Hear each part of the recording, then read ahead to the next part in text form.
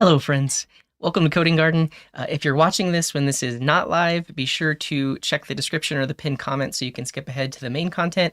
In the meantime, we're going to hang out in the waiting room, so I'll see you soon.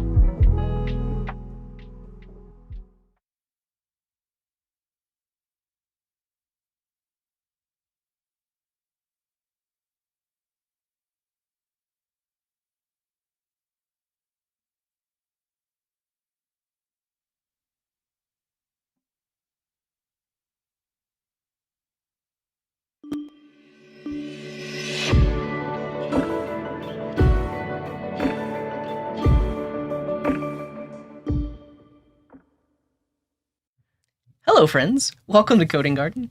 Welcome to Try Day Friday. So today we don't know what we're going to try. We're going to vote on it here at the beginning of stream. If you are new here or you haven't heard of Try Day Friday, we've been doing it the past couple of weeks or past few weeks. And James Deb, thank you for the prime. Appreciate you. So last week we tried Flutter. We built a simple little mobile app that connected to Twitch chat. Week before that, we tried Java Spring Boot. We built like a CRUD API that talked to a database. Week before that, we tried Godot, and we went through the 3D game tutorial, built a simple 3D game. Week before that, we tried Laravel, and we went through their tutorial and built like a simple Twitter app kind of app. Week before that, we did Rust, and we built a CLI tool. Week before that, we tried HTMX, and yeah. So this week, who knows? You'll get to vote on it. And there's a lot of different topic categories. So like something to do with AI, things like JS meta frameworks, JS libraries and frameworks. And actually we can add Hono to the meta framework list. Syntax mentioned it in the chat, but they just released version 4.0, which basically makes it a framework now. So they have SSG, static site generation. They've got client-side components. You can now use JSX on the server side and also create client components. They've also got file-based routing.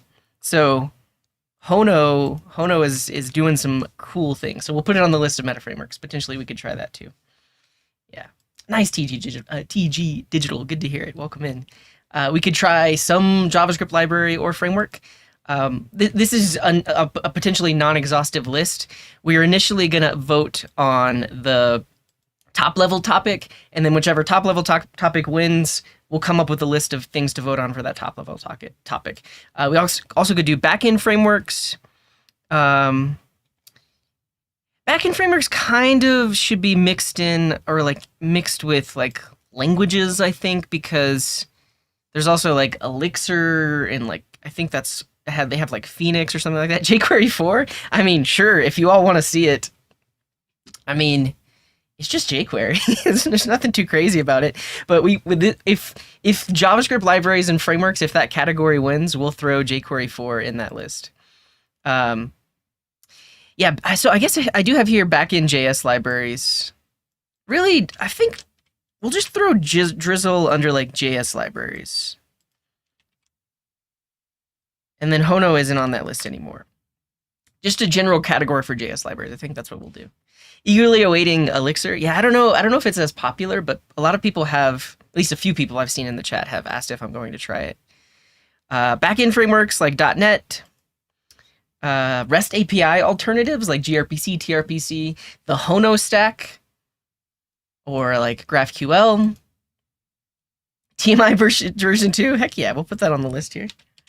So TMI lets you talk to Twitch chat with JavaScript. it's just a dollar sign. It is just jQuery. Come on. I mean, you can select elements, you can create elements. That's about it, right? I mean, there's nothing too crazy about it. Can we add Nest in the backend frameworks? Yeah, but I think it should be here under, if I don't have it in this page yet, no, it should be under JS libraries and frameworks, because it is like TypeScript, JavaScript. Well, is it a meta framework? Or is it more just like API?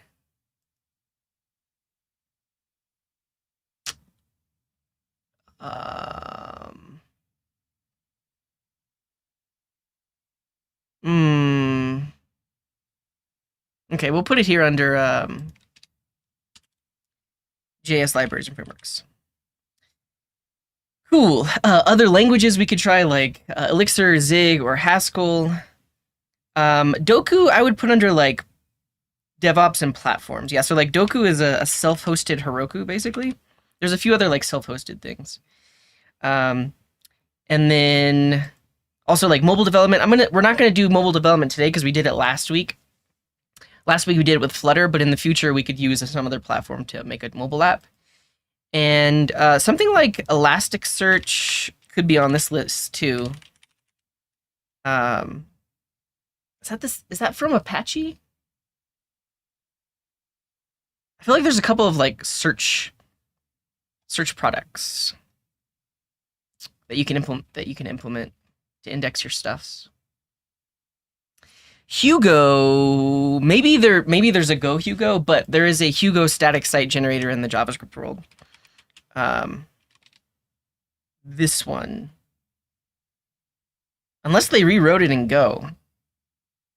I'm guessing like Hugo, it would make sense to have some kind of library or framework in the Go world called Hugo. So, what is the Netty framework?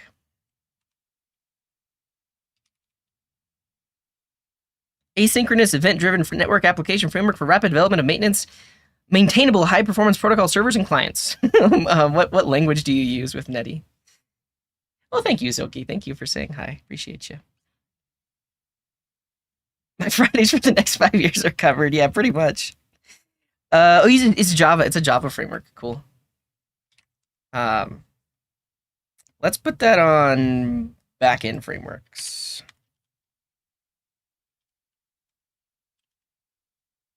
Cool. These are the general stacks. Yeah, we have Kotlin multi-platform. I thought we did in this list. No, I guess I removed it last time just because I couldn't easily figure out how to do it. And I don't think it's as straightforward as some of the other at least from the docs that I was reading.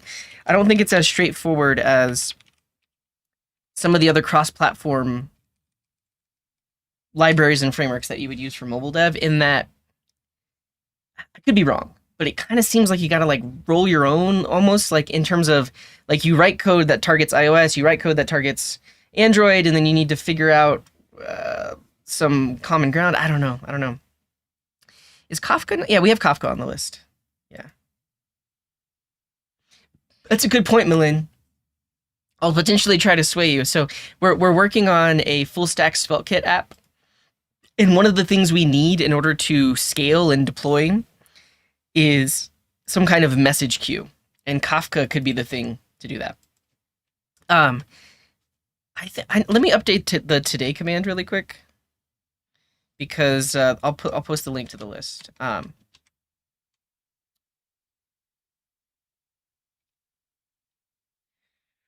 But if you go watch it on YouTube, the link is in the description on YouTube. Or you could wait for this command. Or you could go to github.com/codinggarden/tridayfriday. Just github.com/codinggarden and you'll easily find it. It'll be one of the top repos in the list.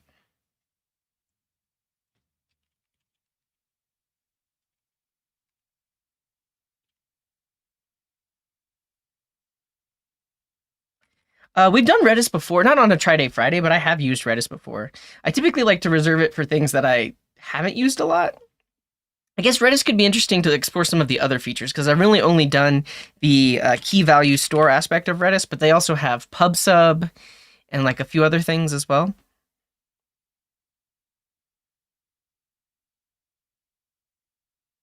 What is Hacks? Is that the Facebook PHP thing?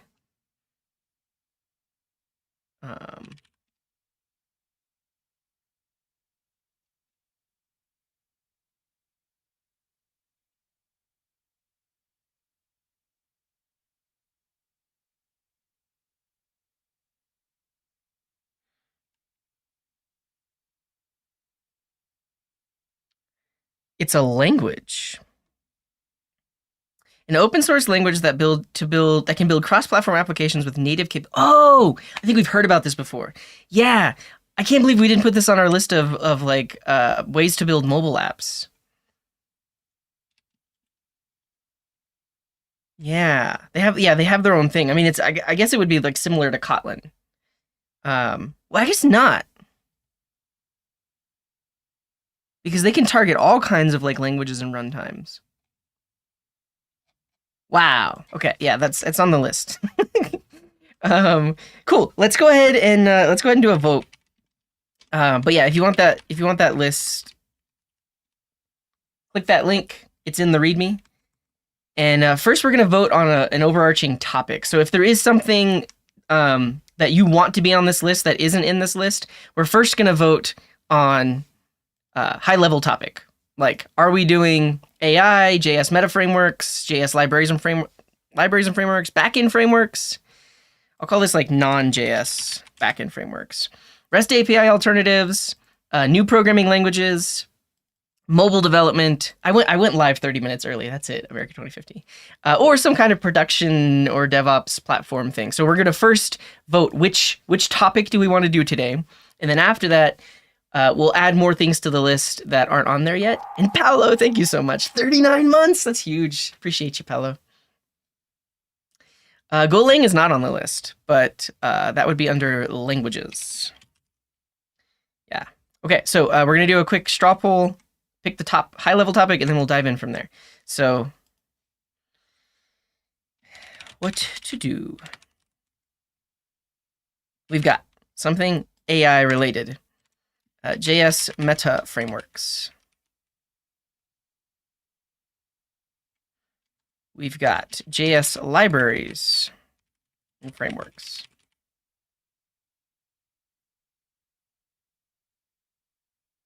You had an idea, but you forgot. Oh, you mean about about for Try-Day Friday? You had an idea?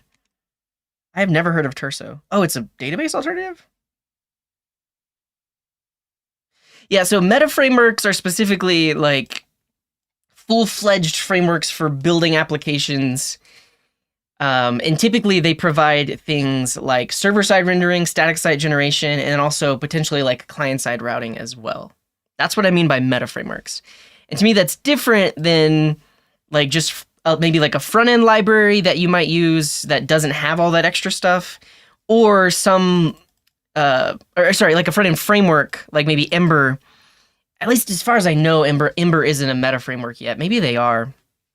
But things like Alpine or Feathers Pina, which is a library for working with Feathers.js as your backend framework, but also using Vue.js in their store on the front end, or things like TanStack Router or Drizzle. So these are all other things we can try that aren't necessarily like a full-on meta framework. We would use these in combination with some other greater wrapping framework of sorts. That's what I mean by that. Okay, non.js frameworks, REST API alternatives.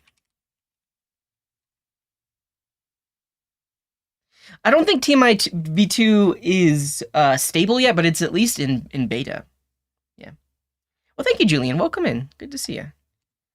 A new language. And so languages could be anything. Could be Zig, Haskell, Axe, Go.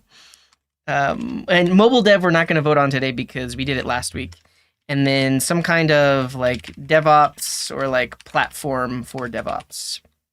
Or like, I call it production because it's like things like scaling, message queues, that kind of thing. So Elixir would probably be under non-JS backends and frameworks. We would put that here. Right? Elixir the language? No, Elixir is the language. Phoenix is the framework, right?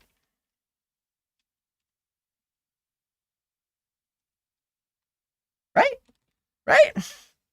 But we do have Elixir on the list of languages here. Non-JS front ends, we don't have a category for that, but we would, we can, if non-JS frameworks wins, we would pick something for that. All right, these are your categories. If we pick AI, we could train a model, we could try to talk to the OpenAI API or the Google Gemini API, or we could try using AI tools. It's a very broad category, so that's what would happen if we chose AI. With JS meta frameworks, you have JavaScript frameworks that are kind of like all-encompassing. So they give you things like static site generation, server-side rendering, API routes, various other things that are more opinionated about how you build a full-stack web app.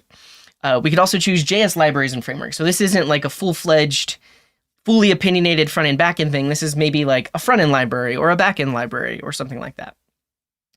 And then we also could do non-JS frameworks, so things like .NET MVC or .NET Web API, or things like Java Netty or some other Java framework, or things like Go, and then whatever they use for building APIs with Go, or Elixir and Phoenix, that kind of thing. REST API alternatives would be anything that isn't a REST API, so like gRPC, tRPC. We have a few others in this list. Yeah, like the Honostack, technically, like it isn't tRPC, but they have like their own RPC, or even like GraphQL. And then languages could be any programming language that is not JavaScript, or something I've done before, like Rust or PHP for now.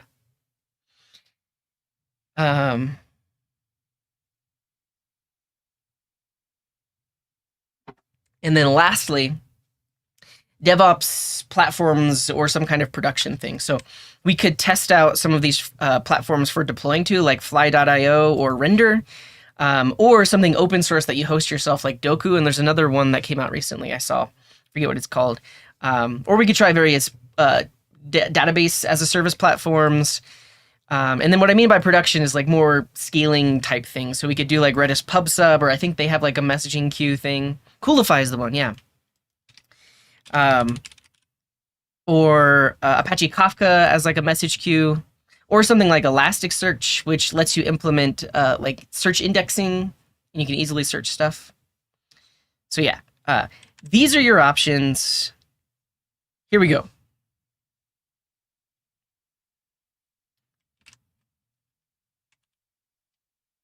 Welcome in, I am Roos. Yeah, we started a little bit earlier, so that way we could at least get the voting and the chatting out of the way before we start working on stuff. So here is where you can vote.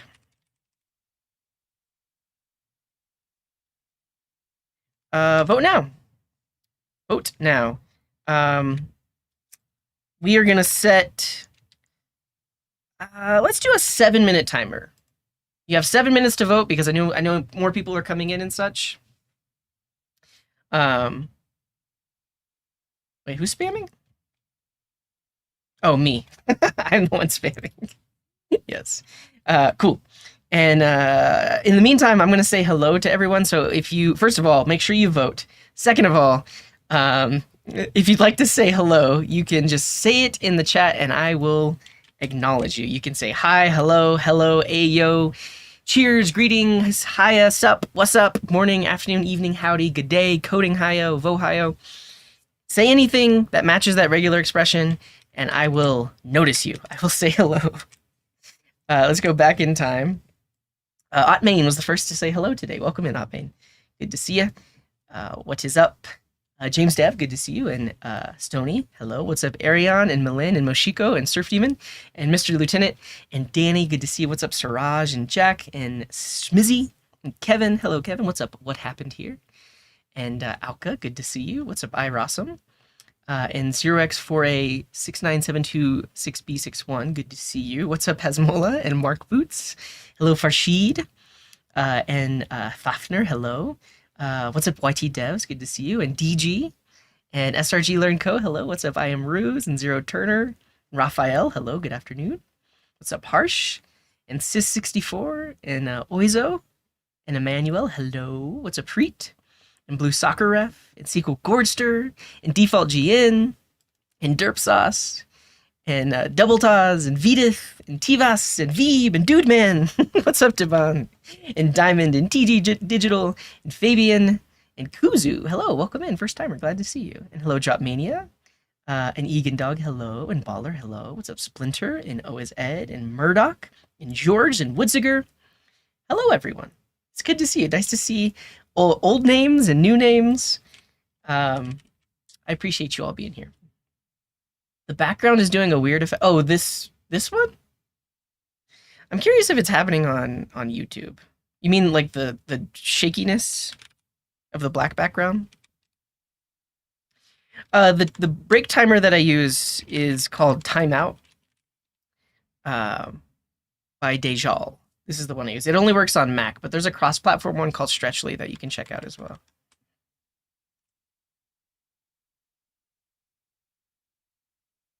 Oh, I guess I can't watch because I have to be on this page. 4, 5, 6, 7, and then... Oh, yeah, that's weird. Paolo, thank you. An itty bitty bit of bits. Thank you, Paolo. Thank you for the bits. Yeah, I don't know why it does that. I feel it's an encoding issue. I don't know how to fix it. And I also don't know how to debug it because I literally have to be live because it doesn't show up in the recorded file either. I think that's the thing is if I look at the file that OBS records to, it doesn't happen in that. So literally the only way to debug it is, I guess, to be live. And that's also hard to do because I can't change my encoder settings live. This page shows like a weird pulsing or flashing. It's typically when it's a dark background. I've seen it on other streams too, so I don't know. At first I thought it was just a Twitch issue, but apparently it's happening on YouTube too. You have thousands of bookmarks. I'm sure you could find a bookmark manager. What's up, Kuzi? Welcome in. And Kubit, good to see you. Hola.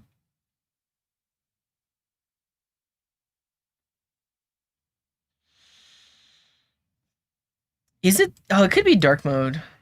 Well, I don't have dark mode on. Fabian, thank you. Thanks for the sub. Welcome in.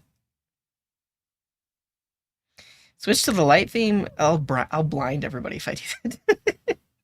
Blue Soccer Rev says, I appreciate you streaming on YouTube because I'm watching from my Roku TV, and as you know, there's no official Twitch app. Maybe one day we can explore Roku app development. That could be fun. I don't think that's something I could do in a single day, but a long time ago, I looked into making custom smart TV apps, so that could be fun. Right now, there's a tie. You have 2 minutes to vote. The winners right now are non-JavaScript frameworks and also DevOps platforms or some kind of production thing. So non-JavaScript frameworks. Did I change this to backend? Yeah, I did change it to backend. Are things like something .NET. I guess Maui wouldn't be included in backend frameworks. Maui, maybe we move that to like mobile dev. When are we doing another Q&A about full stack dev? We'll see. Right now, I don't have any plans for streaming next week, but I'll announce a stream schedule after that. It'll be good to get some code Q&A streams back in the in the schedule because it's been a while since we did one. I guess I did one like 2 weeks ago or a week ago. Did React Native put out a tvOS target? I don't know. Did they? That sounds interesting. We're gonna put this under mobile dev. I guess mobile. Do we need a separate category completely for cross-platform? Because we actually do have Maui on there, but technically you can build apps with it too. Maybe okay, not this time, but next time we should have a category for desktop app platforms. Not this time.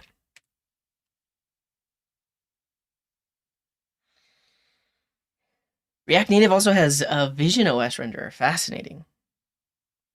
Blazor would be the Maui backend. Oh, I mean, I always considered Blazor as like their more modern ASP.NET MVC. But am I wrong? Is it also used for like cross-platform? I don't know. Yeah, and Sebastian says, thanks for Wednesday. Got a lot done following along with your Pomodoro method. Hope you do it again. You can call it office hours or co-working hours. Yeah, I was actually really surprised at the turnout for just watching me just sit there code. Did I do 2 days of that? Or did I only do 1 day of that? I can't, the time just blurs together. That was this week too. I only did 1 day. It feels like I did 2 days of it. Probably because I got so much done, honestly. It was, yeah, you're right. It was non.js frameworks, but I changed it to backend frameworks. Yeah. It's okay. I don't think like that category was gonna win, or was it? Okay, if it was just non.js frameworks, we'll include things that aren't backend in that list as well. But the vote is really close. So we're gonna put 1 more minute on the clock.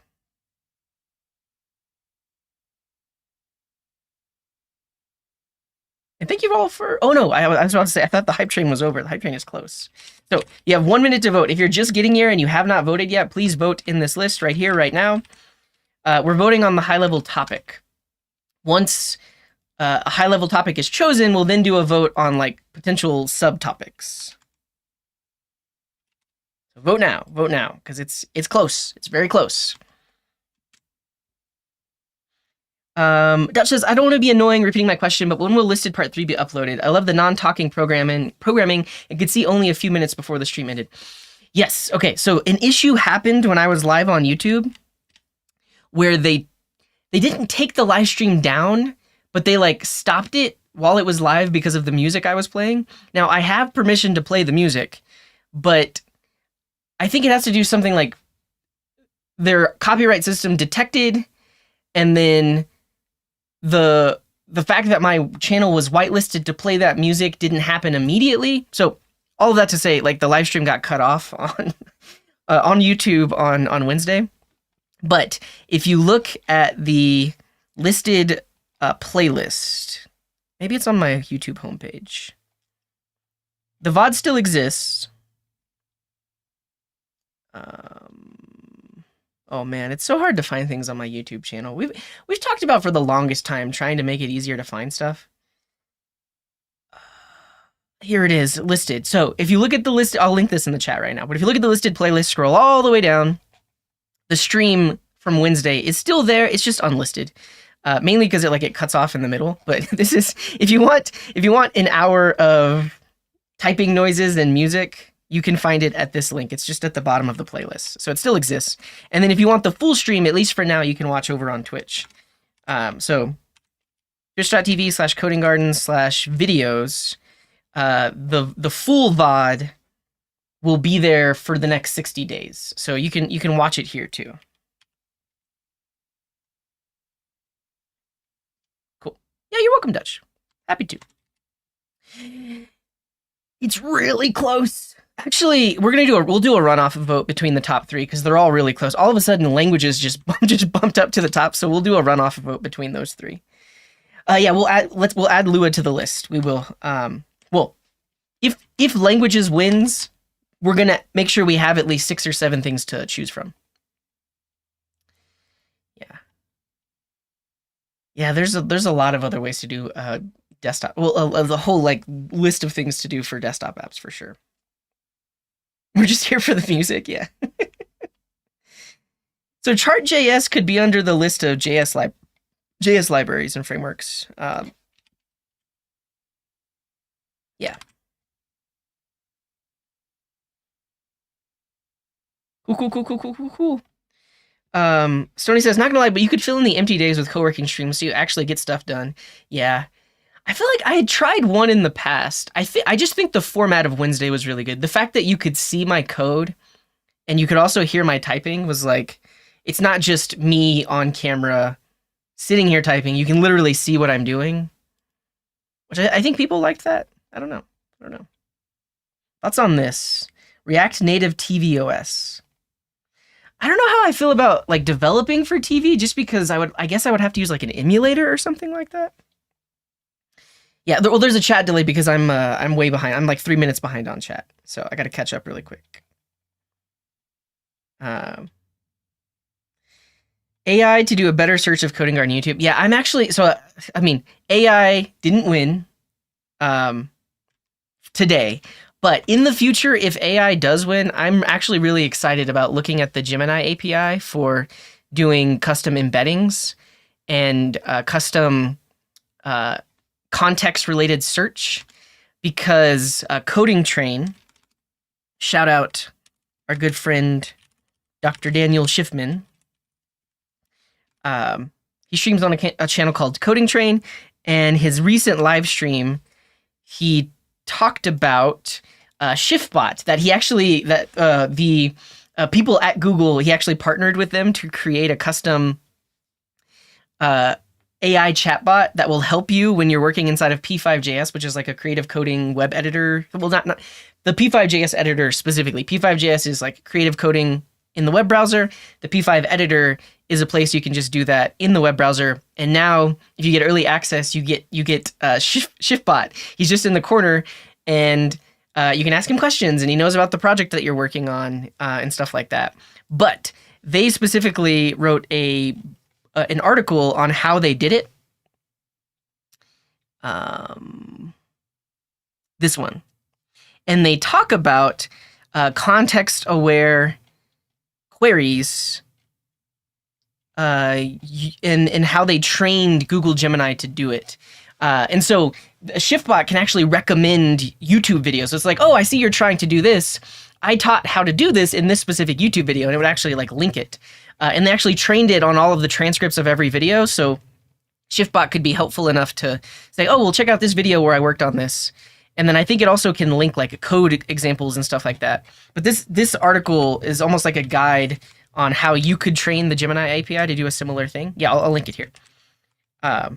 So that could be fun. Not today, but in the future, if AI wins in the future, I would love to do something like that. Like, get all of my YouTube videos from the YouTube API, also get all of the transcripts, and then start creating some embeddings to do like context-aware searching. That would be really cool.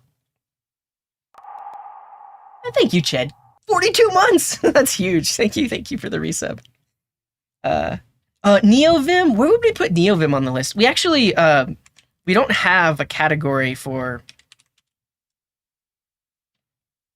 Yeah, we'll have desktop, but we need a category for tools, because NeoVim could be on there.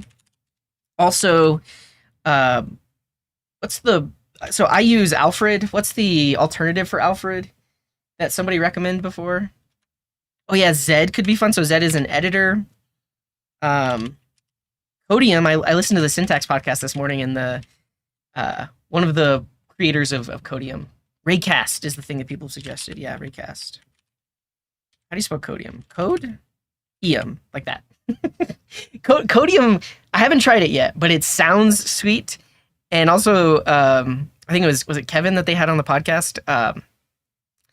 Really dove into like how it actually works and how they get it working so well and so fast. So that Codium would be cool to use. Codium would be basically like a replacement for GitHub Copilot. Did I spell it wrong? I think so. There is VS Codium, which is like the open source version of VS Code. Codium is different. This is AI code completion. But yeah, Again, we're not going to do this today, but we'll fill out that list and add more to it if that topic gets chosen. Yeah, I answered about the VOD. If you check the playlist for listed, it's still there. The video is just unlisted because the video cut off. I don't know if you asked this before after I answered it. Also, if you check on Twitch, the full VOD will be there for 60 days. And honestly, this weekend I'll probably just upload the full VOD to the Coding Garden archive as well. DeckGL? I've not heard of that. We're voting right now, but let me catch up on chat. Actually, while I'm catching up on chat, let's just do a runoff vote. We're going to do a runoff vote between the top 3 categories.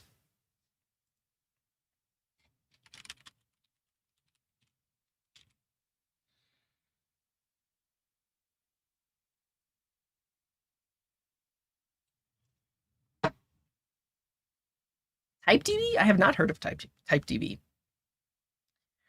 Okay. Languages. So if you vote for languages, we will choose a non-JavaScript language for me to try today. If you vote for non-JS frameworks, we will choose some non-JS framework like .NET Web API, .NET MVC, or Java Netty, or whatever Golang uses, or like Phoenix and Elixir. And then also DevOps platforms and production. So if you vote for this category, we'll potentially look at platforms for deploying apps like Fly.io or Render, or we'll potentially look at things like scalable databases for doing things like Lambda function or like edge functions. Or we'll look into like Apache Kafka or like Redis PubSub, message queuing basically, or something like Elasticsearch, or self-hosting a way to deploy apps. So like Doku and Coolify can both run on your own virtual private server and allow you to deploy things similar to how you used to deploy things with like Heroku, or how you deploy things now with Vercel. So if you choose this category, that's what we'll vote on. I'll say this right now. If you choose languages, we specifically are only going to look at the programming language. I'm going to try not to add some kind of framework or whatever else along with the language. We'll just do our best to like learn the basics of a language and then maybe try to build a CLI tool or something like that. So we have a focus on the language. If you choose non-JS frameworks, we will be learning the language minimally, but mostly learning the framework that the language works within. So to clarify that, if you vote languages, we would specifically just build something with C#.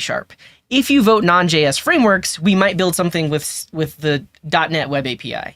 If you choose languages, we might try to learn Elixir and like build something, or like maybe solve some coding problems with Elixir. If you choose non-JS frameworks, we'll very likely try Phoenix, and then we'll like learn just enough Elixir to be able to work with Phoenix, if that makes sense. I just want to clarify what we're actually voting on here. All right, here we go. Vote now.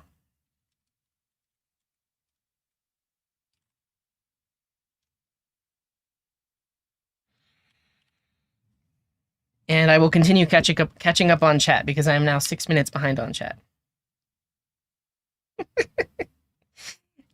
Friday and my favorite coding show. Welcome, Thrill. Good to see you. Blue Soccer Ref says Blazor is just a cross-platform framework for .NET, not to do with backend. Really?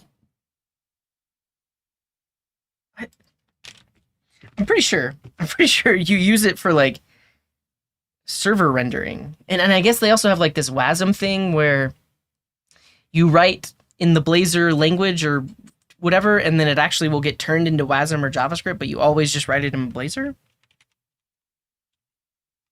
I don't know. I mean, if that wins, we'll clarify. We'll learn more about it. Oh, he's always been Dr. Daniel Schiffman, but he's he doesn't force anyone to call him doctor. That's why he just goes by Dan or Daniel. Cool. Build a CJ bot and let him do everything. Well, I've always talked. I think AI is reaching the point where something like this would be actually useful, where I've always thought of building a VS Code plugin where I would literally pop up in the corner and help you with your code. So like Clippy, but think of it like literally it's blue screen CJ just popping up and it's like, hey, you know what? That line of code, maybe you should try doing this instead. But I'm like embedded inside of your editor, so like I'm your like AI pair programmer or something like that. Yeah. Let's look at DeckGeo. Is this for slides? Oh, WebGL powered high performant. Cool. Is this from? Yeah, it's from. Is it Uber? Because I've used React Map GL before. Uber, Airbnb, one of those companies works on this library, and I'm guessing they do DeckGL as well. Cool. I would put this under like JS libraries and frameworks, but that's not that didn't win today, but we can look at it in the future.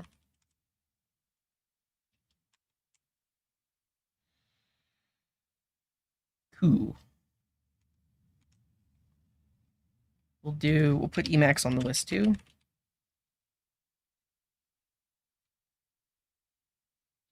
Ooh. Yeah, I've never have I used JetBrains on stream before? I've at least used it a little bit before. I think browser extensions would fit under tools. Yeah.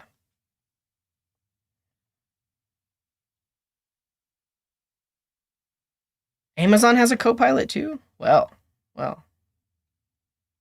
Yeah. Cool. Would like to have a category for working APIs, both your own and third party, like authentication, rate limits. You mean like working with APIs specifically? I don't know, but again, I'm like 6 minutes behind on chat, so I will eventually catch up to the stuff that's happening right now. I actually don't know what TypeDB is. The polymorphic database powered by types. Cool. I would put that under this category.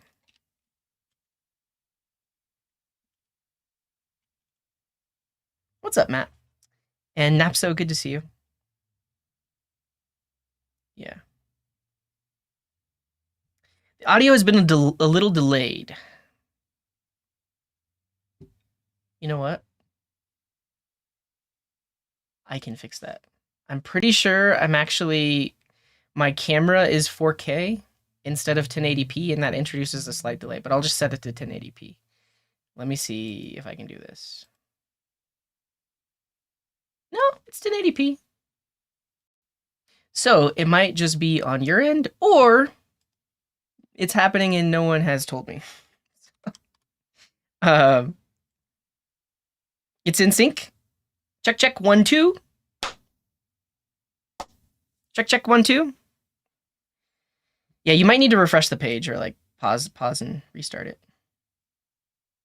An app that creates the poll for you from the top headers in that file and lets you run another poll based on the top. I mean, that's a little too automated for me. I mean, honestly, it sounds like something that I would build, but it also removes the hour of chat interaction where we get to talk about stuff that people are interested in me trying and things like that. So yeah. Yeah, ! break, and you can learn about what I use for taking breaks. StackBlitz web container. Yeah, let's put that under tools. Cool. And the Petite Principe, good to see you. Hello.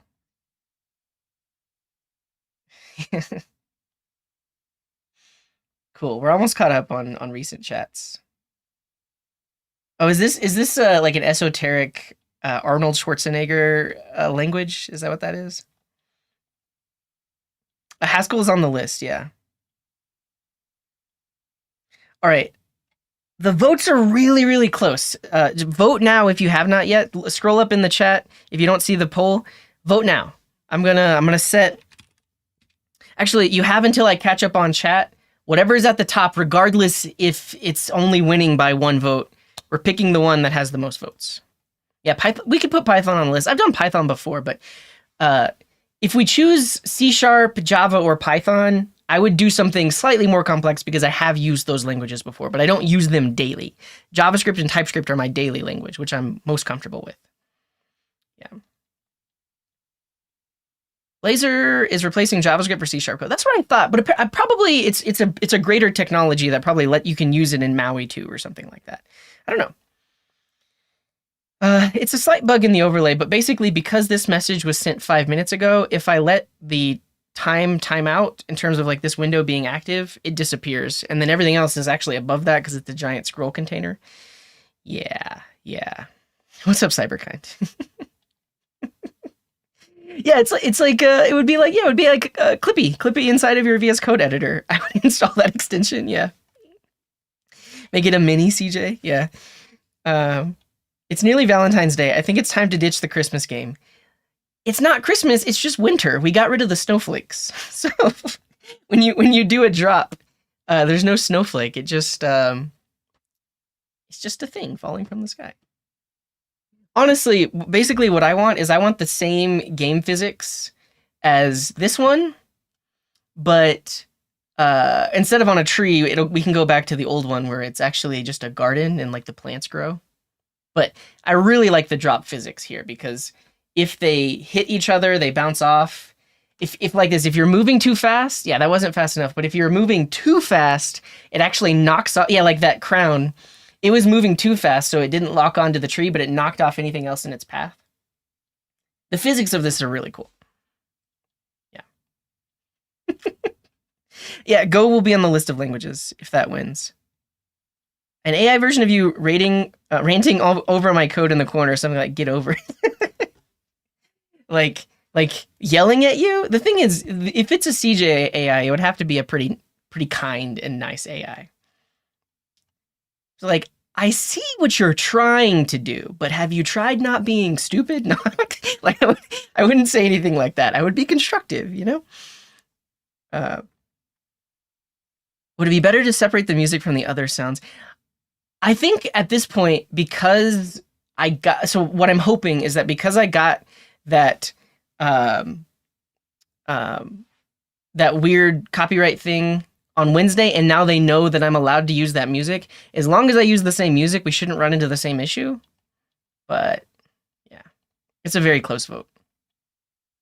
Code Whisperer, yeah. Oh, thank you, Woodziger. I worked on my lighting.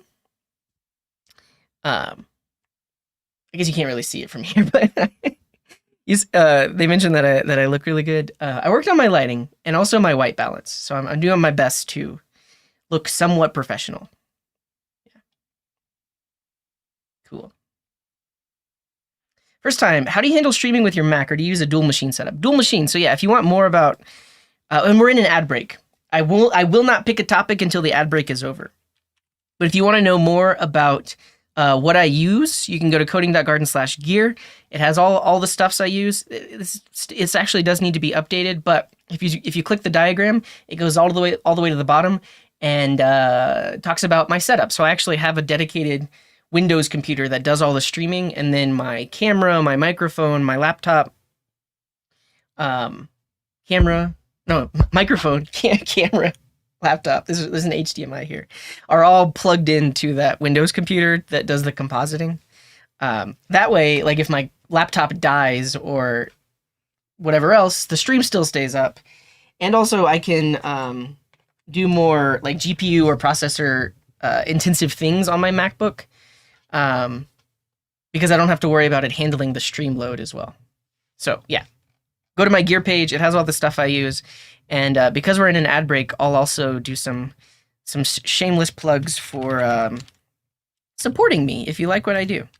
So yeah, computer goes burr, exactly. But if you go to the support page, if you get any if my content is useful, if you enjoy being here, consider supporting. There's a lot of ways to do it.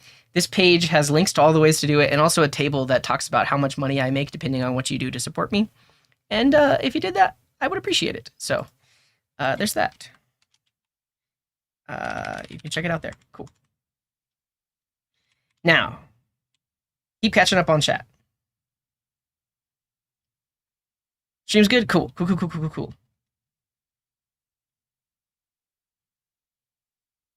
I'm not sure what Paolo was saying if I need help with, but um,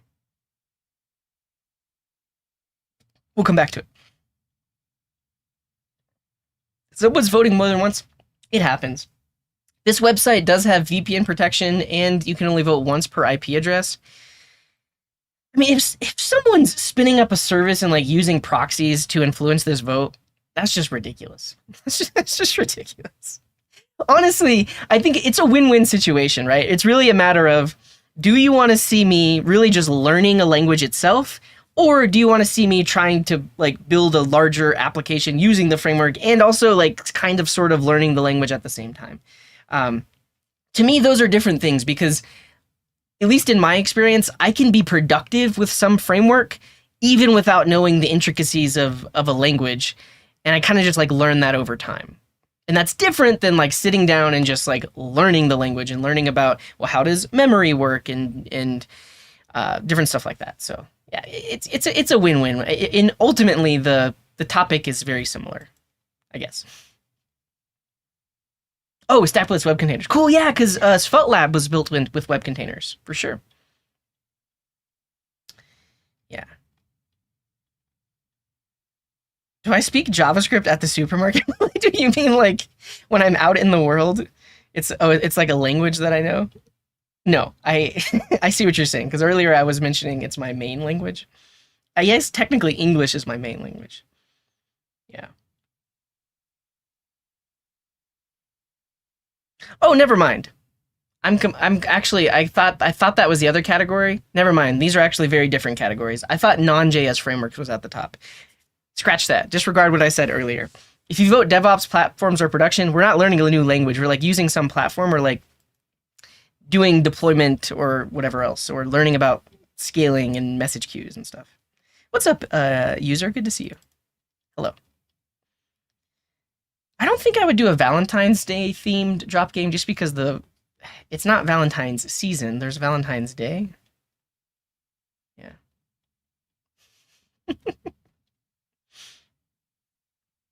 Oh, sure, Stony. Yeah, Stony gets to drop custom images because they are VIP. Okay.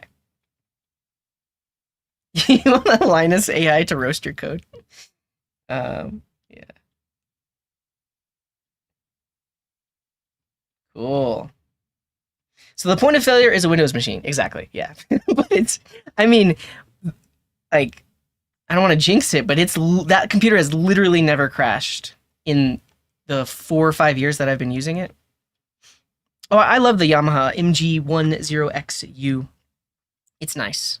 Can you see it in this view? Yeah, it's this one. Yeah, it's great. I think if for streaming, totally fine. The thing is, so like it's plugged in via USB. You only get one USB audio source inside of your. I guess I should look at this camera. This camera, not this camera.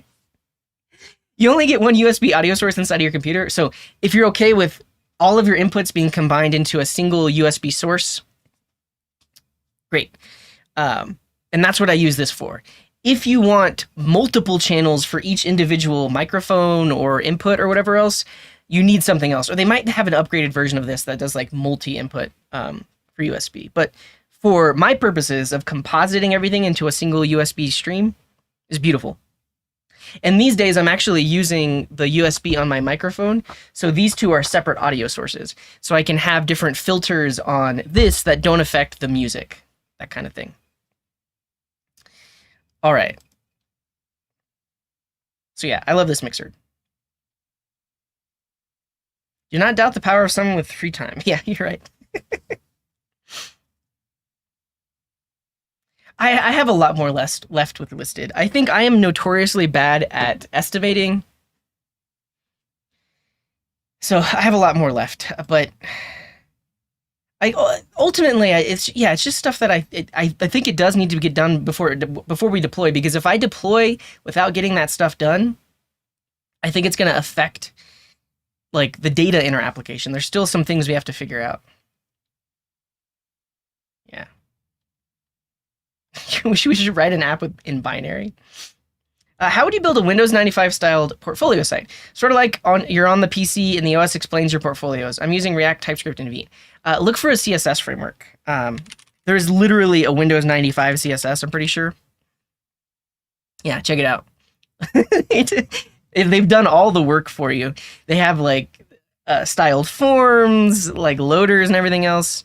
And then like drop downs and stuff. There's probably some, yeah, there's Windows 98 CSS too. Yeah, the full UI kit for CSS that looks really old. So I would start here.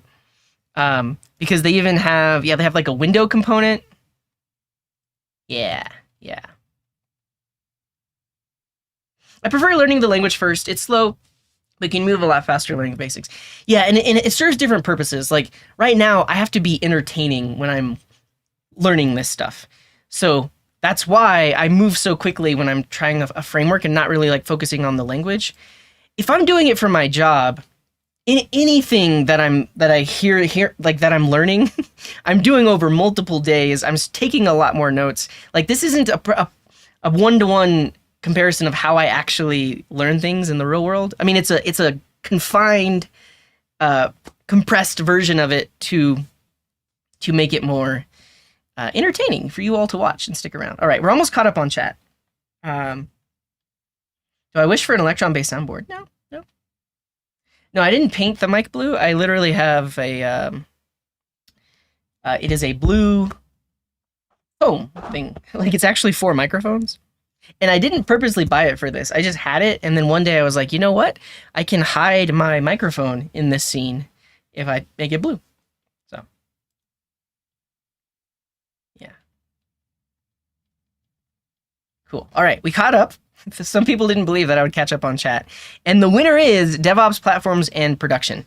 It's a close thing. So next time we do Try Day Friday, I don't think I'm going to be doing a Try Day Friday next week, but next time we do Try Day Friday, we'll just immediately say we're going to learn a new language today. And we'll vote next time. But this time, DevOps platforms and production. So let's do a new poll. And I'll give you an idea of what we can vote on. I mean, we almost need. This is just like polls on polls on polls. We almost need like subcategories, or I could just like pick a few. And see you later, Paolo. Thank you for hanging out. This is a poll stream basically. All right, so for this we have Apache Kafka, Redis, various database platforms. And then various like backend as a service or platform as a service platforms. Yeah, we have to do another subcategory poll, but we're gonna do a hard limit. You only have 2 minutes to vote on this subcategory. Yeah, well, but we're gonna do subcategories and then we'll fill out the list to make sure we have a lot to choose from.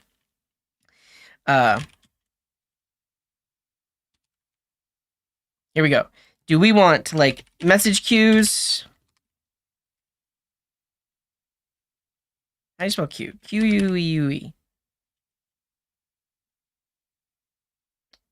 Cool. Do we want database as a service? Or like serverless DBs? DBs that you can talk to from serverless applications. I don't know if TypeDB is even in that category. I think TypeDB is like just a type of database. Or do we want a platform as a service? Or backend, not back. So backend, platform as a service is different. Backend as a service would be things like Supabase. Or, I guess even Pocket Base isn't necessarily a.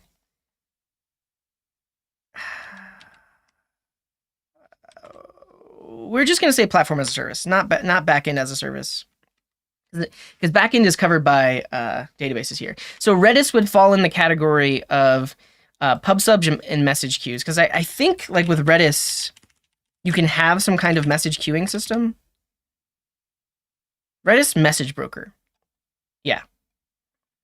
So they have streams, pub/sub, lists, and sorted sets. So you can have message queues and task queues. So if you vote for message queues / pub/sub, we'll potentially look at Kafka, Redis, or any other option that's similar to those. We'll ask for suggestions if that wins. If you vote for database as a service or serverless databases, things like PlanetScale. So PlanetScale is a way to do MySQL with serverless functions.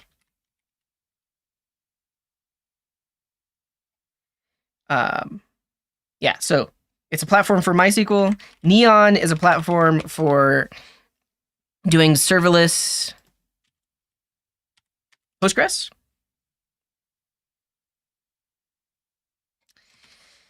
Pocket Base? I guess technically you have to self-host Pocket Base. But it's based on top of SQLite, and it's like a whole thing. Yeah. All right. And then platform as a service would be like testing various places to see how we can deploy stuff. So we have stuff like fly.io, which lets you deploy Docker containers, I believe. Is it just render? Yeah, render.com. So they have cloud hosting, I think also is container based. And then Doku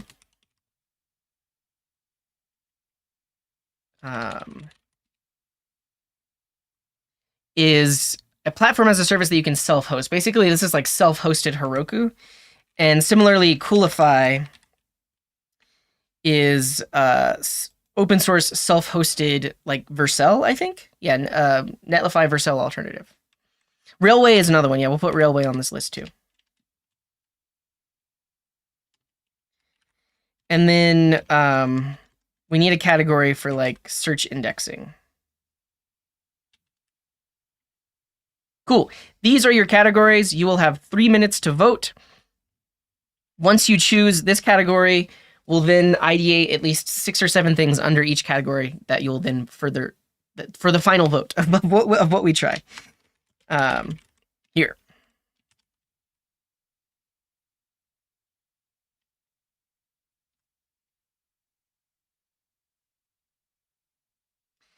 Coolify is you use Coolify in prod. What's up, Yanni? Super happy with it. You host it on a €7 server. That's awesome. 2 minute, 30-second timer. Vote now. Vote now.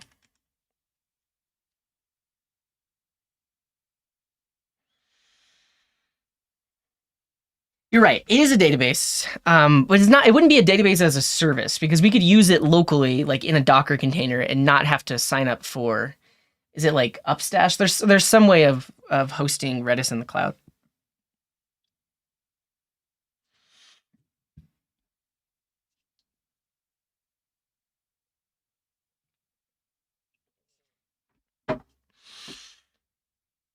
You have 2 minutes left to vote, and message queues and pub/sub is at the top. This is very curious. I mean, I think there are a lot of listed fans that are like, "Hey, you need to learn about this so we can use it inside of listed." I think that's probably what why people are voting for that. But at the same time, we've talked about it in the past, and I've just literally never done it on stream. So it would be fun to learn about because this is one mechanism for scaling applications. Basically, you might have microservices or a lot of backend services that all need to be in sync or need to talk to each other in some way, and you typically use message queues for that. Smiley face says we use pub/sub extensively at work. Yeah.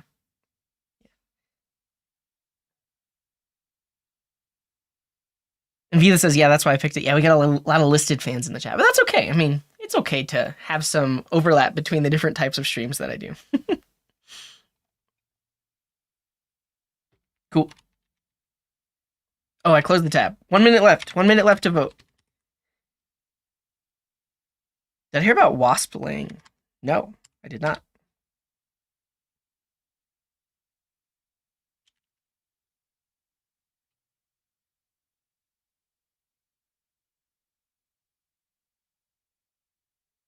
Oh, does it use AI?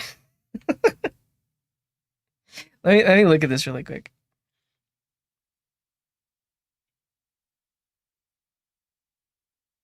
Develop full stack web apps faster. You define your WASP file, and then you just get a web app. That's insane. We'll have to look at that in the future.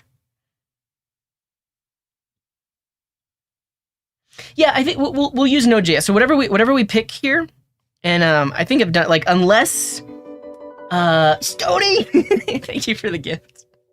You didn't have to do that. Thank you so much. Thank you, Stony, for the 10. But unless you get 11, 11 votes, we have a winner. It is message queues and PubSub. Here we go. Oh, actually, one more poll. What do we use instead? And what are our other options? So for message queues, we know we have Apache Kafka, we have Redis. What are some other options for message queuing?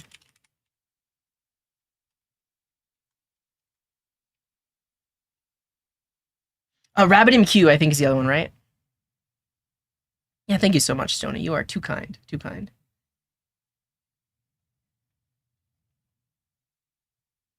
Yeah. We specifically use GCP's PubSub. What would we be using here? We get to vote on it. So Google Cloud Compute has a PubSub.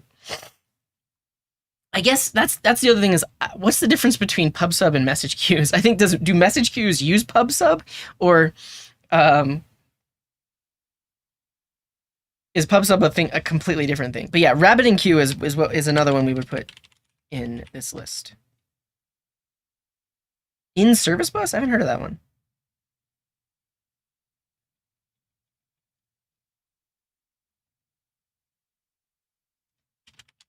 So PubSub, we have Redis. Does Apache Kafka also have a PubSub?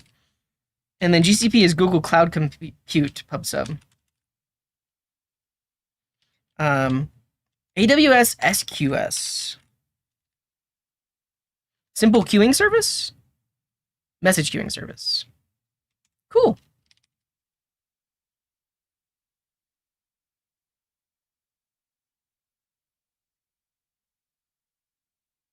LavinMQ? Also, here's a perfect opportunity to use Perplexity. Perplexity AI.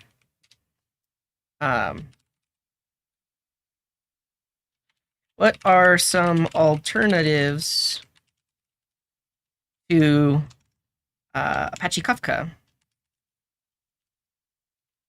for message queues?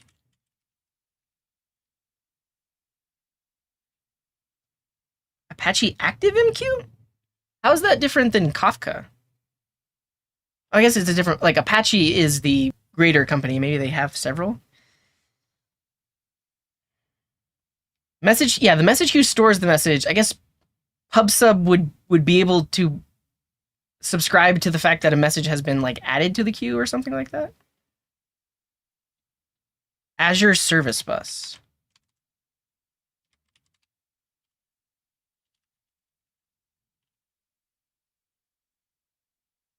All right, I need to look at ZeroMQ, Bullmq, LavinMQ.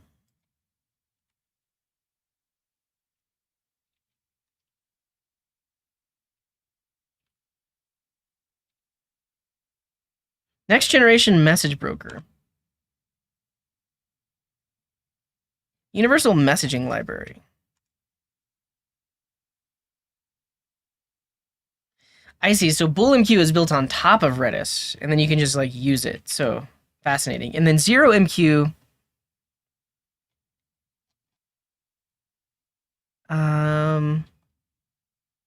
So you pick your language, and then pick your library. Are the messages stored in any sort of database, or is it all in memory? I guess, is that the point for it to be in memory?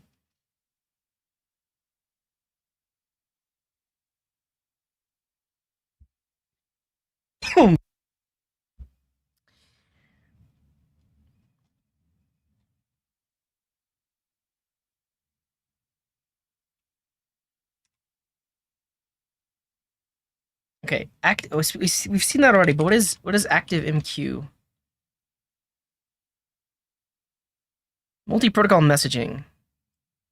Java-based message broker.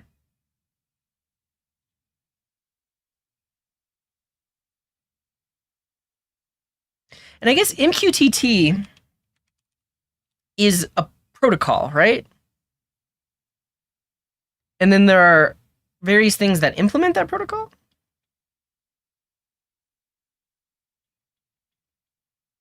Okay. PubSub, you have a topic you push messages to. Then you have subscriptions where a consumer is always listening for those messages. Okay, so I think we would combine them. I'm not going to put it as a separate category.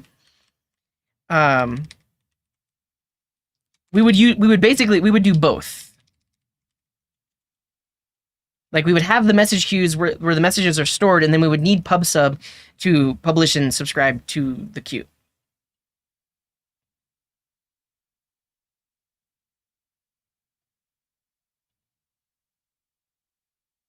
Amazon SNS plus SQS.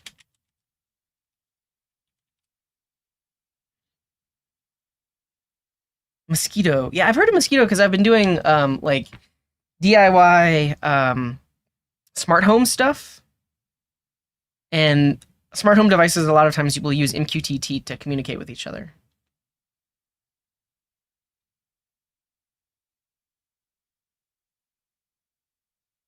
I see. So Kafka lets you store messages long term. RabbitMQ or ActiveMQ is better for a simple queue. We don't have ActiveMQ on here. Nats Jetstream.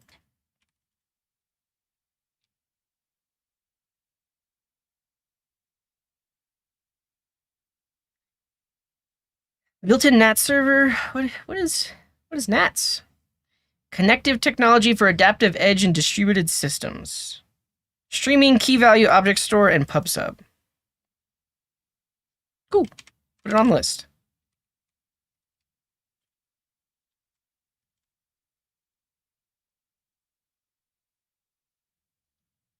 Rabbit and Kafka and Active are the most common ones. Okay. Celery? I think our list is long enough. Let me just see. I haven't read Perplexity's answer yet. Let's see what they say. So Confluent is a platform around Kafka. Cool. Google Cloud PubSub. We have that one. MuleSoft Anypoint. What? IBM MQ? Azure Logic Apps.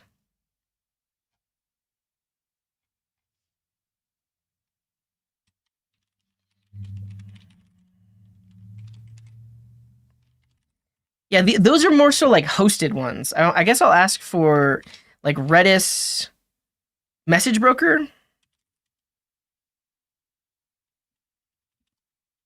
Because Redis, you can just use. It's not necessarily like the hosted platform. Yeah, here we go. These are better. RabbitMQ, Apache Pulsar.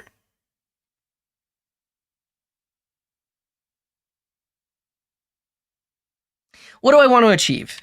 I will have two backend services. One of them, actually, so one of them is a serverless application that just like serves up web pages and serves up data responses. Another one is listening for users of the web app to trigger requests for new data. And so this other service is going to be listening for that. And when it receives a request, it's going to go off and fire off a long running task, potentially like up to a minute or 2 minutes it might take for that task to run to like cache the data. And then when that result is available, it needs to somehow alert the client application so that they can refresh and have the latest data. Maybe I need to draw it out. Is that making sense? But basically, I'll at least have one backend service that receives the messages and then fires off tasks. And also make sure that we're not doing duplicate work, right? If multiple requests have all come in for a similar task, it only happens once in that service that is reading from the queue. QStash?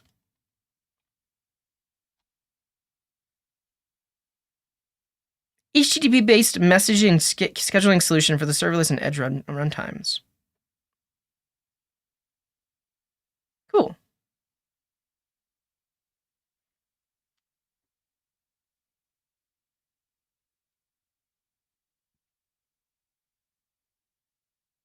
Then Rabbit would make sense. One message for the action, message to start and then a different topic message on completion. Or you could use process orchestration with Camunda if you want to, but it's overkill. Yeah. What's up, Oscar? We've settled into this category. We haven't voted yet. As far as I know, these are I mean, the apps that I'm talking about are web apps, but one of them will be just a backend process listening to the queue. That's not going to be a web app. It's just add our own custom built one. Yeah, Pulsar. Did we just come across that? Cloud native distributed messaging and streaming. Yeah.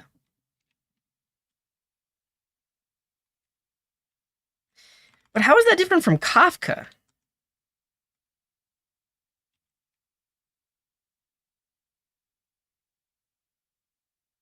Data streaming platform.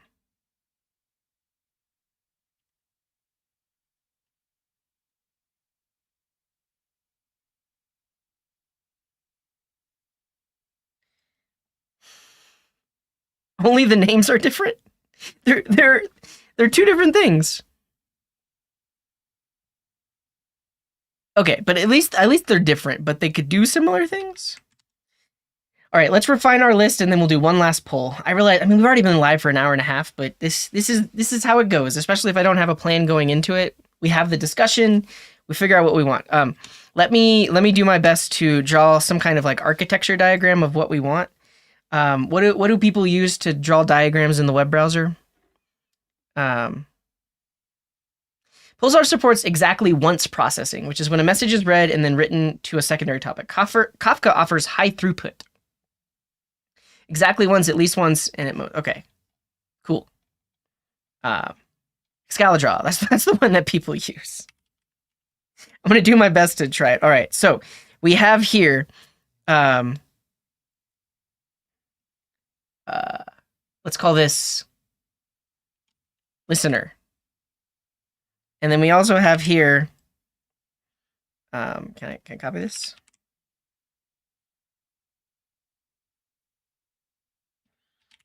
Serverless API. And then we're also going to have like the client. Now, select everything and make the font real big, please.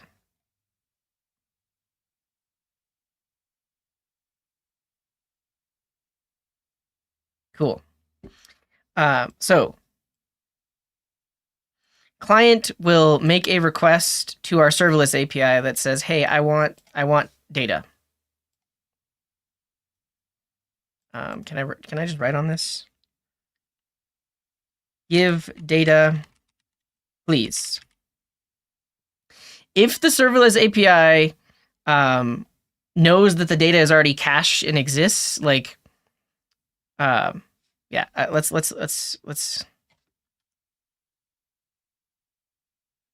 call this one. So client says, please give data. Serverless API receives the request and then checks the DB, or like we'll call this the cache. And it says,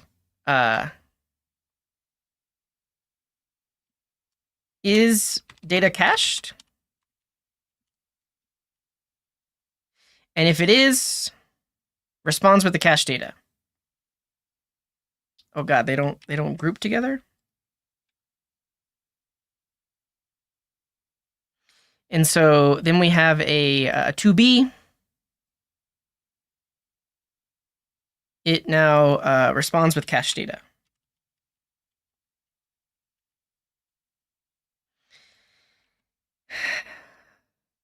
We gotta do something like this.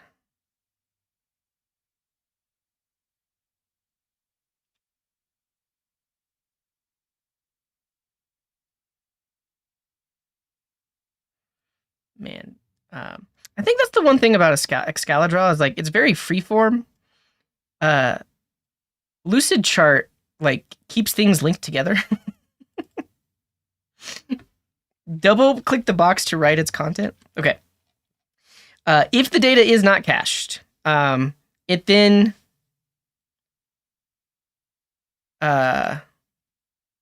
request data to be cached.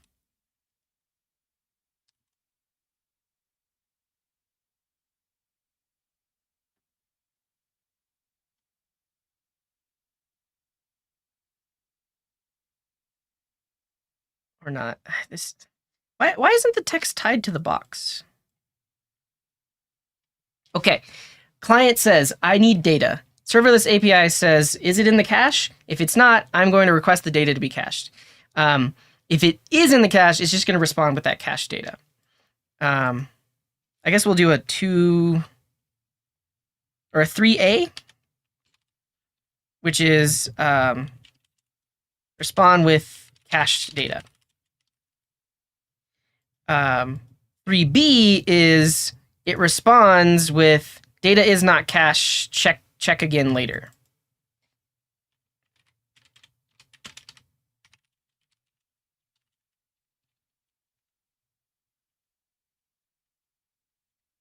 And because this is serverless, the serverless API won't like if you were doing this with WebSockets, the server could just respond and say, hey, I don't have that data yet, but when I do have it, I'm going to send it to you. But because we're using serverless, the serverless API won't have a persistent connection. What I'm thinking is it literally just responds and says, hey, that data isn't cached. You need to check again later.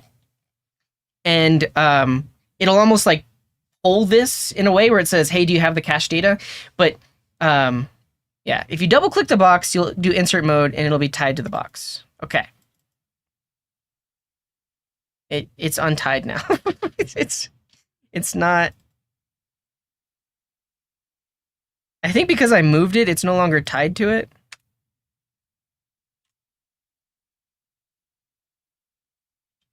Now it should be tied to it. All right. If the data was not cached, it's going to call this listener and says, please cache the data. And this is just like a one-time thing. Please cache the data. There could be multiple instances of this server API, the serverless API, that all say, please cache this data. And the listener should only cache it once. The listener should know, hey, that thing you're asking for is in process, or yes, I will cache this data.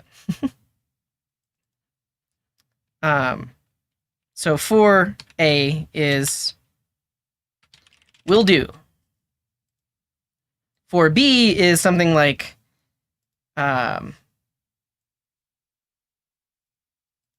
already in process.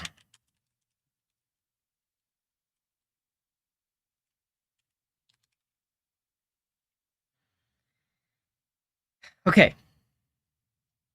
Now, the listener will then like cache the API. Can I draw an arrow against myself? Can you do a little loopy? I guess we can call this the data cacher.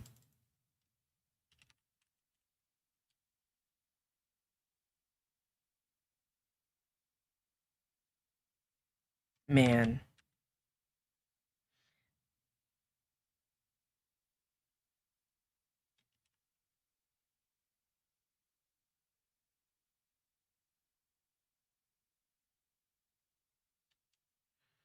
Five. Cache, please.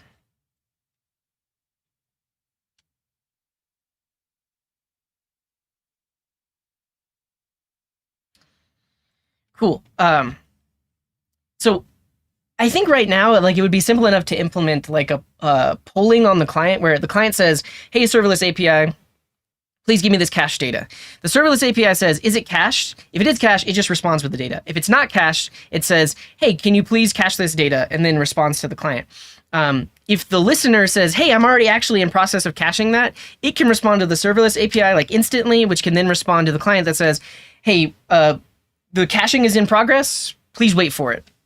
And then the client might make a request again, but because it's not cached, it's going to do this thing. And then finally, at some point, the client's going to make the request. The data is cached, and it's just going to receive that as a response. So that's that. And then the part where we're actually going to be using the queues is here on the listener side. So when the serverless API is requesting the data to be cached, that's when it's like inserting a message into the queue that says, hey, please cache this data. And then the data cacher is potentially listening on that queue for any request to cache data. And whatever we decide to use for this message queue should do the work of preventing the data cacher from receiving multiple cache requests that are all exactly the same. We don't want to duplicate work on the data cacher. It shouldn't be doing two things that are the same, because it sees that there's a unique request for something. Even if there were like 5 requests for it, it only works on it once. Okay. Do I need to cache the data side here? Well, this is really Redis. Redis is already our data cache. We're gonna just keep using that. And so yeah, the listener then says cache please. And really, it's not even like cache please. It's more so like, this is the unqueuer, Queuee. So the sole purpose of this backend process is it runs 24/7, and it's just waiting to on-queue messages into the queue. And so really, it doesn't even talk to the data cacher. It just adds to the message queue.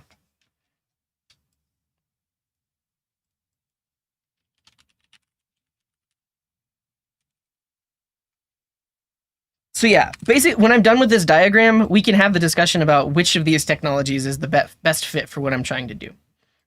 So it queues these messages.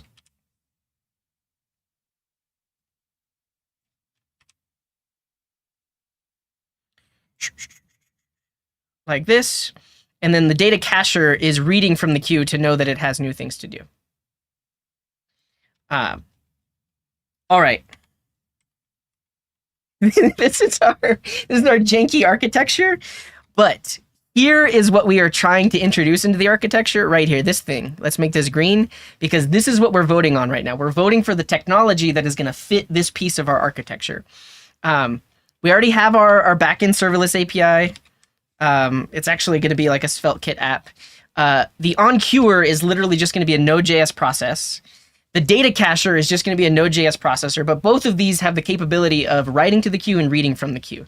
And we already have a cache, which is Redis. So this is what we need. This is the thing that we're trying to introduce, and this is the thing that we want to try today, this message queue.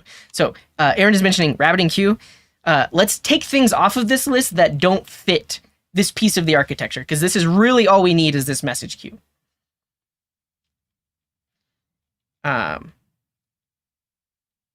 Yeah, today we're not modifying listed. We're just going to learn about this stuff and build like a quick little sample app. But once we learn about it, we can implement it into listed or something like that. Okay, so we know for sure that Redis message broker will work.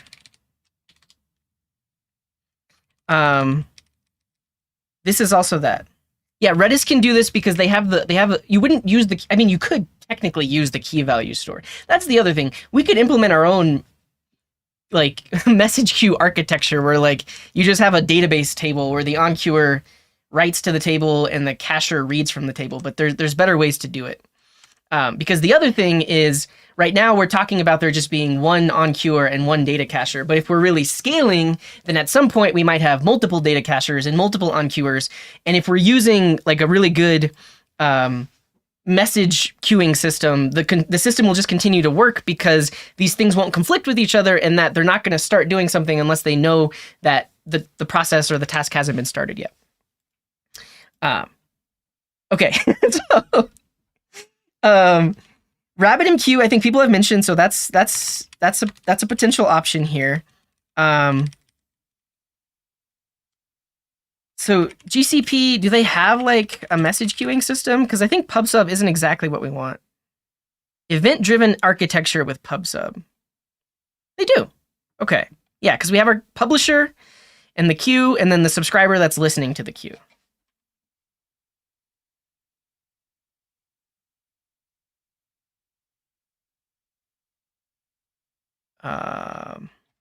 We looked at Nats. We did. Okay, so technically, GCP PubSub can be in this list too. I still don't know if Kafka and Pulsar actually fit into this list.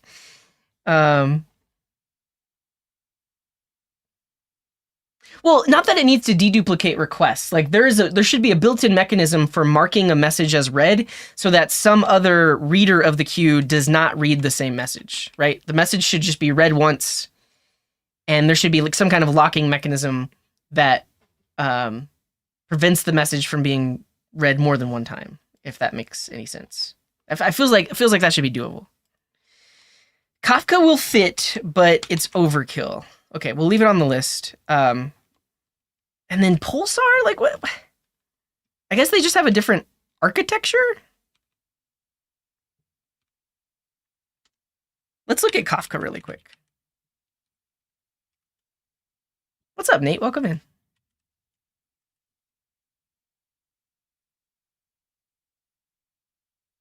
Queuing 101.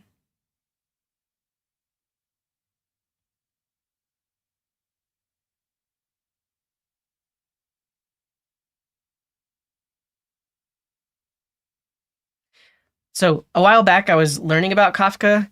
Their videos and explainers are really good. They have really good teachers. Kafka is queuing on steroids. Cool. Servers. Kafka is run on a cluster, multiple data centers. I guess that's the thing is like, I'm not really trying to like my thought is we actually, for right now, and especially for MVP, we just need one message queue, right? Good for, so Kafka is for big data analysis or big use of RAM. All right. You all are potentially convincing me to just take it off of the list because I want something simpler. Like, we'll do it later.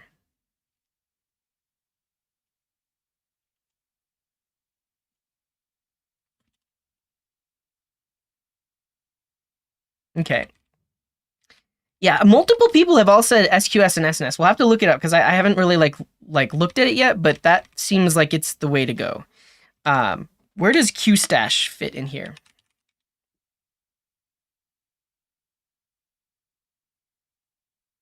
Messaging and scheduling option for serverless and edge runtimes.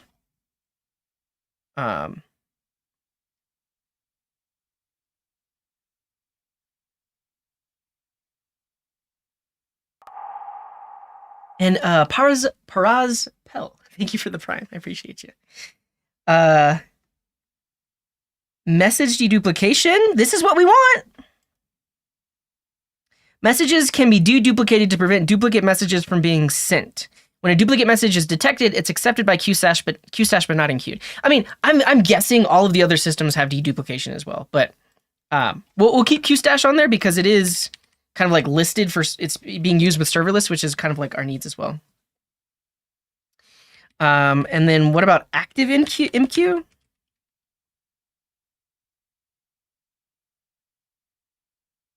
I'm just going to take it off the list because their website is ugly. So, and then there's Nats. I'm going to take this off the list because it looks too enterprisey. And then there's Azure Service Bus. I gotta start put things are on the chopping block, and if you work for those companies, I apologize. I'm not trying to offend anybody, but we got a good list.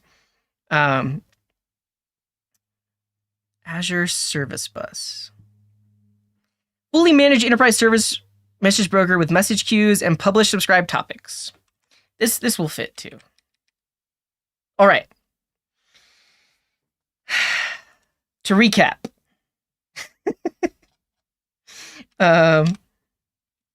Yeah, so this is not on our list. This is on our list. And then now we need to look at AWS SNS.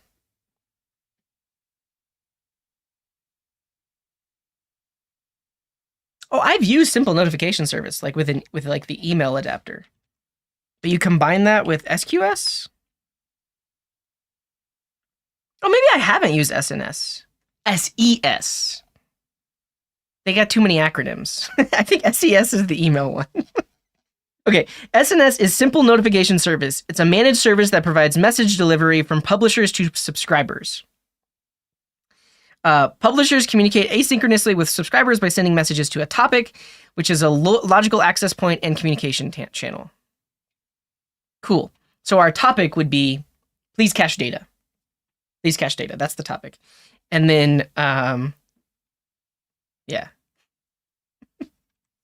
Somebody mentioned livestream earlier. I think we've narrowed our list down so far, and so like these are SNS are the adding topics, and then SQS will be the queue that handles those topics.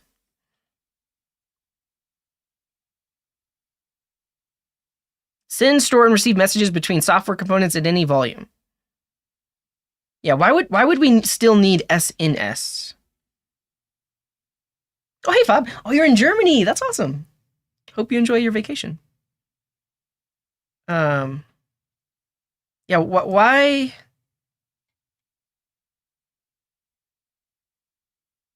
Why would we use SNS versus just SQS?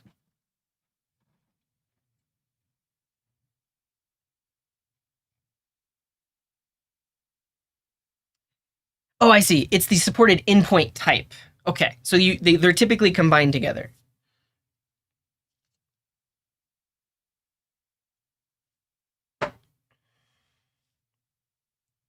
Different purposes. Okay, so SNS is our topics.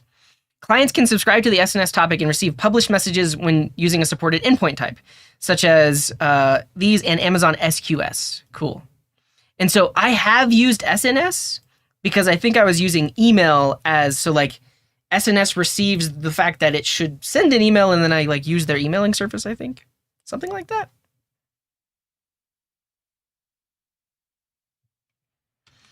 Okay, so cool. Ultimately, we would focus on this, but we know that we would have to use SNS to, I guess, get messages into the queue. All right, these are our options. We've got Redis Message Broker.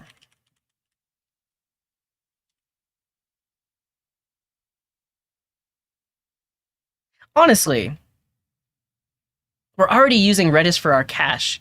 Wouldn't it make sense to use Redis for our message broking as well? I mean, not make sense, but like, since we're already doing it, can it work on the same hosted Redis instance? Message queues are based on mutable lists that are sometimes consumed through tools that help implement common patterns. There are two main differences between message queues and event streams. Message queues use a push type of communication. A service pushes a new message to another service's inbox whenever something needs attention. Streams operate the opposite way.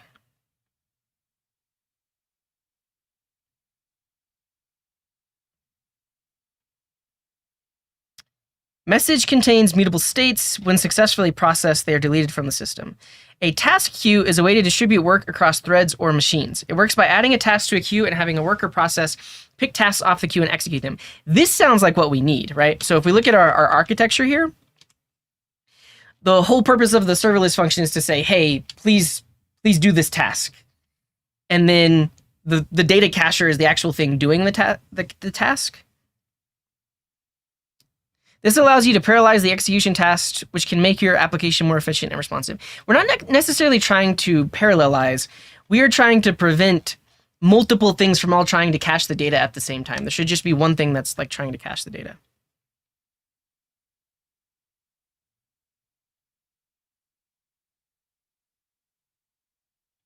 Event streams are based on the log data type, which is message queues work best when one service wants one other one to perform an option. Yeah, never mind. We probably would just use message queues. Well, this is kind of what we're trying to do.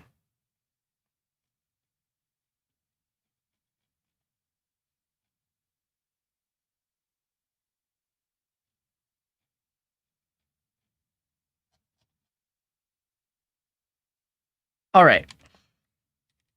I am leaning towards this just because we're already using Redis for caching, but I'm open to these other things. So let's vote on it. Yeah, I think that's the other thing is if we choose this, then we might have to use a different database. Also, if we choose this, then we're kind of like locking ourselves into the Amazon system.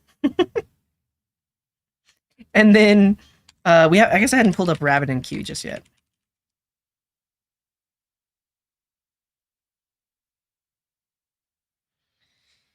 The most widely deployed open source message broker. Yeah. Well, we're not going to touch listed today. We're just learning about technologies that we potentially might use with listed. They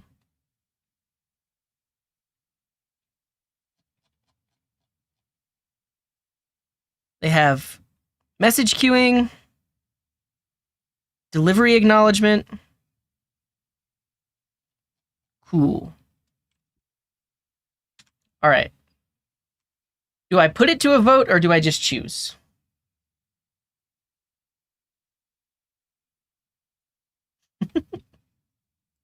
What do you all think?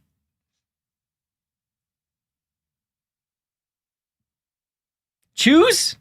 Choose. Everyone's just saying choose. I mean, I've been live for 2 hours already. I'm just going to choose. We're going to use Redis Message Broker. That's it. That's all. Here it is. Here we go. We've done it, everyone. Great work. Nobody. People are like, stop voting. Just do it. Okay.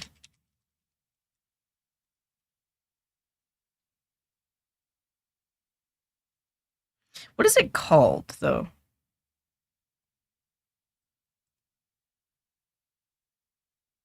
I guess we'll call it Redis Queues. Yeah, I'll give you a quick summary, and then we'll jump into like trying to build something.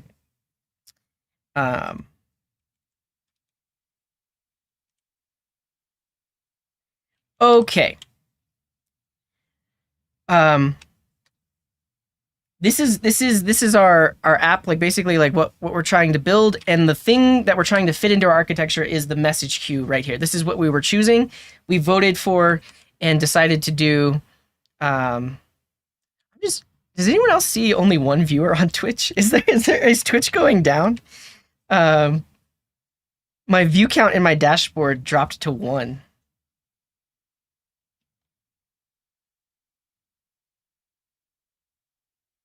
Yeah, that's amazing. There's more than one of you here, right? Say hi if you're watching on Twitch. That's so funny. Okay. Yeah, actually, so here's the thing to think about. If you're at home and you just said hi in the chat, you actually are the only person viewing. Everyone else, just a bot. Everyone else is just a bot. Yeah, their message queuing system is down. I hope that's not a sign that Twitch is about to go down. Okay, here is what we are. We're actually going to build a small isolated version of this, where we have an application that is caching data from an API. Ultimately, the thing I'll be caching is YouTube API data, but for this simple example, we'll just like pick some other API that's fairly easy to integrate with. Because the idea is we want to serve that cached data from the, we want to serve that data from the cache instead of calling some external API. Now, for a lot of APIs, you can just call them directly, but for our cases, like eventually for the app that we implement this in, we are getting YouTube API data, and we're getting a lot of data, which is why we want to cache it. So the idea is like the user comes to your website and they want to view that data that comes from some external API. They ask a serverless API that its only purpose is to serve up the web page and also respond with the data if it's in the cache. They ask the serverless API. The serverless API can talk to Redis and say, do you have that cache data that they're asking for? If you do, serve it right back up. If you don't, tell the client, hey, that data doesn't exist yet, but I'm working on it. Just check back again later. The serverless API then requests for data to be cached. Now, honestly, we might not even need this on queuer. It might be possible for the serverless API to just immediately talk to the message queue, like without needing any kind of persistent connection. Should be possible. Like we may not need this. We may not need this box here. Like it's possible that the serverless API can just directly insert into the message queue. But then we're just going to have some standalone process. This isn't a SvelteKit app. It's literally just a node process that waits for new messages to come into the queue. And when a new message comes into the queue, it starts caching that data. So it's calling the external API, inserting it into the cache. And then when it's done, we could potentially insert a message, like if we wanted to, what do you call it? If we wanted to do like a WebSocket connection from the client that like just lets them know, hey, the data is available, that would make sense for the data cacher to then insert a message into the queue that says, hey, this data is available now, and then some backend process that is long running could then fire off a WebSocket message. But for now, to simplify it, we're not going to do that. Like the data cacher is literally just going to cache all of the data. And then finally, when that data is available, the client in the meantime has been polling and says, hey, serverless API, is the data ready? Is the data ready? Is the data ready? And finally, when the data is ready, the serverless API just responds with it. This is what we're going to build. We're going to build a very simplified version of this, and we're going to use Redis Queues as our message queue. That's the plan. Everybody on board? Any questions? Any thoughts? A good call, Mert John. Honestly, I will look at Bullmq right now because that's something we saw earlier. Is like, all right, if we chose Redis, Bullmq is kind of like a wrapper around everything. So it's a node library that implements a fast and robust queue system built on top of Redis. Exactly once queue semantics. Attempts to deliver every message exactly one time, but it will deliver at least once in the worst case scenario. Easy to scale, high performant.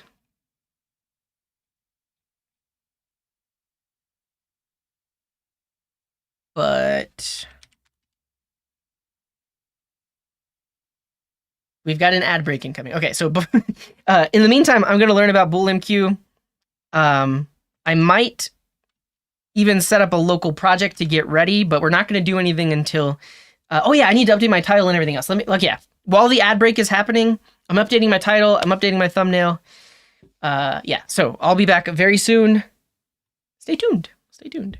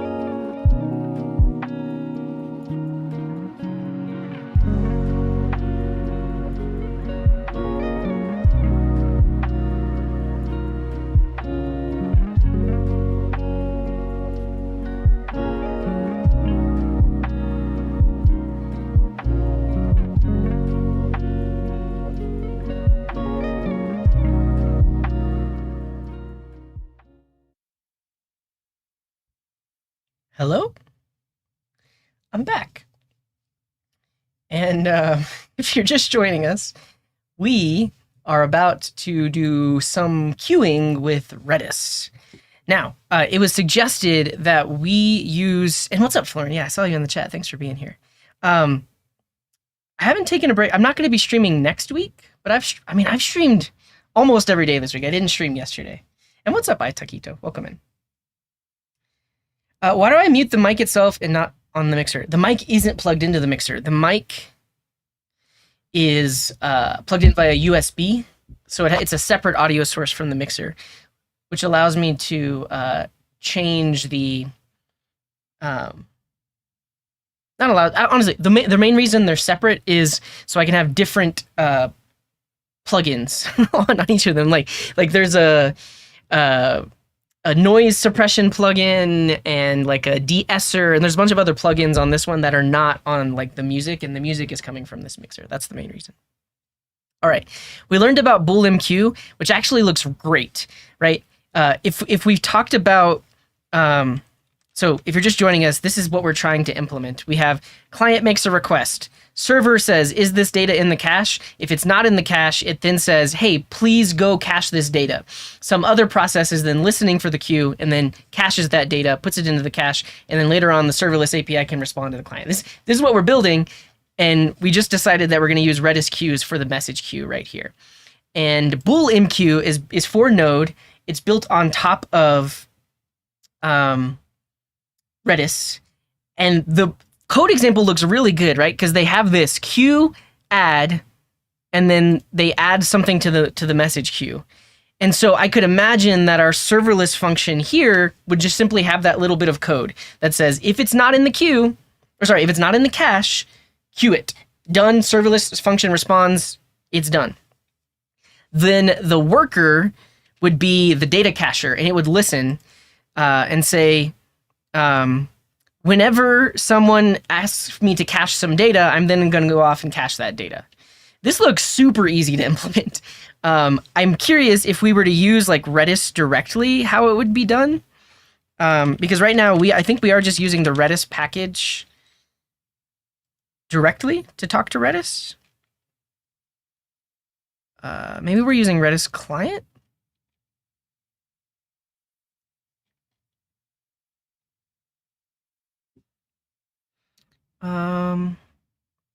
Yeah, so right now we're just using Redis client, and then we like set and get keys. But I'm wondering, how do we use this library to do the queuing?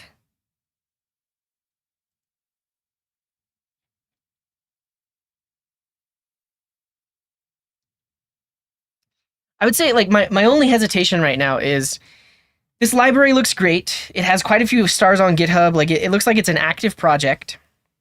But my only hesitation is like, well, do we need a library? Can we just use the actual like Redis driver for this? And I don't know, because it's actually kind of hard to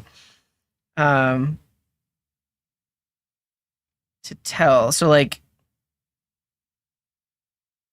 it needs to be a client with pub sub channels.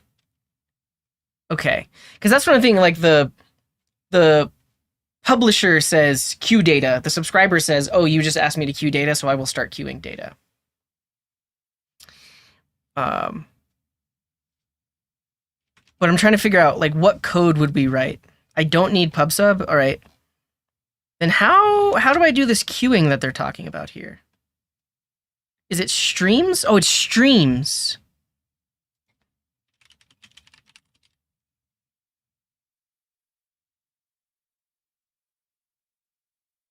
And then a data structure that acts like an append-only log, but also implements several operations. You can use streams for event sourcing, sensor monitoring, and notifications. Okay. And then the Redis queue?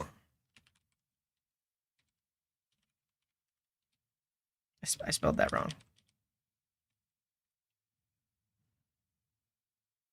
Oh, glossary. Also, it's on redis.com.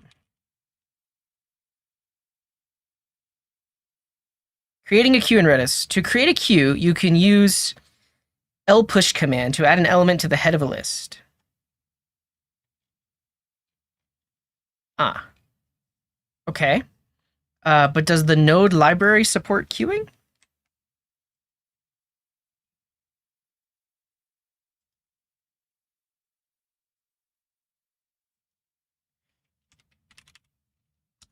I have the most viewers on Twitch right now because everybody else has one viewer. That's awesome. That's really funny. Okay.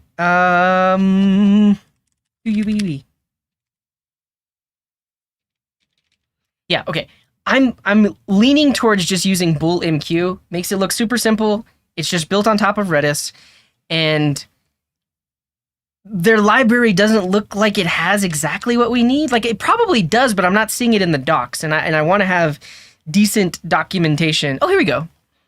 Node.js and Redis Queues. Oh, this just says use Bull. Man. Okay. So Bullmq is written on top of Bull? Is this what we're figuring out?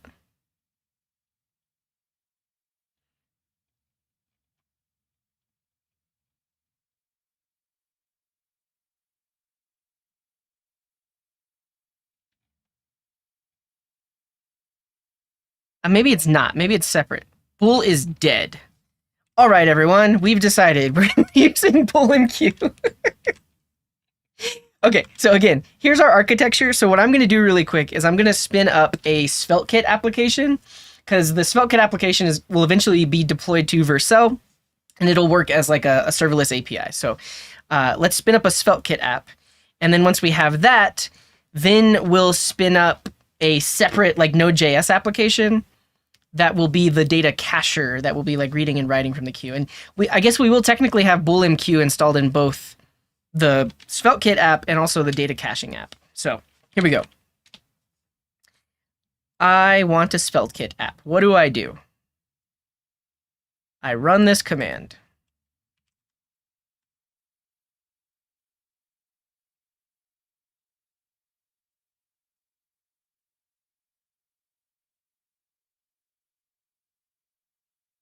My first message queue.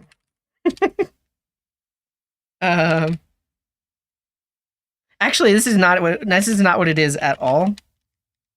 This is I think we want a folder. Honestly, we need we want a mono repo because we want a single repo that has our SvelteKit app, but then also has like the node process, and they're like separate. Let's use nx and create a little mono repo for this. Actually, I want to make sure that nx can do SvelteKit. A mono repo. Not nx. Add a Svelte project. It all comes back together. Yeah, we learn to use the things and then we combine the things.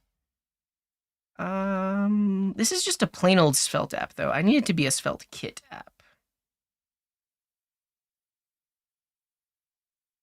Yeah, now that's the thing. I learned that like nx has a bunch of project scaffolders, and so like it's actually really easy to set up once we have that. I guess technically we could just use npm workspaces.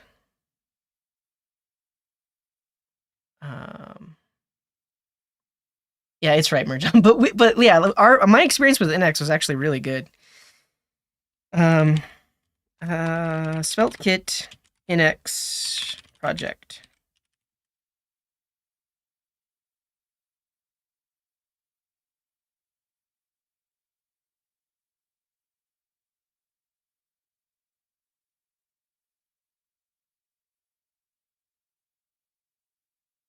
nx plugin for SvelteKit.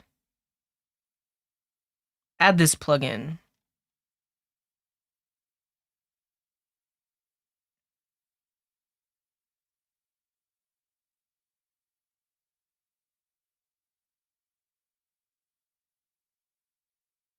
A collection of plugins to support in nx dev. Okay, yeah, this is what we're going to want then. All right, let's create ourselves a little nx mono repo really quick. So we're in this folder. Here we go. It's a project scaffolder. How experimental can it be? Where would you like to create your workspace? I'm going to create a directory called app. I'm just going to do nothing for now, so we get our basic app, and then we're going to add the projects in afterwards. We'll do package based, and then we don't want NX Cloud. Remote caching, no. Okay. I don't have a guide on monorepos, but you can see me trying NX. Actually, I mean, the video where I try NX, I technically talk about what a monorepo is and talk about your options. But yeah, if you check out my YouTube channel, a few weeks back, we tried NX. No, wait. Were we trying it? No, never mind. That actually was not a Try Day Friday. That was just I need a monorepo, so I'm going to set one up. that was this stream. There are timestamps on the stream, so if you're curious... what is a monorepo? You can click that timestamp, and then I talk about, yeah. Oh yeah, you're totally right. Monorepo.tools, that's one of the best resources. It's from the people that created NX, but it explains everything beautifully with diagrams and talks about your options. Yeah, definitely check out monorepo.tools. Okay, we have this app directory. Now I want to add a SvelteKit app to that project, or yeah, to that project. I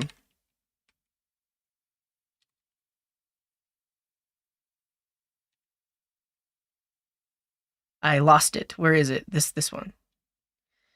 And so now we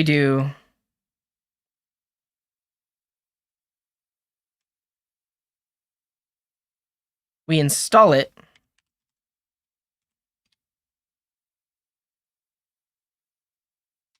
And then we can generate the SvelteKit app.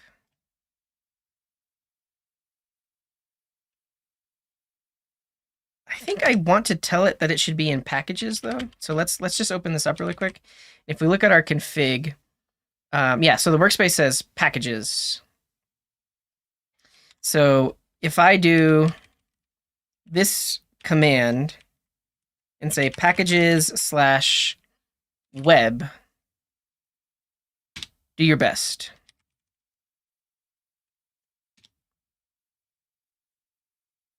Cannot find configuration for packages web.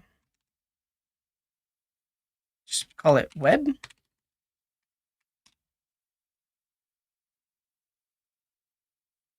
Man, it just put it in a folder called web instead of a subfolder of packages. This is not what I wanted.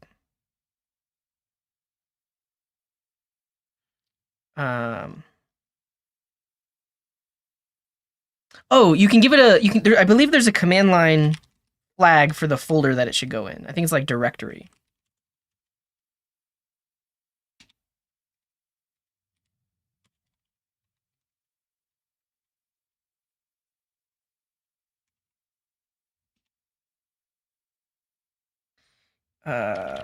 We did it a while back.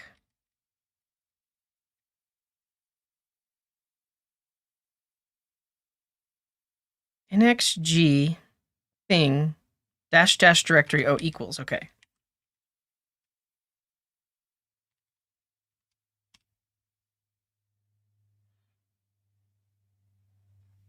Use the NX console extension? It shouldn't be this hard. I just want a SvelteKit app. I just want to I just want a SvelteKit app in the packages folder.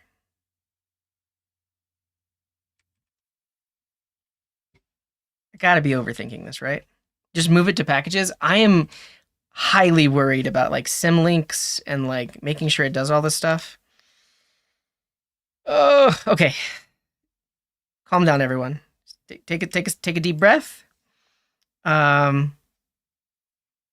We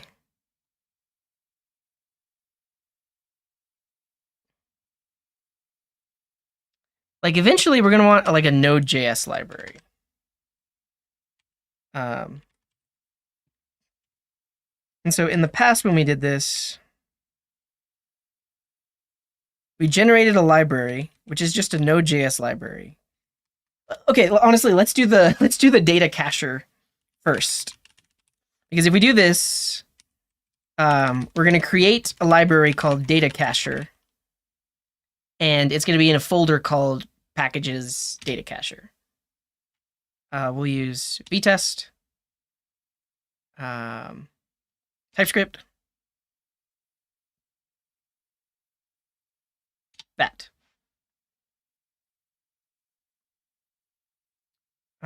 What has a vulnerability? Vite?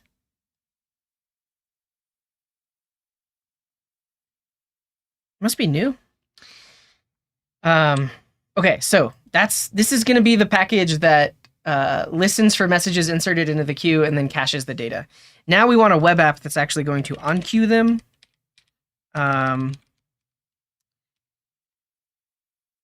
It could, so that must be it. The SvelteKit generator added, yeah, and it's so that this is not what we want. We're going to do it manually. I think I'm literally just going to create a SvelteKit app using the SvelteKit generator in the packages directory.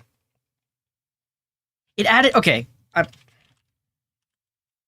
just got to start over. I got to start over because when I ran that SvelteKit generator, it added a bunch of extraneous dependencies that I don't want. So yeah, we're just gonna, you're totally right. We're gonna use npm workspaces. I can't. We gotta start working with Redis. Okay, we got our package.json. We say workspaces. And we're gonna say that this is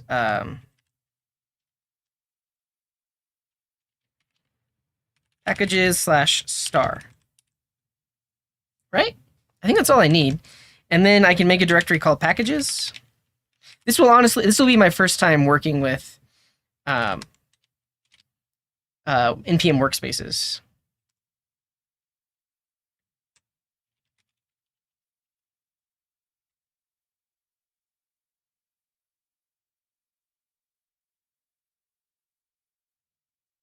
Yeah, that should be what I need, right? Are there any other like nested commands I need to run, or does it just know now that the parent has that?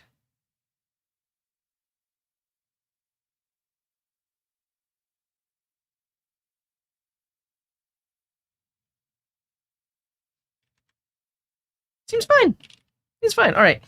Here in packages, I'm going to make a directory called data cacher, and data cacher is an npm project. Great.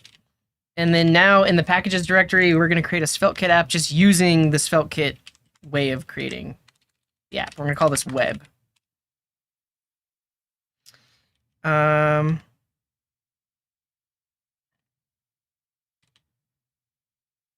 bone scaffolding for your use. Yeah, we just want a bare bone app.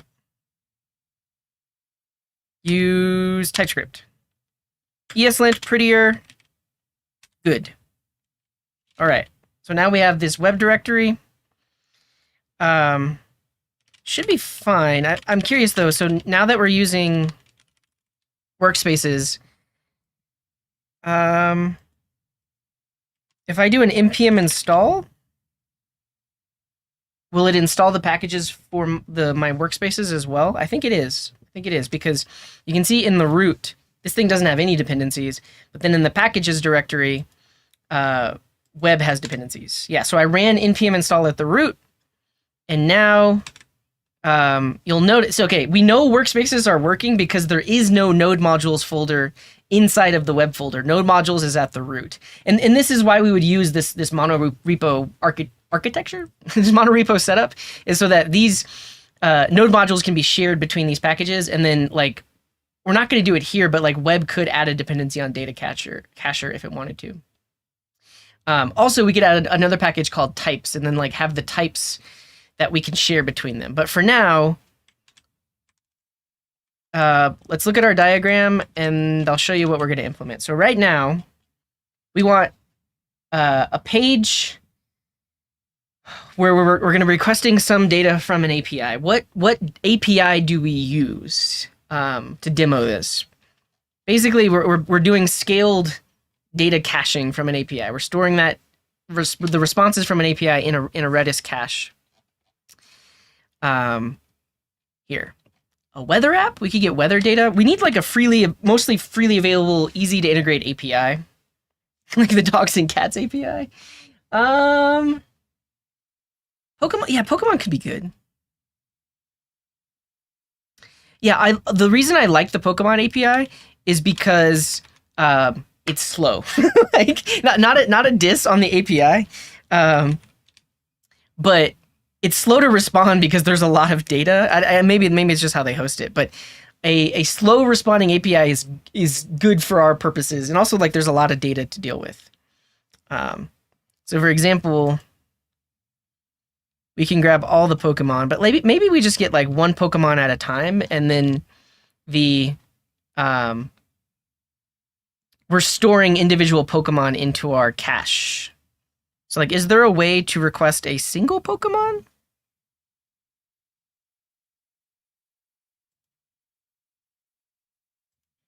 Pokemon abilities, Pokemon.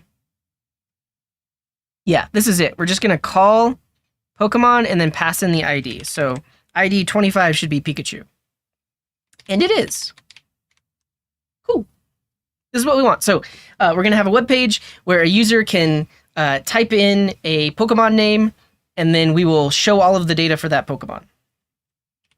But the data is going to be coming from the cache. It's going to cache the data. All right, so let's go into our web app and like build this little web page really quick.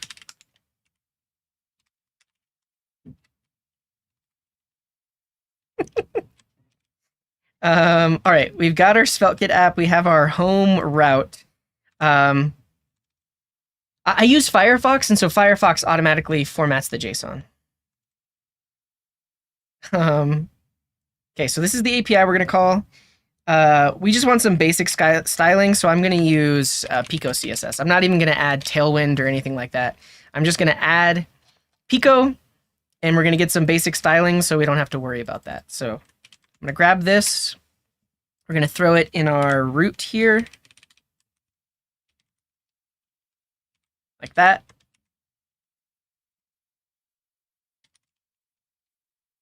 And now our app should be styled. So if I start it up, look at that. We got a nice little SvelteKit app. Let me make sure there's no like extra styles or anything like that. So yeah, they don't even have. This is beautiful. It's as bare bones as it gets. This is what I want to see. Okay, so on the homepage, we will have just like a main, and then we're going to have a form. That form will have an input where the user can type in the name of a Pokemon, and then below we will display that Pokemon.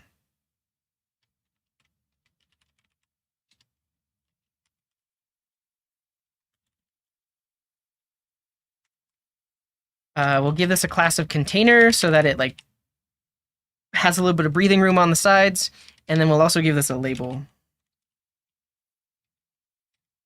Pokemon? Yeah, there is an accent on it, isn't there? Did I say Pokemon? I did say Pokemon. That's funny. All right, this label is search. Input name is search. And ID is search. Cool.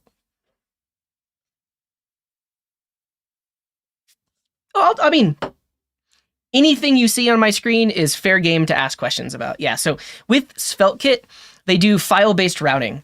And the idea here is any file that has a plus sign on it is either going to be a page that gets rendered, a layout that is basically like the container for a page, or the server-side code that will run for when that page gets rendered, or the client-side code that will run for that page when it gets rendered.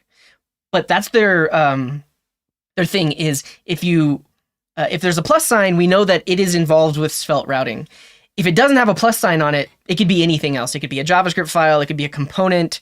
The plus sign indicates that it's associated with the page. Yeah.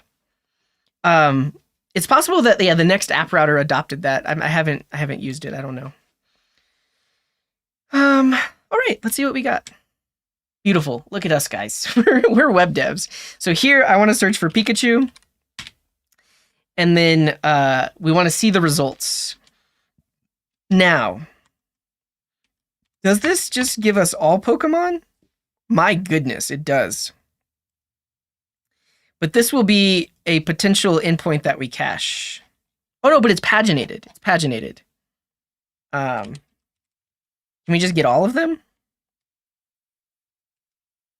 I mean, I guess I don't want to implement autocomplete. Yeah, I don't want to implement autocomplete, but when you search for a Pokemon, we need to see, is it in this list? And then that gives us the ID. We can pass in the count, or we can't. It's limit. Oh, that's, I mean, I said their API was slow. It's not. Look at that. It just responded with a massive payload, a massive payload in milliseconds. Regardless, let's use this as our first data that we want cached, right? So when this page loads, we want to load all of, they use a cache. I bet they absolutely use a cache. When this page loads, we want to get this data so that way when a user searches, we can pull the ID from that list. I mean, we also could just add like a simple autocomplete. I don't know, but here's what we're going to do. We're going to have a script, set its language to TS, and I do actually want this to be an API call. Now, like there would be a way of, yeah, I want this to be an API call because I want this page to wait until that data exists here. So we're going to create an API route inside of our SvelteKit app. So let's actually just go ahead and do that. So do they specifically have an API folder in SvelteKit?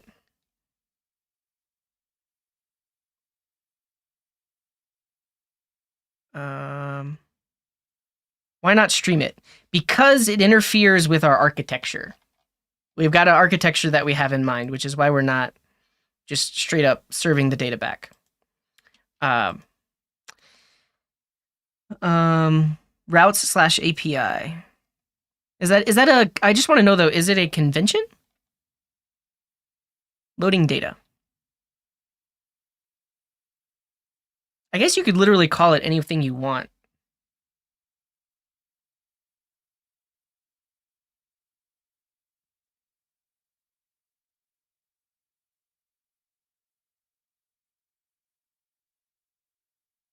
Yeah, I guess I just want a loader that like only responds with JSON though. All right, we'll create an API folder. Inside the API folder, we'll create another folder called Pokemon. And this will have a server.ts file. And this is what's going to respond with the Pokemons. So we want server-only modules, not server-only modules.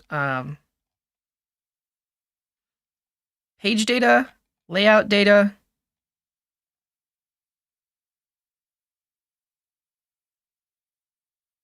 Server data?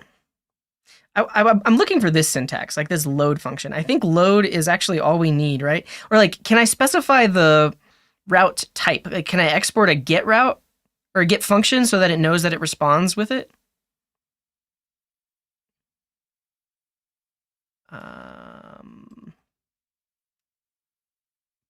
Why is this so hard to find in the docs? Yeah, so I know I want this, but I want to know what's the syntax. Like, do I want a load function? Do I export get? You know, what do I do here?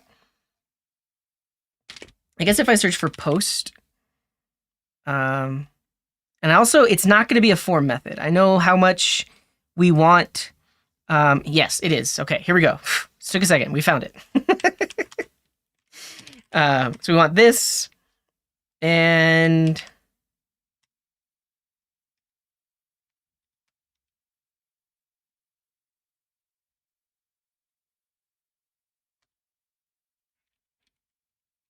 let me show you what we could do. So this is actually literally going to just respond with all of the Pokemon from the Pokemon API. So we could actually do this. We could say response is fetch for this. And just to be safe, we'll at least have this API will continue working even if they add new Pokemon for now. And then we'll grab the response. And then this is what we will respond with. So we'll say, do they have the response.json helper? I think they do. They do, yeah. And we can just pass this in. Beautiful. So this is a backend only API route that will respond with the data that it got from the API. But the issue with this is now every time the front end hits this, it is going to call the Pokemon API. We want to actually be serving this from the cache, but let me just make sure that this works right now. So when this page loads, and again, I know that you could server render it and all that good stuff. I want this to be an actual request from the front end. So if we do a fetch here, was there a way to get type completion? So like when I do like API/Pokemon, maybe not.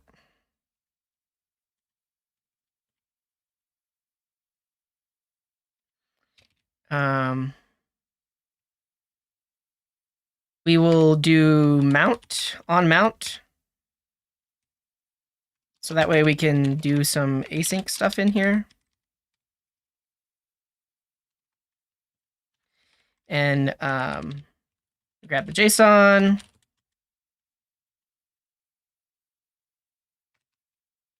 And then we'll just log it out for now.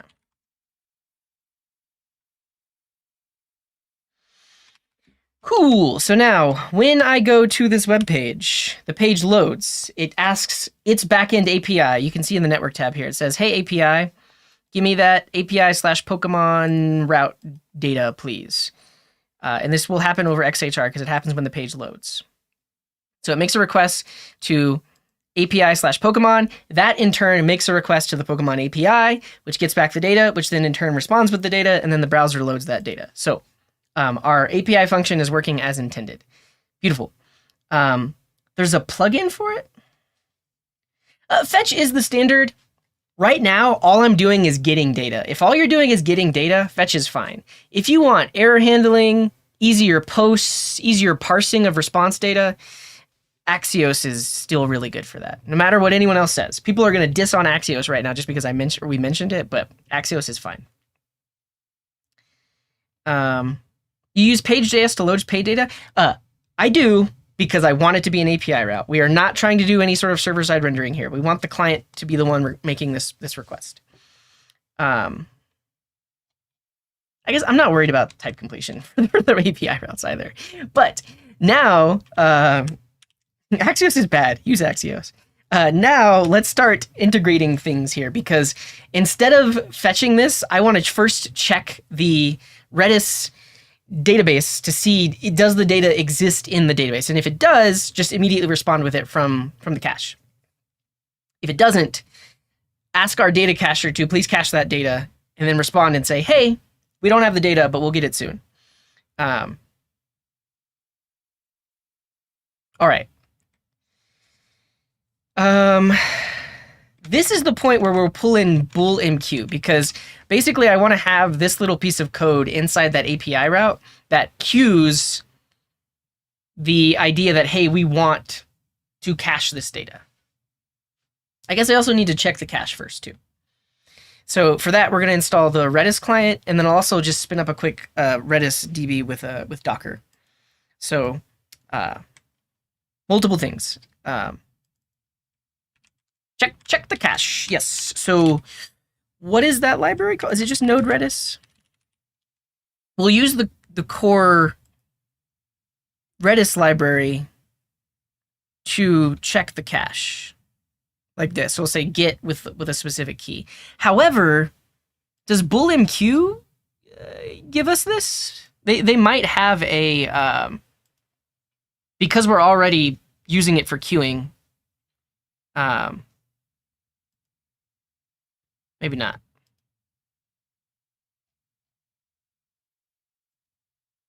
Connections? It uses the module IO Redis. Maybe, so this is the other thing. Maybe I'll just use this to make sure that we're using the same one. Heck yeah. We'll use IO Redis because that's what Bullmq is going to use internally anyways. And then we can just pass that connection in. So that's what we want. So let's grab IO Redis. Like this.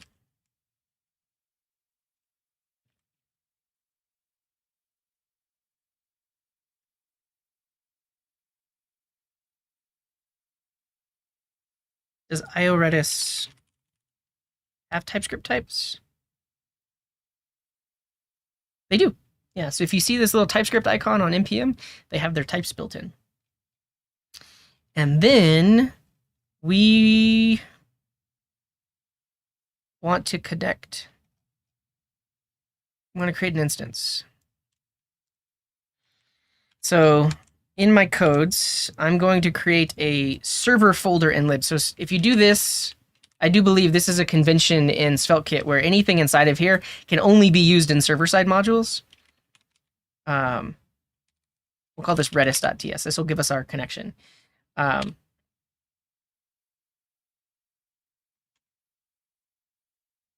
Message queue? I don't know.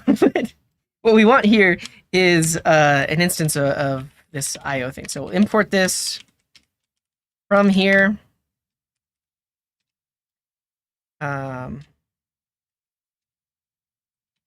Create the instance, and then we'll also export the instance.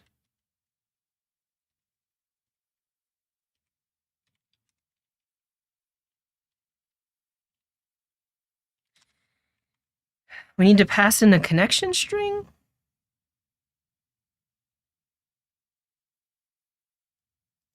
Port, username, password. This is probably what we want, and then we'll pull this from the env.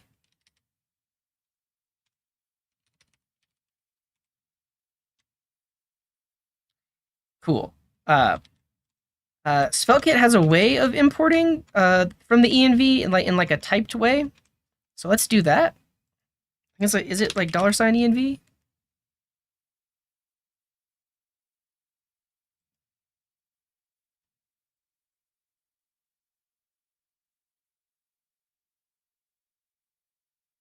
Yeah, so if we create a .env, let's do that really quick. And we say Redis host and Redis port.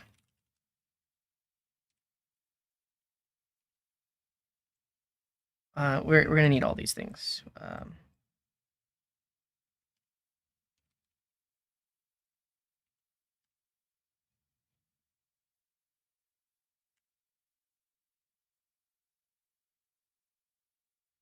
Well, yeah, 6379. And then we want Redis username.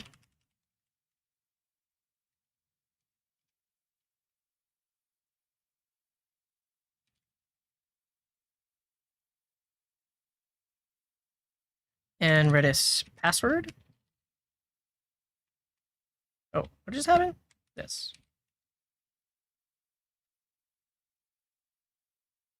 And then Redis DB. Defaults to 0. Okay, so we have all of these in the .env.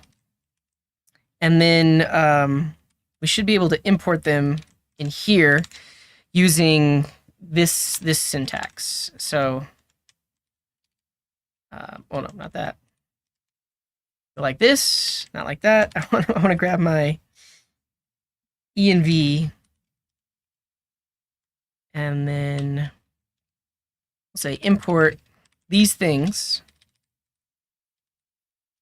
Okay, watch this magic. Are you ready? Select the equal sign, Command D to get all of the other equal signs, Command Shift right to select all the way to the right, and then we're good. And we want to import all of these environment variables from here.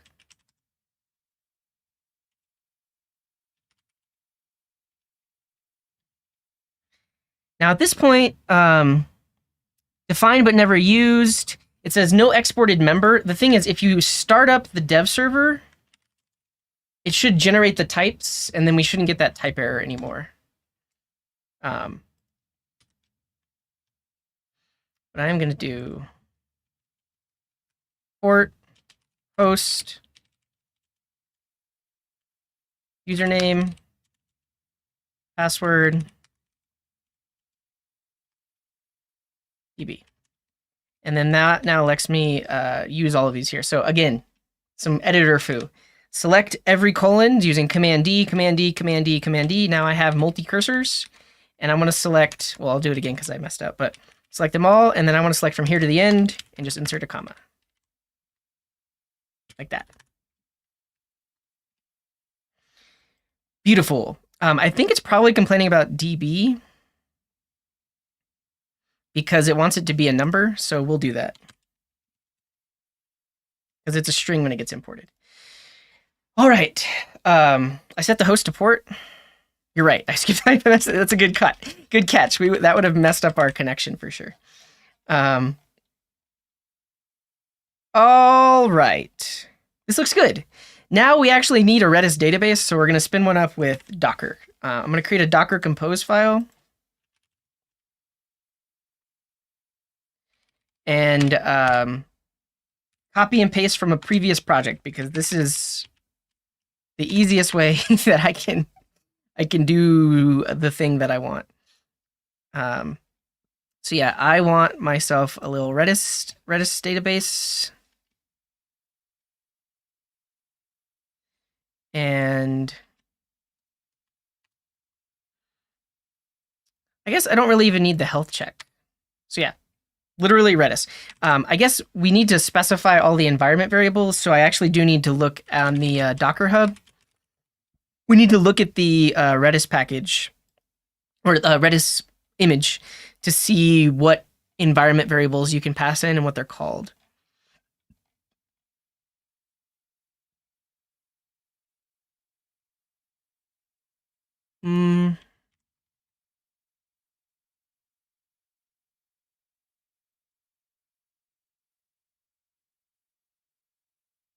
Protected mode?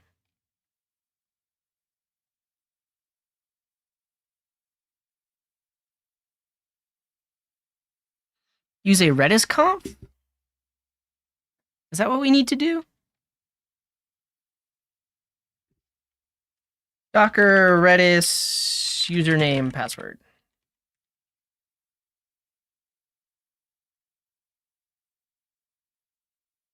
We need a config file.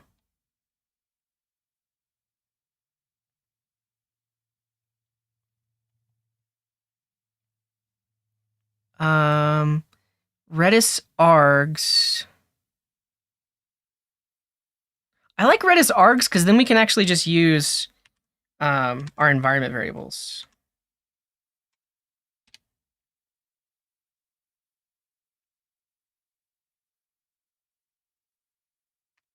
Yeah, I will look at that pink rubber boots.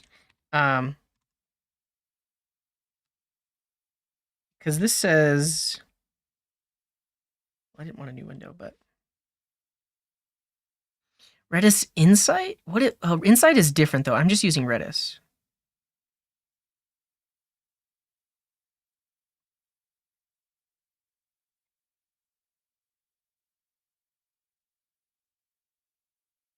Yeah, it's for Insight. That's okay. I appreciate the help.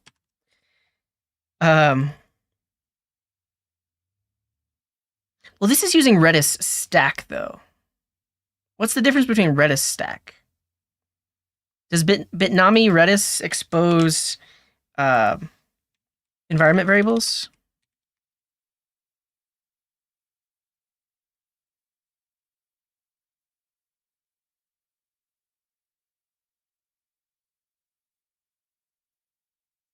Yeah.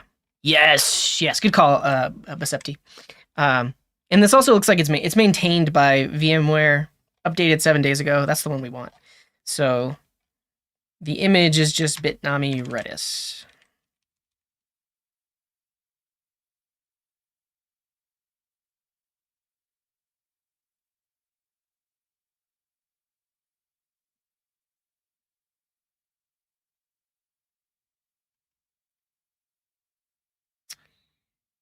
Do we want latest though? I guess we should lock it down to 6.2.14?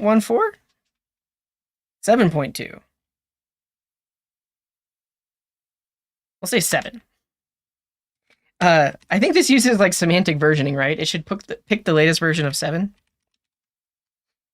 And then, so I'm saying it's better because they expose environment variables. If you look at the other Redis image, they don't expose the environment variables. You have to specify a config file. But this image specifically gives you all of these environment variables that you can set, which allows us to like very easily like configure it. Do they have a password? I thought you said they had password.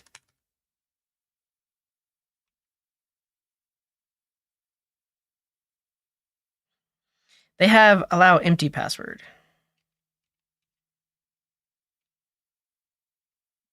Username? How do you specify the username though?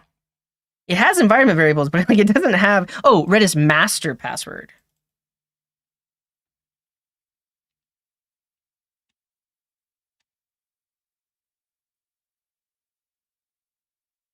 That's for replication.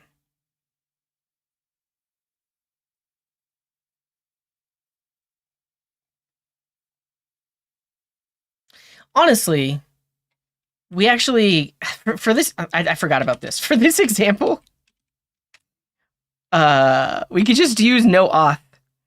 Oh, was it first run?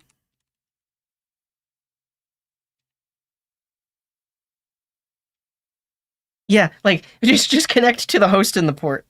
Oh, here it is. Setting up the server on first run. Cool. Is there?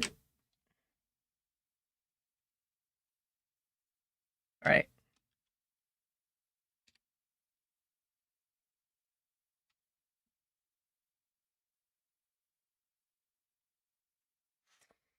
Is this how we do environment variables in a Docker compose file?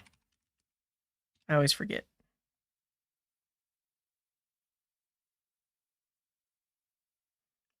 Yes. $ curlies, but like this. All right. We've got password.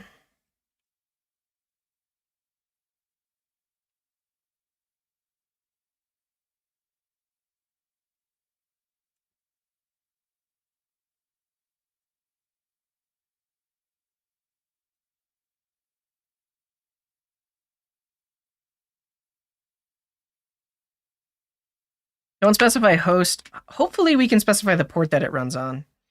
Yeah, it just defaults to default, so we will set that. And then, yeah, I'd be curious on this image, is there a way to specify a port?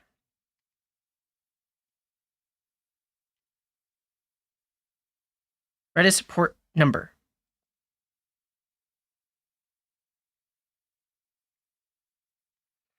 Not to be confused with Redis master port number or Redis replica port. Oh yeah, so we're not doing replication. So Redis port number should be Redis port. And honestly, I might just rename it so that they're consistent in both. And then dB? How would we specify we want the 0 dB? I don't even know what that's called in Redis. In the connection docs here, where were we? They mentioned dB.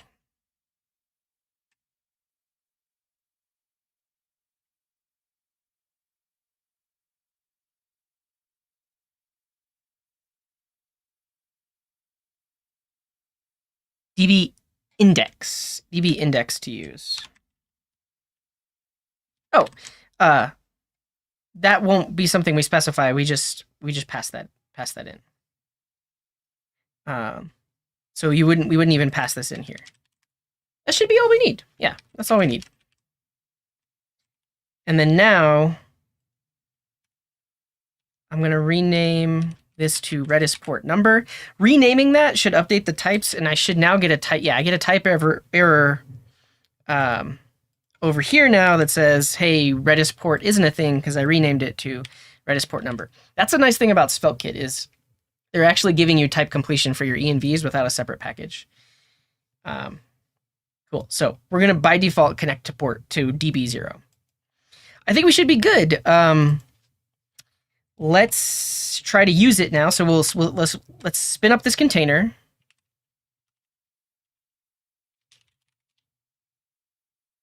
I got to start Docker. Give me a second.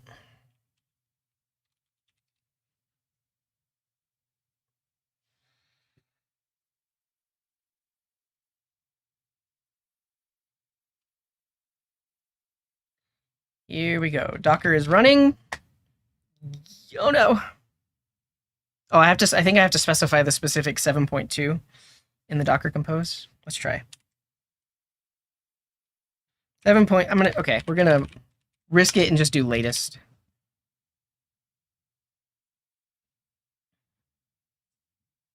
I have no water. Well, that was quick. Ready to accept connections. All right. Let's connect to it. So, and let's see if our codes work. So now in this API route, we're going to pull in the Redis connection.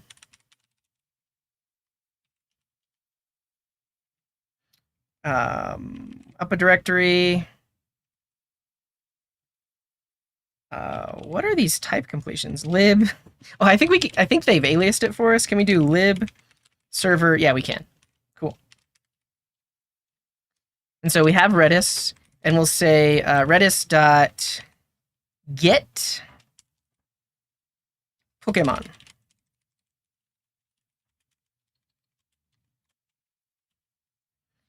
And if we got back the result, which is just a string, we'll parse it and respond with it.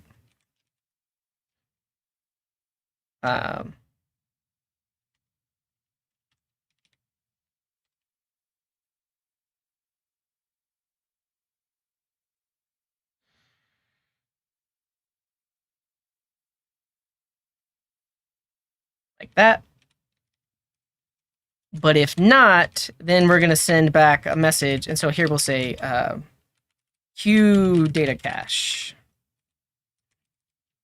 Here we'll say message, I don't know, waiting.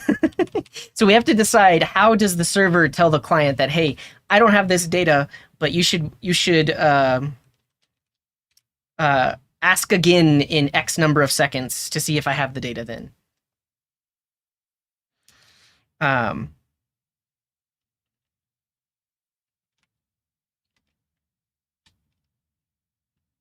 So buffering.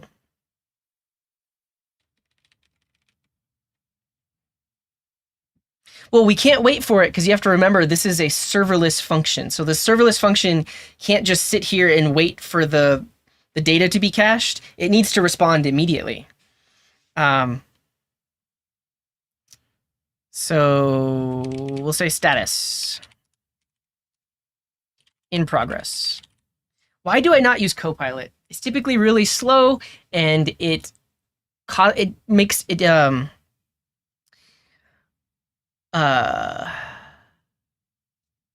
it makes me have to think too hard about the code. I think harder using Copilot than without it. Now, maybe I just have to get used to it, but Copilot tries way too hard, and I'm constantly validating its output. Like I just don't trust its output. It hallucinates too much. It does the wrong thing too much, and then I spend more time debugging the output than actually getting something useful. Now, for the things that I've tried to use it for, that's my experience. It probably is good for certain classes of things, but all right.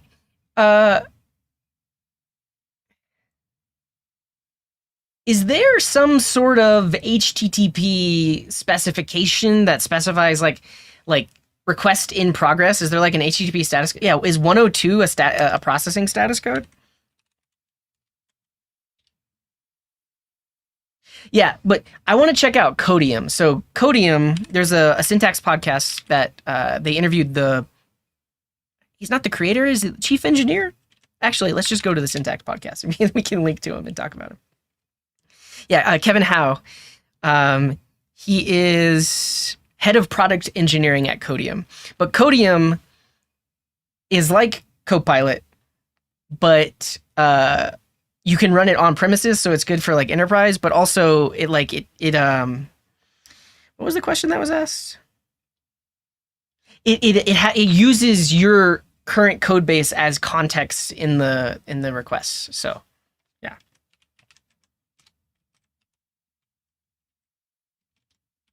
Go check it out. Check out Codium. Also check out this episode of Syntax. Accepted the request has not been received, but the request has been received, but not yet acted upon. All right. We're in an ad break. While the ads are happening, I'm going to research HTTP status code so that I do this in a somewhat compliant way. And I'll be sure not to write extra code while the ad break is happening.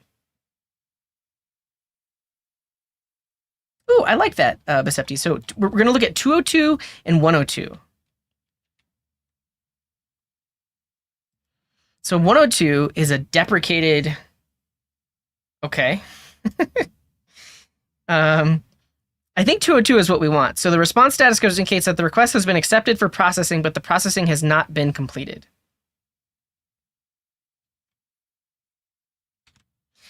But that's the part where this architecture comes into play, America 2050. We are not going to queue the data right here. We are going to insert a message, or sorry, we're not going to, I keep saying queue instead of cache. We are not going to cache the data right here. We are going to insert a message into the queue that says, hey, please cache this data. And then we're going to have some other process that's listening for that queue. That's the major difference here. Okay, can I do status on this?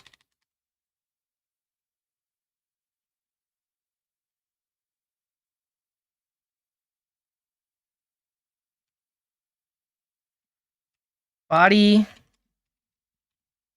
status 201.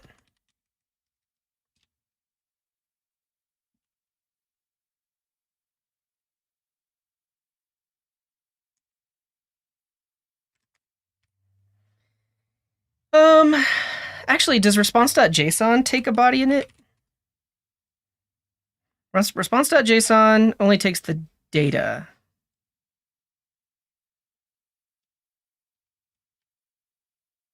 There we go. That's the one. Is it 202? Yeah, you're right. 201 is created. 202 is, hey, this stuff's in progress.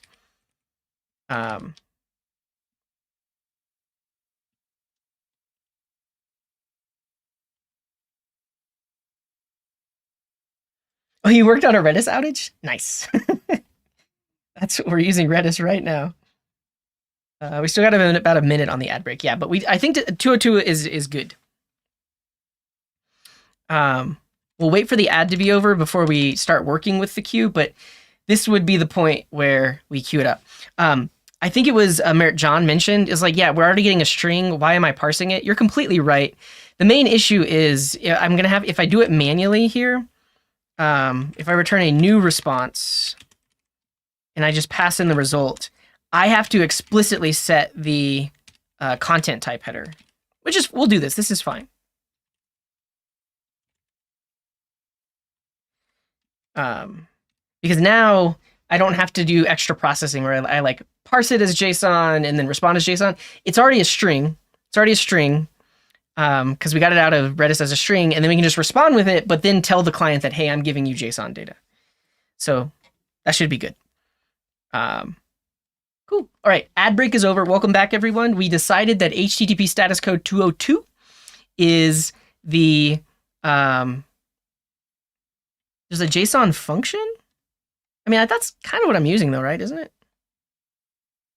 If you can link me the docs, I might use it. But HTTP 202 status code is a response status code that indicates that the request has been accepted for processing, but the processing is not complete yet. So basically, if it's not in the cache and it's not in progress and hasn't been queued, we're going to queue it up and we're going to say, hey, request in progress. And then the client can wait X number of seconds.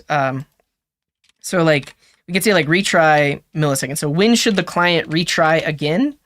And for now, we'll just tell it.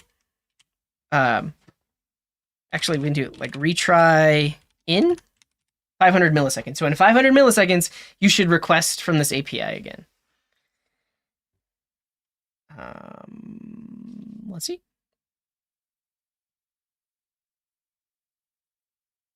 Create a JSON response of the supplied data. Oh. I mean, yeah, I guess that's better than just like that. Cool. All right. Now we can start using Bullmq. So this is going to let us add it in the queue. First of all, I want to make sure that I forgot we were doing this. We need to make sure that our connection to Redis actually works. So let's actually just visit the homepage. So our SvelteKit app is running. Our Redis, not that. That's for my overlays. There's nothing secret here. Don't worry. It's just like HTTP requests. But the Redis DB is running. We need to make sure that our SvelteKit app can actually connect to it using the same env. So let's test it. And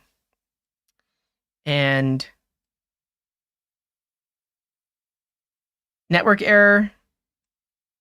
This is an issue. It's not connecting to the database, which is bad. 6379. Bullmq is a wrapper. It uses Redis, but it gives it a nice API for working with Redis. Oh yeah, good call, Vedith. This should be config. Databases are overrated. Oh no, I didn't forward the port. You got it. Yeah, that's at least one issue. But yeah, we need to do that in our Docker Compose. We need to say, hey, please expose this port. Ports, and we'll specify 6739, and we're exposing the Redis port number. Expose 6739 to be whatever the Redis port number is internally. Right? Or no? Both. Both sides of it. Whatever it is internally, make it that way externally. Right? I don't know. Oh, hey, FireMonkey. Check the schedule. So I don't plan on streaming next week, but typically I do about 3 streams a week. But keep an eye on the schedule. There, yeah. Try it and see. I guess let's see if it works. All right, so we're gonna bring. Oh, the other thing is I'm glad I remembered this before I brought it back up. We should set up a volume. Because we want this Redis data to persist, or do we? It's cache data. Forget about it. No. Yeah. No volume. It's in memory. It's cached. It's good to go. I just got some stuff going on next week, but I'll let you all know when. I miss you already. I'll let you all know when I'm gonna be streaming again after that. All right. Let's see if it picked it up. Start up the app. Visit the web page. It responded. Okay, so that means our SvelteKit app is connecting to Redis with no errors. Good job, everyone. I keep saying data. If there's no volume and it's serverless, how will it persist? It doesn't have to persist. That's the whole beauty of this architecture is if we don't have the data, we request it from the API that does have the data. We then put it in the cache, and that's why we're like checking the cache. And that's why this will work in a scaled way because the serverless functions just all they do is check the cache. Like this is a really quick lookup. The this little line of code right here that says get this from the Redis cache, super fast. You can do this in a serverless function. And then the next thing we're going to do is we're going to queue it up. So let's install Bullmq, and then we'll queue the fact that we want this data because it's not cached yet. So I'm going to install Bullmq. Good to go. And now this is what we're going to want to do. Now, I want to look into Bullmq and see if there's this idea of like deduping. So like I want to queue this, but only if it hasn't been queued yet.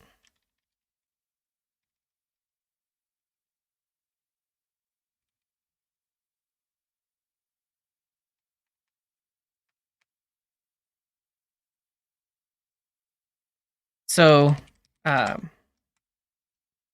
this is just going to add Pokemon to the queue. And then data is required. We don't really even...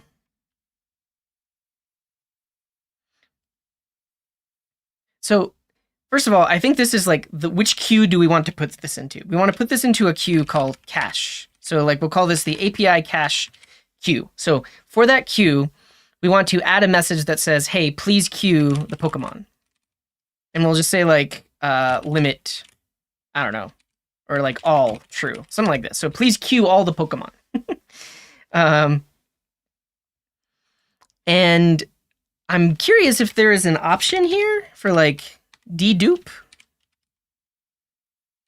We'll look at Bullmq at their docs because basically, let's just leave the code as is to see what happens. But I think every time the page loads, it's just going to put a new message into the queue, new message in the queue, new message in the queue, and that's not what we want. Because it shouldn't put that message in the queue if the API request is already in process. So setting it to be a unique ID or a hash of the requested data is what we want. Okay, I'll have to look at the Bullmq docs, but I think that is the way to go. Let's actually just pull this value from our env. Actually, I know Vdiv said this should be in a config. This is an example app, so I think I'm just good leaving it there.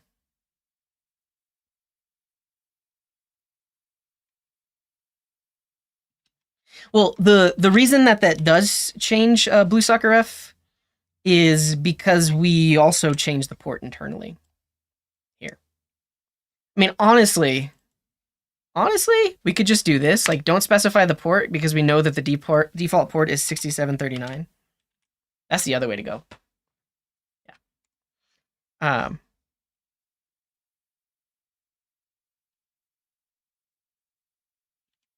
Dedupe. Yeah, job ID is probably the way to go.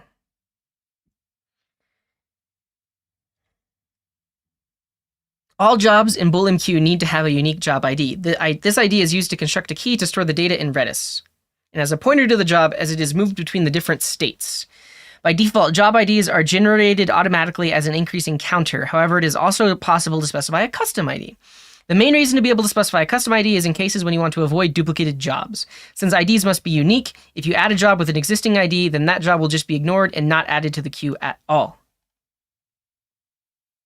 It's a key value queue, I guess, yeah. So in order to specify a custom job ID, you add it in the options. Cool. I think in this case, our job ID is super simple. We don't even have to, like, when we're requesting all of the Pokemon, the job ID is literally just Pokemon.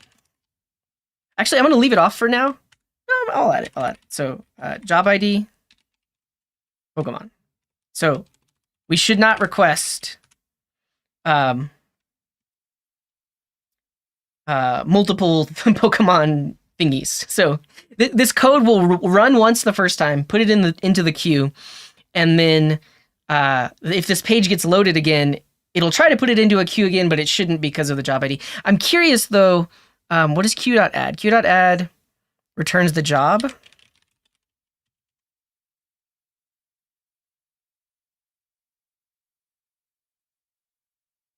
then what can we do with the job?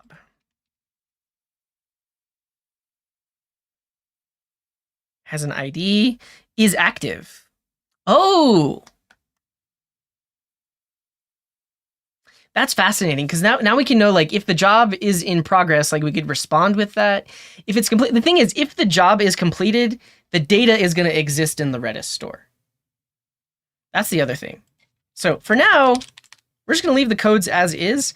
What I was curious about is if we attempt to queue a job with the same ID, does it throw an exception, or does it just give us back the existing one? I'm curious. Let's see. So now, when we go to the app, network error.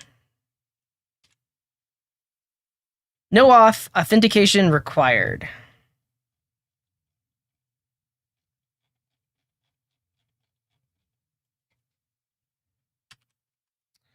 Yeah, Bullmq, like, it seems to hide a lot of the complexity. Like, it's a nice API so far.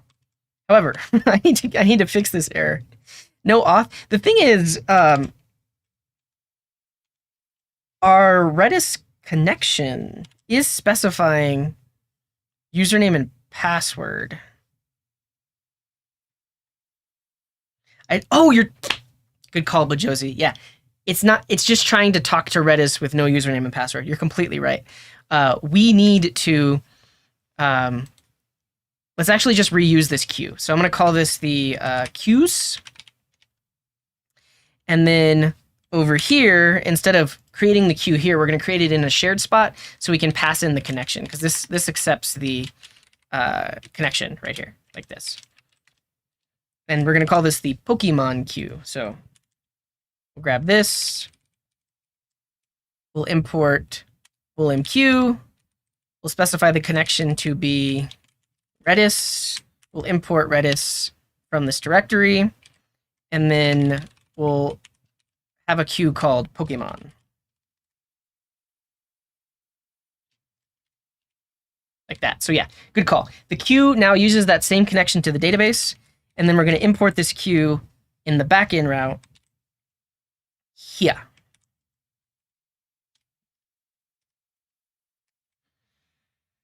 All right, moment of truth.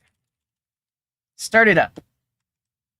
Request the page over and over and over and over again. Okay, the app isn't crashing, and it should have queued that job. So now we need to look at that queue. And to look at that queue, honestly, though, it could just be interesting to see Pokemon queue. Can you tell me what jobs are in there?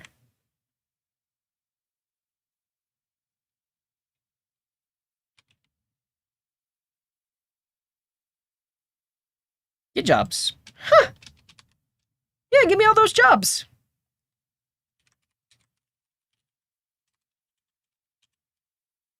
We can respond with them.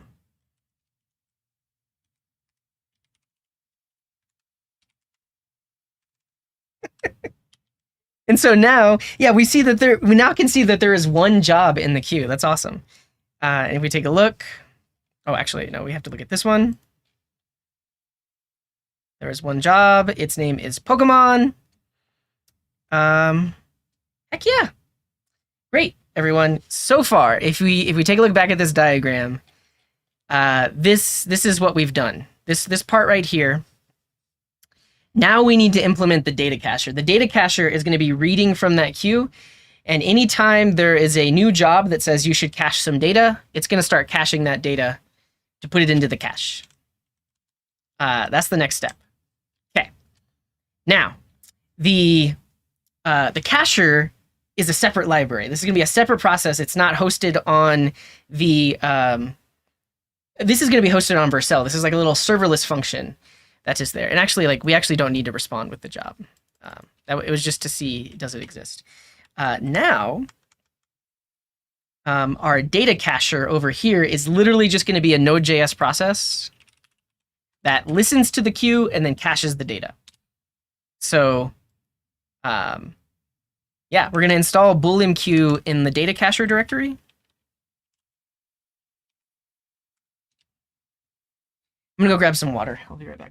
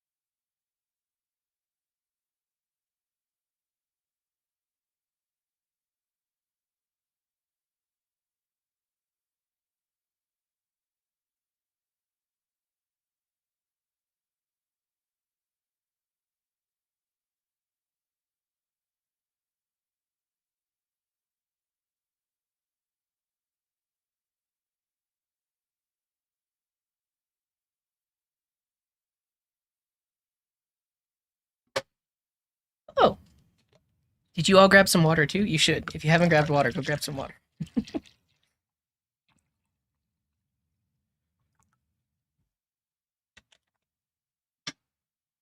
Is this how you spell cacher? Is cacher even a word?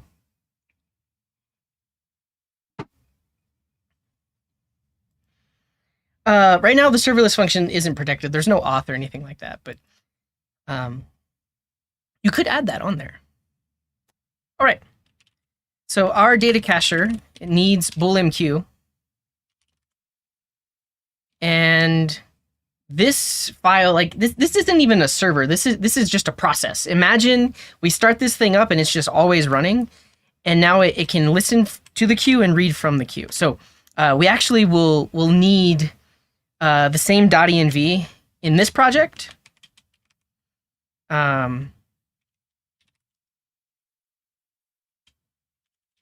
Here. And in this case, I mean, I wouldn't necessarily share it, but yeah, we need this so that way we can connect to it. I'm actually going to create a folder called source, and this is where our codes are going to go. And like technically, this is where a mono repo could come into play. Honestly, let's just do this. We could put our Redis connection in a separate library and then import it into both packages. Let's do that. Yeah, we'll make a connection called Redis. We'll make a package called Redis connection. And then Redis connection will be an npm project. We'll make a source directory. And then we're going to copy. Well, actually, we're just going to move the entire Redis connection. Here we go. Let's move. Grab web, source, lib, server, Redis. Put it right here. Yeah. Also, we're gonna have queues in here too. So we'll do the same thing, but we're gonna move the queues into here too. Cool. And we're gonna move or copy the .env.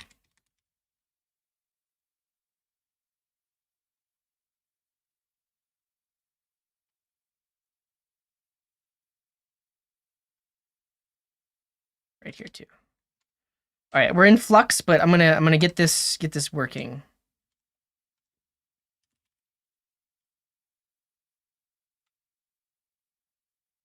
Okay. So this is our Redis connection library. We've got queues, which are exported. We'll have to update that import, and then we just have Redis. Now, I guess here's the issue: is like because this isn't a SvelteKit app, we can't import from here anymore. We are just gonna have to pull in from env. Now, when does node.js get environment variables? Is it still experimental? Like the built-in node env? 20? Or node 20? 21? I'm running version 20. Please forgive me. We're just going to use the .env package because I know that it works.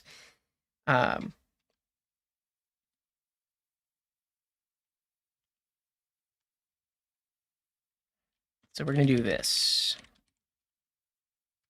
Grab process .env, and then just destructure it. Wait. How does destructuring work? Is this this is destructuring? Great. Process.env is an object. Pull in this, rename it to that. Yeah, what's up, Dex?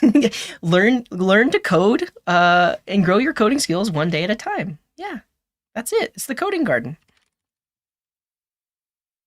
So we're going to grab config from .env. I think we installed it in Redis connection, right? And then we just call it. And that will read the .env. Is this complaining? Can't find module .env or its type connections.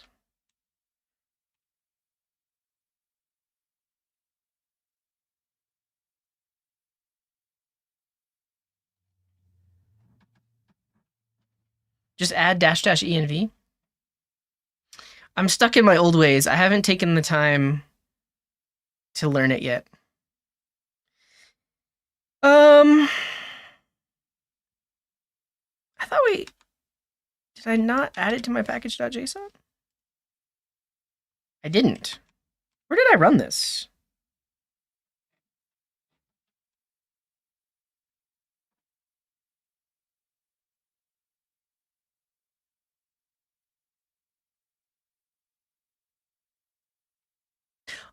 Wait, no. There it is. Why didn't that work earlier? Weird. Very weird. Okay. That should work now.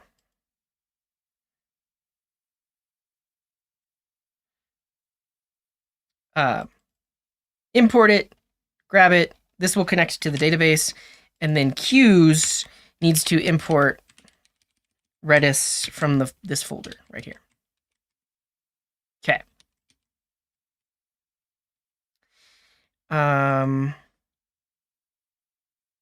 Good to go. Now we need to import this from the web package. So now that we've defined the queues and the Redis connection in this other package, we need to import it over here because now this folder, actually this folder doesn't really, okay. This whole project is in flux, but I think the .env and the Docker Compose need to be moved to the root. They shouldn't just be in the web app. We're going to move .env up a directory, and we're going to move the Docker Compose up a directory as well. Yeah.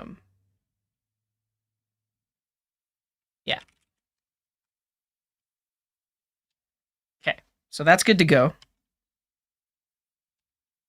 Now, I need to figure out the command. What is the command to install Redis connection into web? And actually, yeah, you're totally right. In the Redis connection project, we need to add Bullmq as well.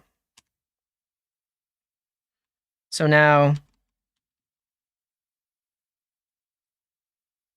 and then you specify the workspace.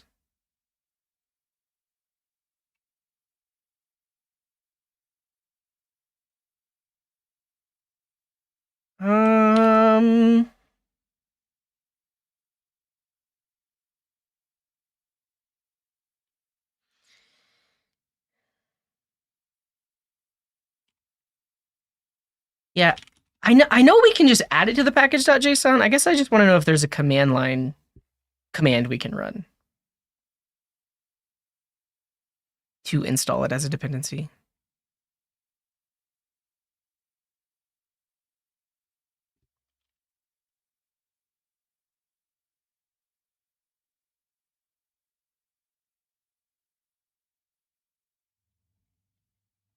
npm install -w. Okay, let's try it. Let's see what happens.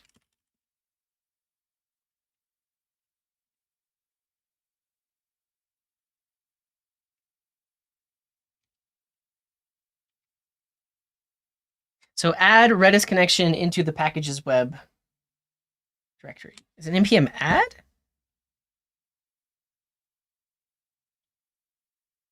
Let's see what this does. Actually, I mean, here's the thing. If there's a package called Redis connection on npm, it's going to try to install that if I did anything wrong. Yeah, I don't want that npm package. I want my local one. So install into install packages Redis connection into packages web.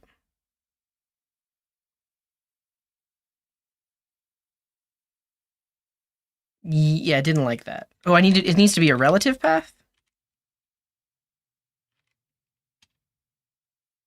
Okay, that seemed to work. Now in the web app, if we look in our package.json, we see a dependency on Redis connection, and it did a file. I don't want it to be a file, is the thing. All right, I'm just gonna do it manually. I'm just gonna do a star here because I don't want it to be a file dependency. I want it to be a, so now if I do an npm install, it should link it correctly.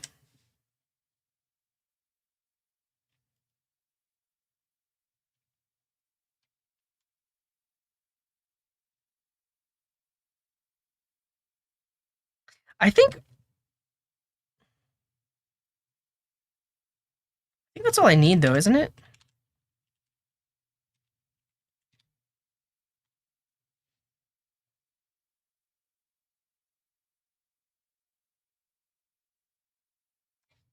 Link, is that a separate command?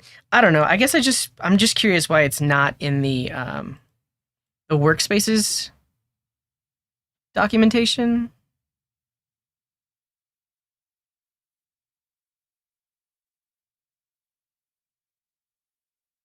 Oh well, let's see if this works. This should be it. So if I say star, then that means it should know to at least use the dependency in the packages directory. And so now over here, we should be able to import Redis from Redis connection slash source slash Redis. Yes. And then we can pull this in from Redis connection slash source slash queues. Okay. That's good. That means it's linked. And like if I go to definition here, it's going to go into that packages directory, which is great. That's awesome. So now we can share that with the other library. Let's make sure that this still works. So I got a bunch of tabs. It's here. Now, cd packages web. Now, if we start up the SvelteKit app, it's using that shared dependency.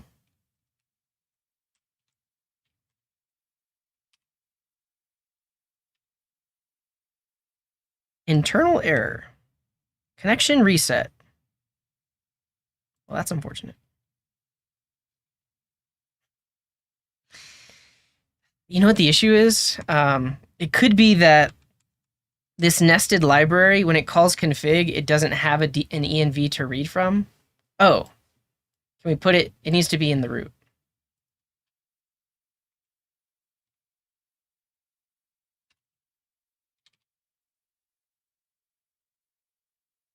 Connection reset.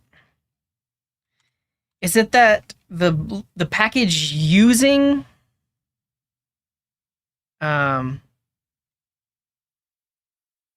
honestly, it kind of should just be we should export a function where you pass these in. That's probably the way to go, right?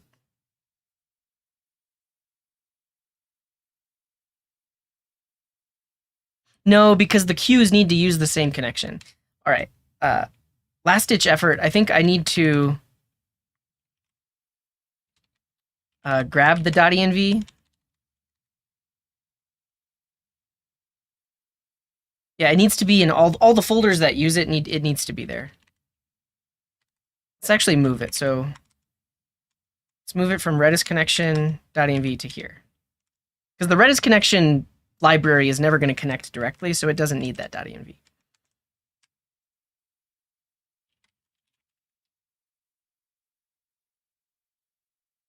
Oh no!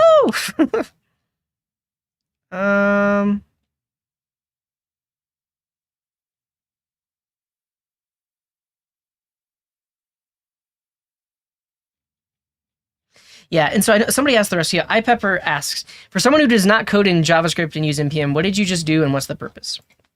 I am attempting to share code between multiple JavaScript projects. So I'm using a thing called npm workspaces, which lets me have multiple subprojects.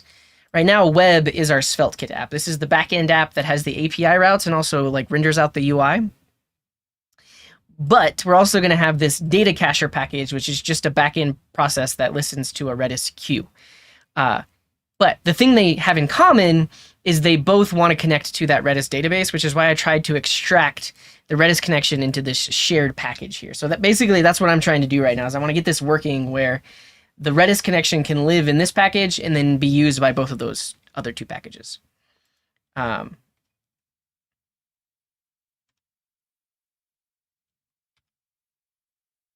Conflicting port or the server isn't running.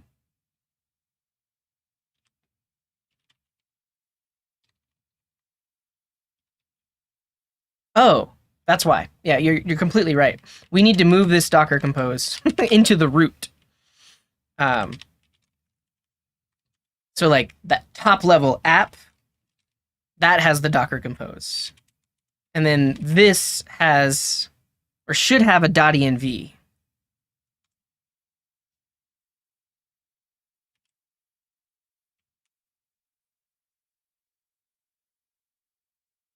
There's just too many of them. So right now, Redis connection doesn't have an env. Web has an env because it needs to connect. And then env is in the root because Docker Compose wants to use these. What's the best way to share this env between these two folders? It needs to exist in both of these folders, and I don't want to duplicate it. I guess I could symlink it. Would the link exist within the like the Git repo? Yeah, we want to symlink. Dir env? Just use the outside one. That's the issue, is like Redis connection is just like, it should just exist. Like it's just assuming that it exists in the directory that is running the command. Yeah, I think this might be the way to go, is start the SvelteKit app from the root so it has access to the .env. And then we just have, okay, let's do this. So delete it from here. And then we have a shared task in here called dev, which does npm packages web run dev. So it runs dev, but from the root, so it has access to the .env. I think that's the way to go. So now if we run dev from the root, it tries to start up the SvelteKit app, and it can't. This is good because I didn't start the container. So, we'll do a Docker Compose up. Start the container. It's reading from that .env that's in that folder. And then we run dev from here, which runs it in here. We should be good. We're not good. I'd be curious to see. Let's make sure that our Redis connection is actually reading in the right data. Let's just log out what it's attempting to connect to.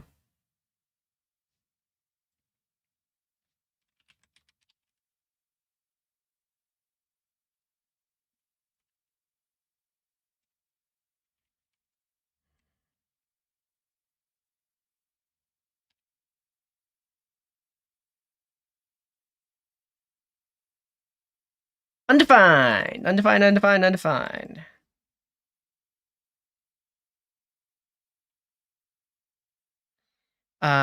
Here's the thing. This would fix it, though. If this fixes it, then we know it's just an issue of sharing .env files. So if I copy the env into the web folder and then start it up. Okay, connecting here, here, here, and here. And then the connection's getting reset. But why?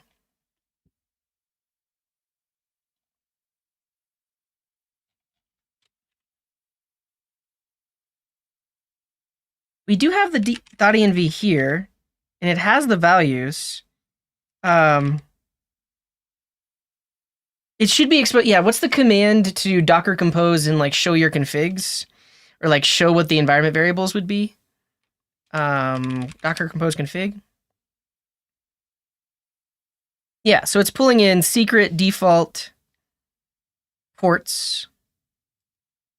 So the Docker Compose is reading the .env.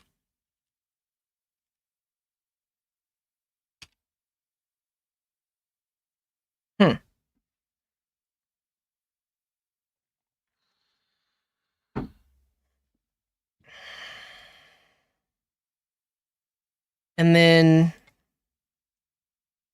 why are the ports different? One's a string and one's a number, but should be fine. Yeah, I'll show you the Docker Compose. Is it really that? 6379. Oh, you're right. Oh, good call, Lucky. That's completely it. That's definitely it. Wow. Okay, great work, everyone. We were exposing the wrong port. That's why it wasn't connected. However, we did, yeah, here's the thing. I've been making so many typos like the past few months. And finally, I was so good at like analyzing every little bit of thing and like not typing the wrong thing. Well, the reason I changed it from Redis port number is, so if we specify Redis port number, we need to do it here too. So we need to tell it, hey, run on that port. I'm not opposed to that. Just, yeah. But yeah, you're completely right. We still have a .env problem because we noticed that when we put the .env in the root, it was not reading that .env file. We're going to debug this for exactly 2 minutes, and if it doesn't work, if we can't get it working in 2 minutes, we're just going to have a copy of the file because it's not what we're trying to do right now. Okay. Svelte kit run app from parent directory with .env. That's what I want. Really just node.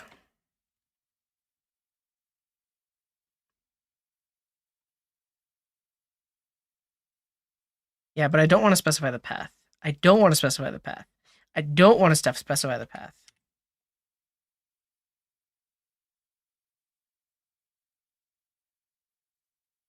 I'm the opposite of oversimplifying. You make the smallest things the biggest possible, and we all learn along the way. Yeah. I guess a symlink is the way to go. I'm just not familiar with like putting a symlink in a Git repo. Will it just stay there? Will it just work?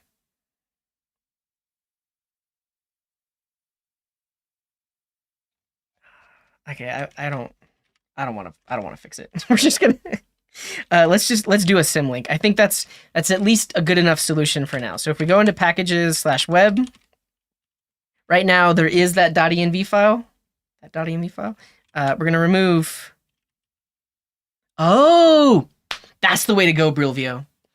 Yeah, because if we source it, yeah, that's it. That's the way to go. But source isn't cross-platform though. Then we would need a separate package called like cross-env. Oh, I guess we're gonna do it because that's the right way to do it. Still works, but it's in maintenance mode. No new features will be added. Well, is there a better one? Okay, but I think it actually to test that it works.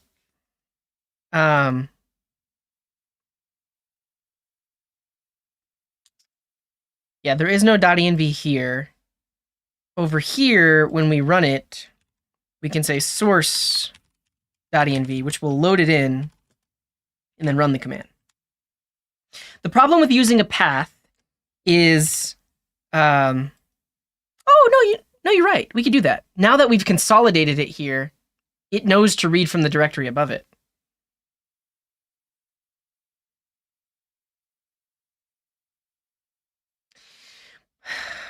Let's try it. let's try it.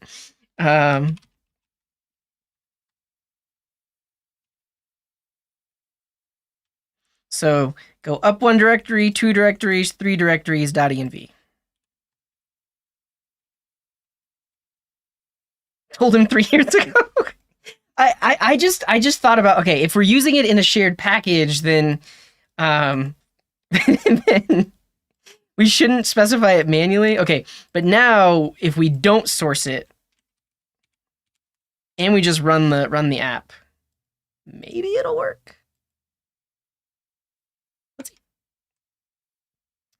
Okay.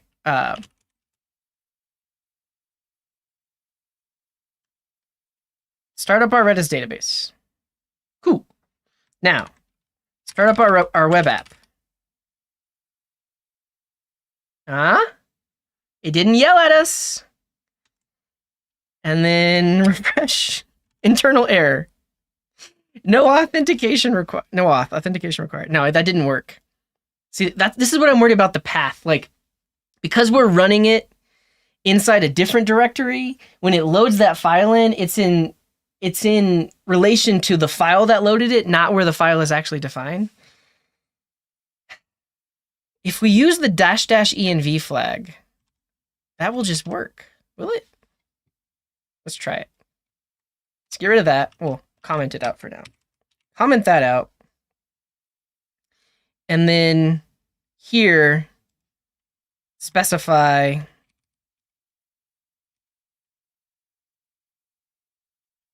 like this. What's the, how does it work? --env -file equals.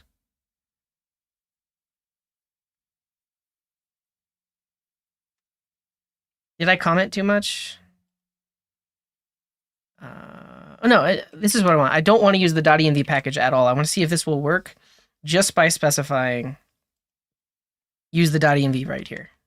Let's see.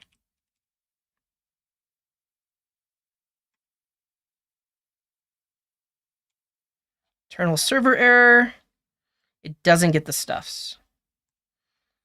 However, what if we do it? Oh, you're right.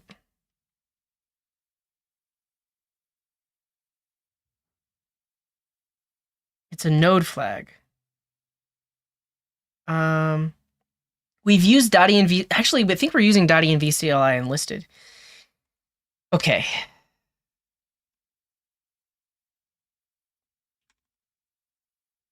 I think this is the other issue, is we're not using Node directly. It in turn is starting up the SvelteKit app, which has like its own thing.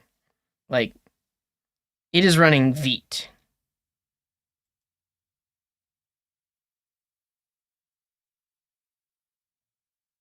I think that might be the way to go. Yeah, and this is what I'm thinking. So right here, instead of just specifying a relative file path,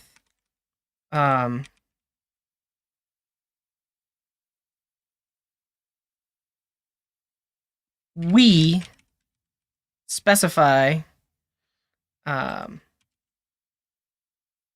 wait, why don't I have access to?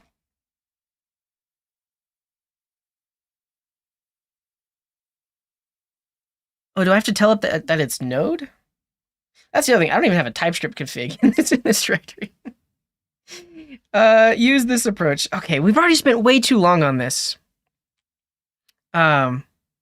We spent way too long, which means we just have to copy. We're just going to symlink the file. That's it. We're just going to symlink the file. Yeah, and then it needed its types. We got to move past this. This was way too simple of an issue to work this long on it. Now we symlink it. Link. I don't know how to symlink. I don't have TLDR. Linux symlink ln-s. I always forget the order of them before. So ln-s. Help me out. Source file, target directory. So the source file is up 2 directories. Grab the .env. The target directory is just right here. Here. That's taking way too long. What did I just do? Watch the docs? Do you know what we're trying to do, Paolo, though? Because the env is in a parent directory.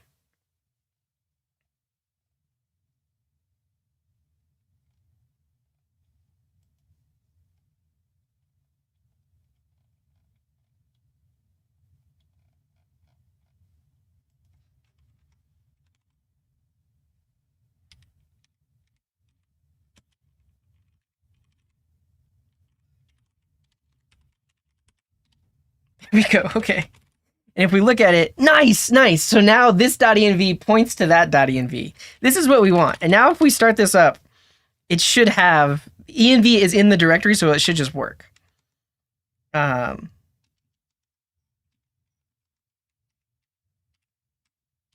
we go. There we go. It's connecting to the database. All right. So I know there are 30 other ways to do this. This is what we settled on, and This app is also throwaway. We're using this app to learn. It's not important how we import the .env. Symlink seems to work. Also, I mean, we're using this and like we don't really even need to use .env anymore. It's fine. It's fine. Everything's working. The whole point is now. Oh yeah, of course, Casraf, I appreciate you. Thank you for. I mean, there's a couple of people that mentioned using Symlink, but I'm glad we got it working. Yeah, but we could have specified it in the Svelte config. We could have specified it in the .env config. We probably could have done it in the Vite config. Now, doesn't matter because we're over here, and we want to import that connection in the data cacher and also import the queue. So, now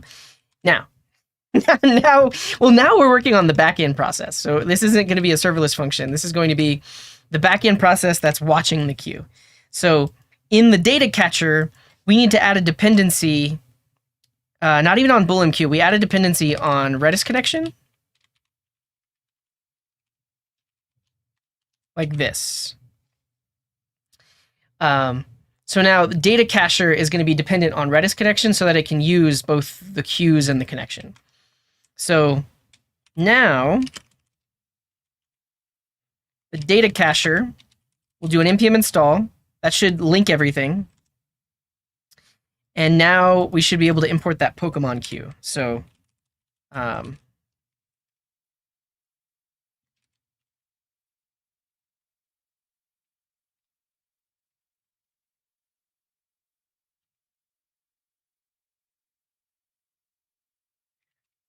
like that. Okay, so we have the Pokemon queue. Now we need to listen to it. So if we go to the Bullmq docs, actually, not even the docs, their homepage. If we go to their homepage, they show us how to do it.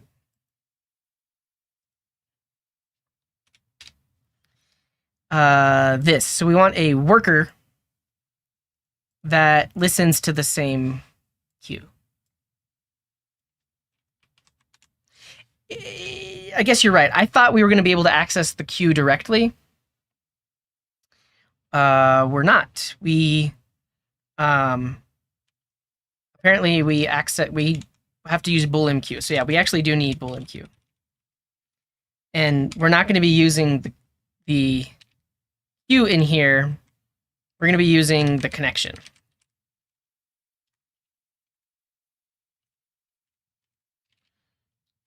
So grab our worker, create an instance of the worker, which I think you can specify like connection options. Yeah, so we pass in the connection here. So it should just connect to the same Redis database. And then, yeah, that's exactly what I was thinking, weekly typed, is right now we could just say Pokemon right here. Or actually, I don't even remember the name of the thing, so I think we want this in the Redis connection. We want some constants. So let's do that. We're going to have... See, I even used a weird name here, too. This should be the Pokemon cache. So we'll have something like cache names dot Pokemon. And then cache names will be defined in constants. So cache names is an object where Pokemon is the key and Pokemon cache is the value. Cool. So we have that here. We'll import it here. And then we should be able to import that constant in our data catcher. So here, we'll say constants is constants. These autocomplete are really weird. Honestly, give me a second. I'm going to disable my React autocomplete extension thing.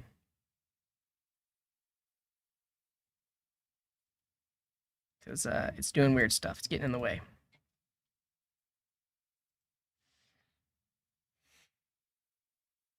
Yeah, and I mean, and so what Duder is mentioning are magic strings. That's what we're trying to avoid, right? So at this point, we already have 3 different packages.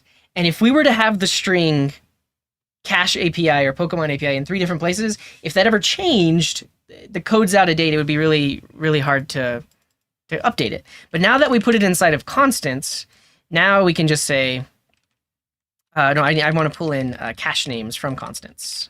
Cache names? I don't even know what I called it. I think I called it that. I don't know what I called it.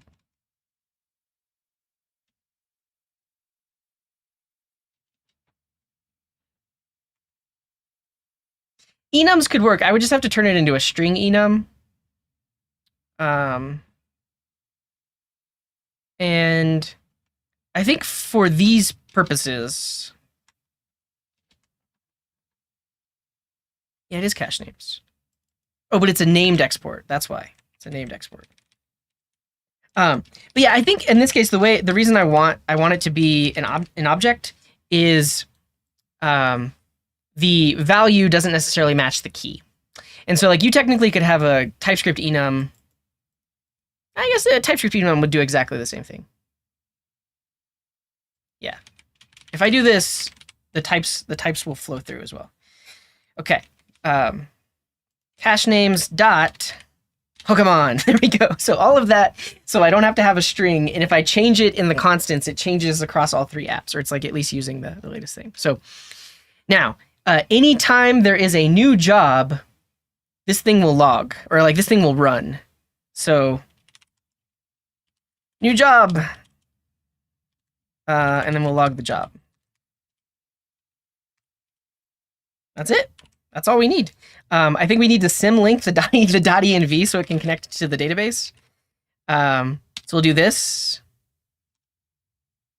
We'll delete it and then link it. Okay, so it's symlinked here. And now it's going to be listening for jobs. And to start it up, we just run it with node. So node source. Oh, it's TypeScript. We're going to install a TSX so we can very easily run it. Yeah, I like to use TSX personally. TSX source index.ts. Okay, and we'll also do another little log.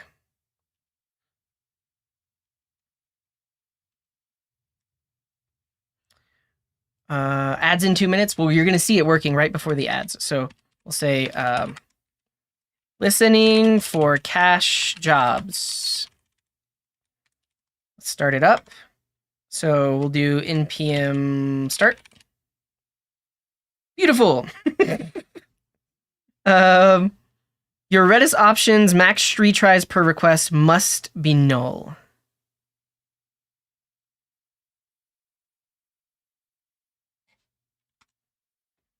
Is that specified right here? No, that's in the Redis options. Okay, so we need to go over to where I'm lost. I have too many VS Code instances. Can I do it before the ads start? I think I can. We need the Redis connection app.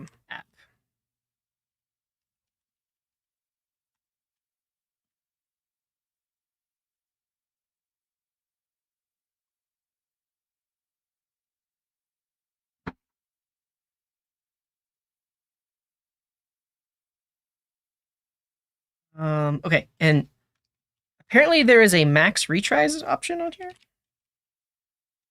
We need to set this to null. This is what it was complaining about. All right. Try again. Ooh, cool. Cool. So, like right when I started it up, it got the fact that there was a job. New job. Because there already was a job in the queue. Wow. For now, let's actually just log job ID. So it's not like, come on, you got types, don't you? You have to. It's the any type? All right, we'll see you all in 3 minutes. The ads are starting. I won't do anything important in those 3 minutes. Job. Queue. ID. It does just have an ID.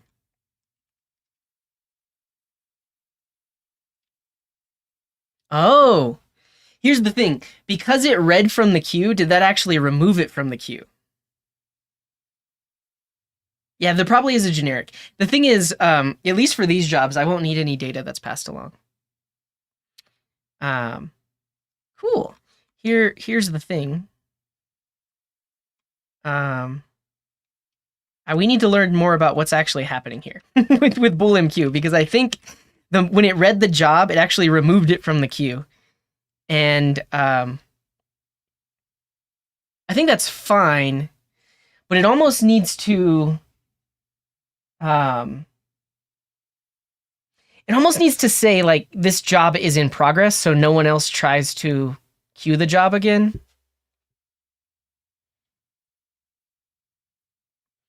Does it mark it? Okay, that actually would be interesting to see.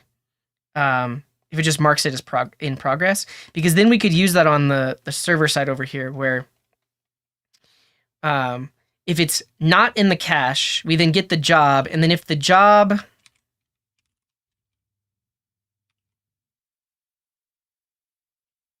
is that what we want? Because this will give us back the job. Actually, the job ID should be Pokemon. That's the weird thing. Why was the job ID like a random string?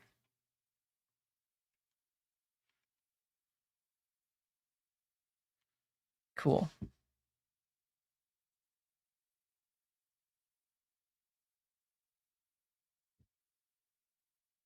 By default, when your queue jobs are completed or failed, they're stored in two special sets, the completed and the failed set. This is useful so that you can examine the results of your jobs.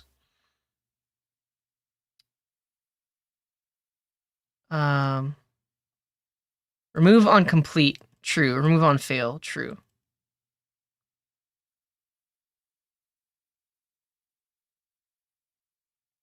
So I think that's the thing, is if I'm already doing some async await stuff inside of there, like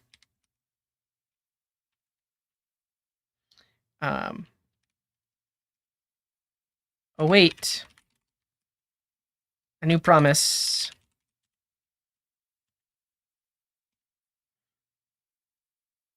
and then this we'll make this take like 5 seconds.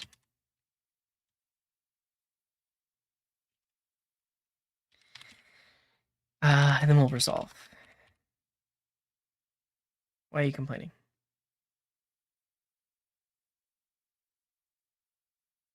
Oh, nothing.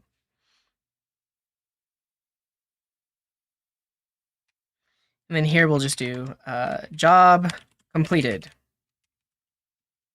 And so I think if this works the way that we expect, SvelteKit app queues up the job. And so this will hear it, and this will start running its code. If the SvelteKit app requests again, this shouldn't run again because the job is in progress and the job has already been created.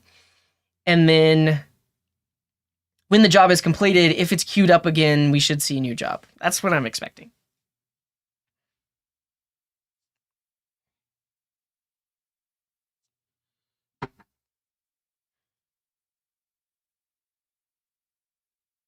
Can I show what's happening in Redis?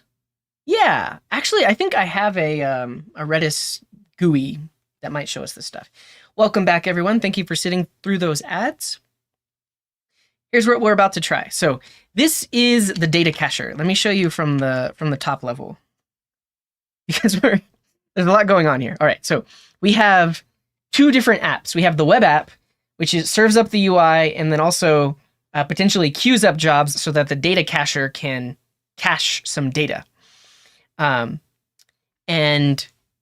right now, data cacher is just a node.js process that kind of just runs and just sits here waiting for new jobs to be queued up. When someone goes to this web page, that will actually queue up a job.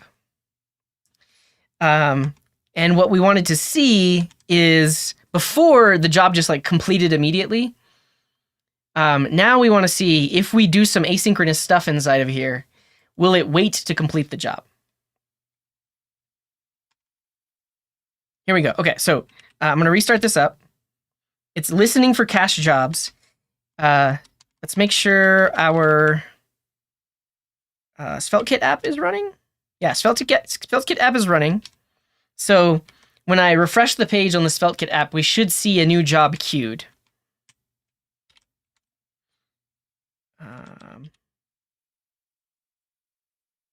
Oh, maybe we don't because the job was marked as in progress, maybe?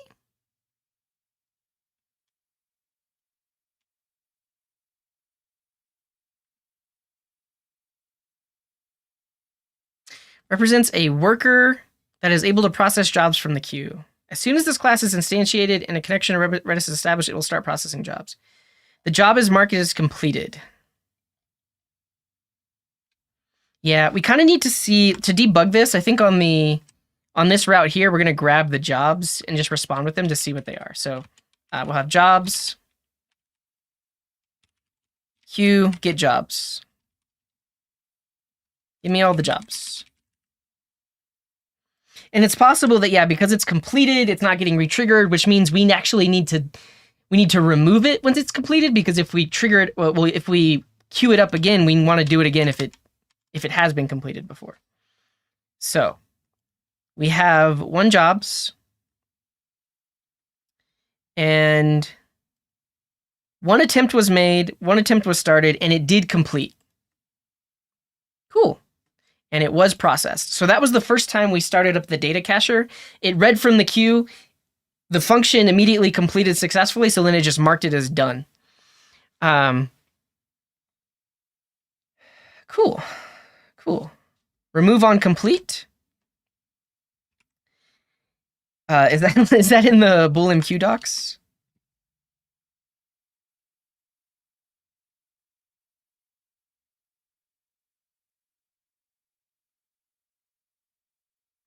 Yeah, so add it to the queue and then remove on complete. Cool.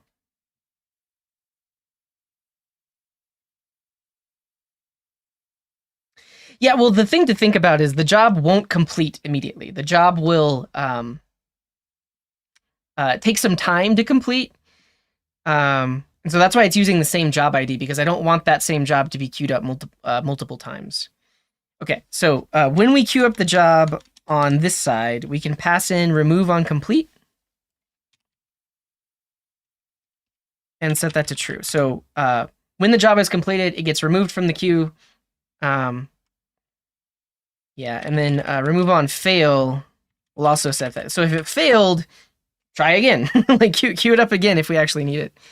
Let's see what this does for us. So we should see listening for cache jobs. And then now on the front end, if we refresh, it's not saying, oh, okay. We actually need to, we need to delete this job. We might have to do that programmatically right now because we didn't do it before, but because the job already exists, we need to clear it out. Clear? Clean? Clean jobs from the queue. What does it want? Grace period. 1?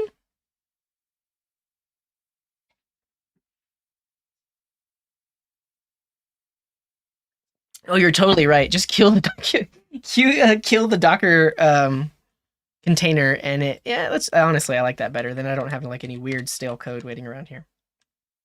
You are completely right. Let's close the Docker container, start it back up. Now it's fresh. This should have an error connecting for a second or two. Both of them should. But now that it's back up, we should be good. So that queued it up. It says new job Pokemon, cool. And then in 5 seconds, it should say completed. But if we refresh this multiple times, we don't see new job over and over again. So I'm refreshing this again and again, and it's attempting to queue the job over and over again. But it only queues it up once until it's completed, which is great. I think we're on the right track. We're on the right track. So it's queuing it up. This thing is like doing a long running process, and it's not letting anyone else queue up jobs until this one is completed. And that's based on the fact that it has the same job ID, which is just cache Pokemon. This I didn't think about this. We are caching Pokemon. We are not catching Pokemon, right? Right? We use this dashboard for all our Bullmq. You can very easily see all the jobs when they come in and see when they have failed. Cool. Let's see it. Queue background jobs inspector. Gotta cache them all. Exactly. That's cool.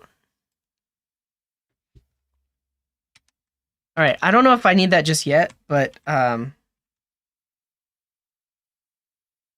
good.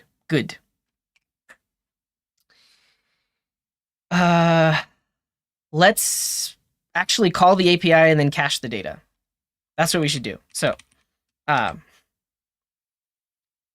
we want to call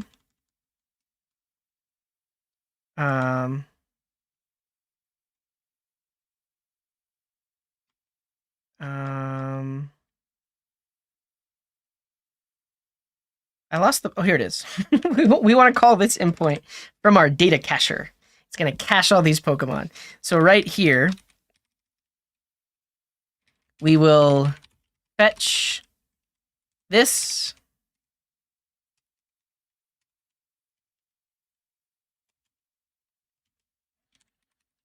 And then store it in the cache. So at this point, we'll grab the Redis connection. Actually, let's call it Redis. And then rename it here. Because here we can say redis.set. We have a cache name called Pokemon. I want to put this in constants as well.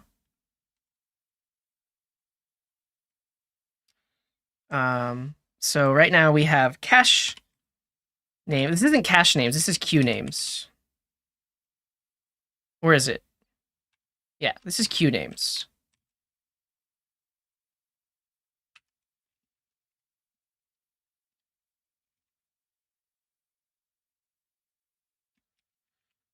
Wait, how is a queue name different from the cache name?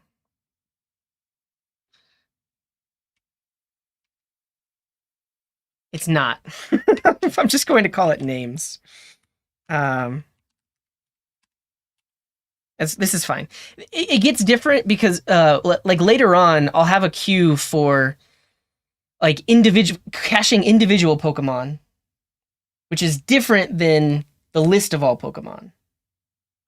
If that makes sense. Let's see. So yeah, this is just going to be names for the cache name, and then we'll set it on that name too.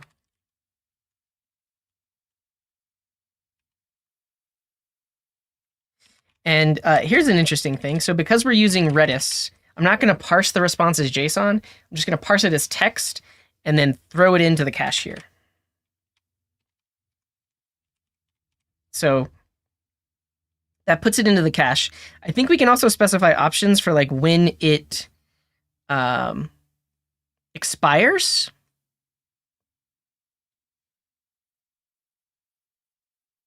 But ultimately, Redis is a key value store of text, like strings on strings. So the key name is Pokemon cache. The value is the actual, all of the Pokemons. Cool. We need to update this because this... Oh, well, we need to use the constants over here. We never actually use the constants. So here we'll say names. Set X. Okay, I'll do that in a second. So names dot Pokemon.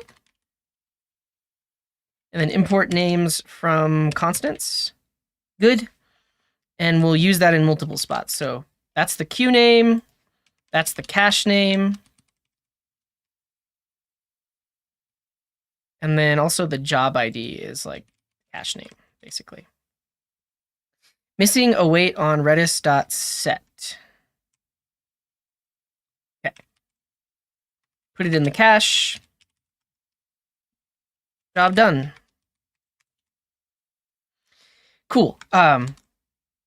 This should be good. What I want to do now is in the SvelteKit app, I want the client side to use this retry milliseconds to make a request to our backend again after a certain number of milliseconds.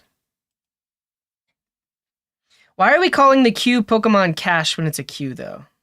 Because it's the queue that caches the Pokemon? I don't know. I don't know. I'm not going to worry about it. This is what we want. We make the request, and then we'll say if JSON... Well, actually, if the server responded with that 202 status code. So if response.status is 202, then that means we're in progress. We're waiting. And actually, we're going to put this whole thing in a function called get Pokemon. Because it will retry itself if the server responds with a 202.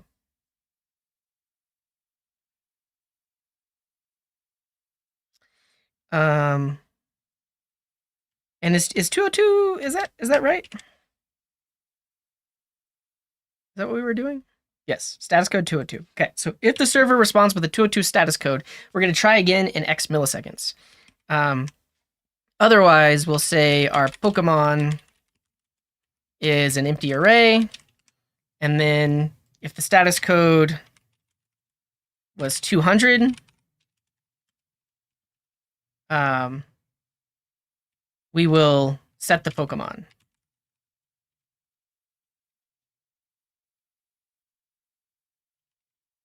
Like that. Otherwise, we're going to set a timeout to get the Pokemon in JSON.retry milliseconds. Or retry in. Okay. Client side makes a request to the backend. If it was a 202 status code, we're going to request to the backend again in a certain number of milliseconds. In this case, 500 milliseconds. And this, my friends, is polling. So we are polling the API to get back this data. So in 500 milliseconds, it's going to make the request again. If the data was cached by that point, it's just going to respond with it, and we'll set it in the UI. And so Pokemon goes here. Right now, we're just going to do a little pre-tag and parse it all as JSON. So here we'll do JSON.stringify Pokemon. Cool.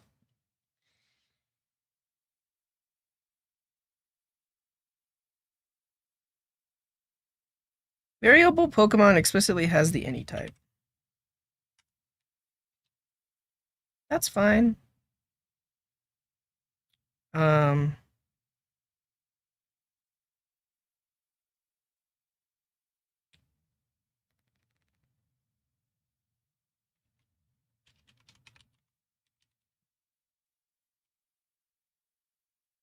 Great. Why would it complain about this down here?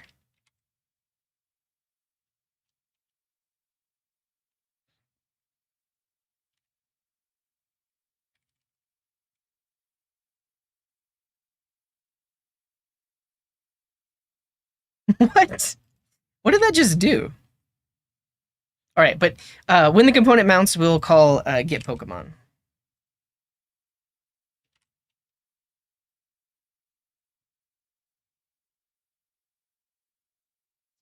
Well, max retries, I think in this case, the way we're coding this up is like, the max retries is like, just try forever until that data is cached. But what I do want to do here is say, no data. And here we'll just say got Pokemon.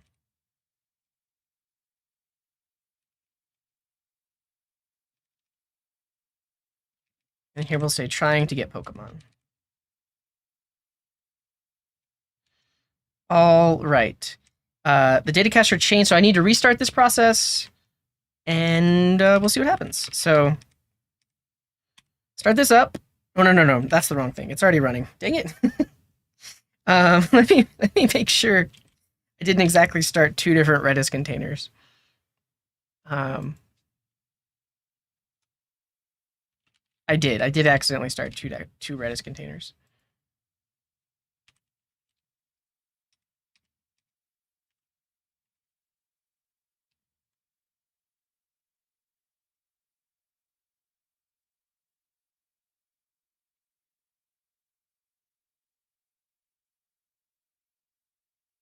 Okay. We are going to start up the data cacher. It's listening for jobs. We're going to go to our SvelteKit app, and it's going to try to get the Pokemon. That, in turn, should have queued up a job, but it didn't. Cannot read properties of undefined. I'll show you in a second, Blue Soccer F. I'll show you in a second. Pokemon.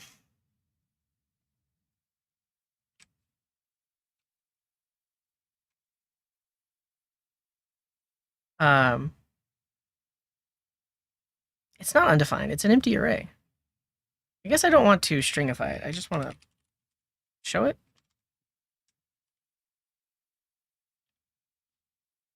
What?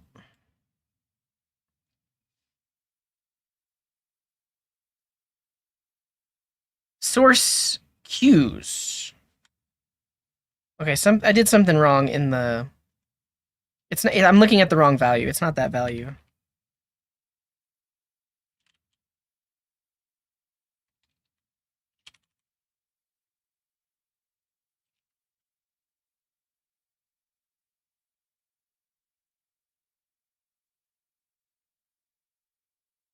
This is wrong. this codes is wrong, and it never got updated.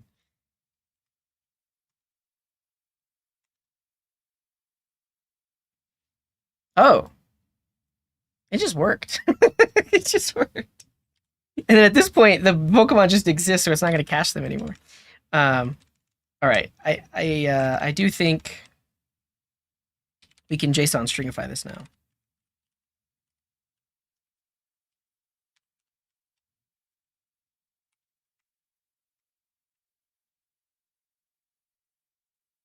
Cool. We'll do it nice and formatted. There we go. Got the datas. Okay, but here's what we'll do. Just to really see it happen, and then I'll explain everything that's happening. So let's kill the Redis database, because it's in memory. So if I kill it and then bring it back up, now the stuff is not cached anymore. And so now this thing is listening for new cache requests. And we make the request here, and it was too instant. Why was it so instant?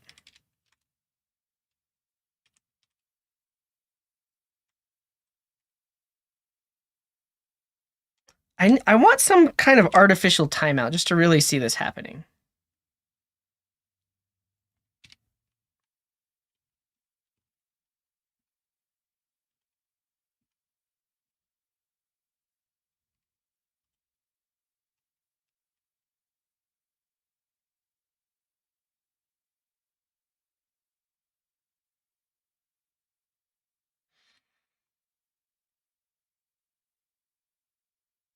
Okay, listening for cache jobs.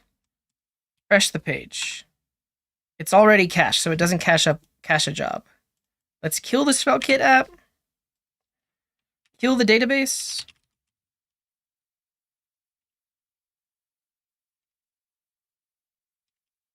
Start the database back up. Start SvelteKit back up. Now it's listening for cache jobs. I refreshed the page. Okay, so it tried to get the Pokemon, they didn't exist, and it has a new job. Now the job completed. It made the request again.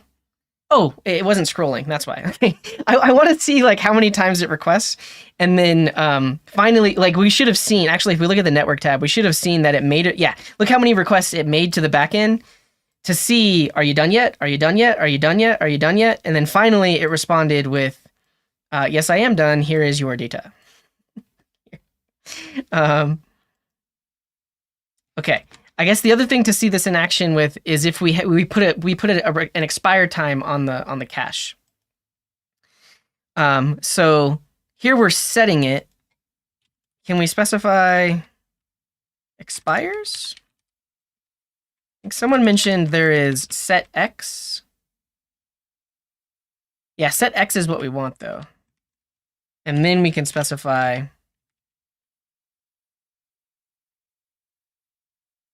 10 seconds.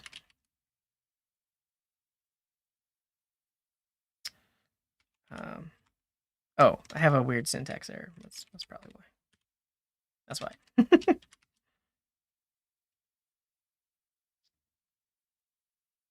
Oh, here's the thing. I'm using I'm not using the node Redis. I am using Redis IO or something. Yeah, it's not node. What is it? IO Redis is what I'm using. We have to look at their docs to see how to do a cache time.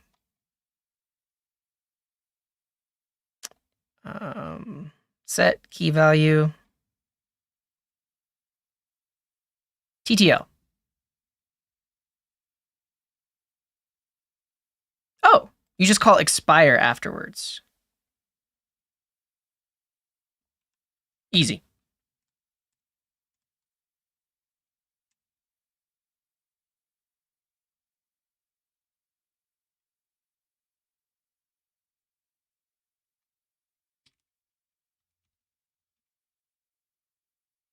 You can do it in one command. Let's look at this stuff. Set expire.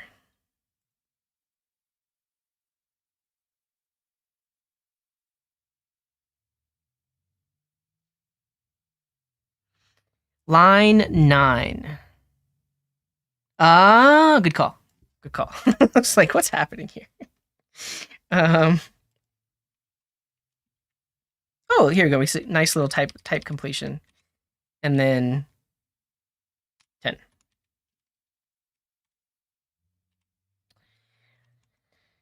Cool. Is it milliseconds? Oh, it's seconds. So 10 seconds. Cool.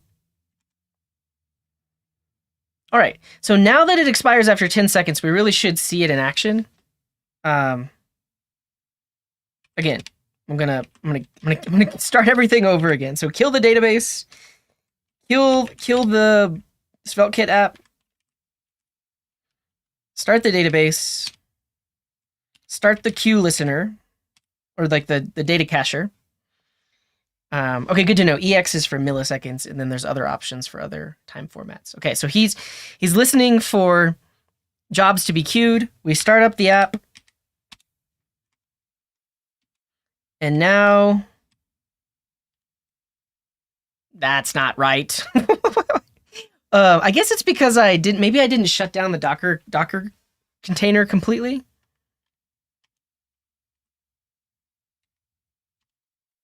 Kill it. Kill it dead. Well, thank you, Kwalks. Cool. Now check this out. So no data, no data, no data. And thank you for the bits. No data, no data. Finally, we got the data. And so now this page just works until after 10 seconds, that data is going to get removed from the cache. And then now it's waiting again. It's waiting again, waiting again, waiting again, waiting again. And then the data cacher eventually will queue it or will cache it and then spit it back. We've done it. This is it. This is our app. The thing is, I want to go one step further. So instead of just caching all of the Pokemon, now we're also going to start caching individual Pokemon. But this is it. Okay, let me just walk through what's happening in the codes, and then we're going to add more caching.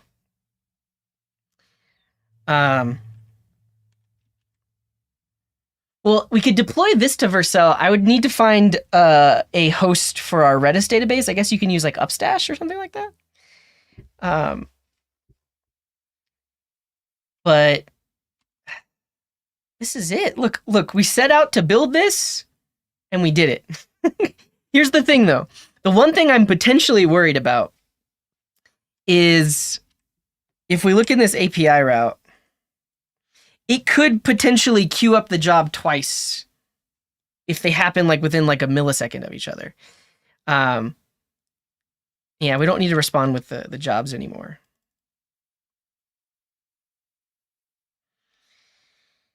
Because here's what could happen. We queue up the job, and then someone makes the request, and the job completes right after we check the cache. Like the time between checking the cache and then adding something to the queue, I feel like that could introduce like accidentally like caching the data twice now.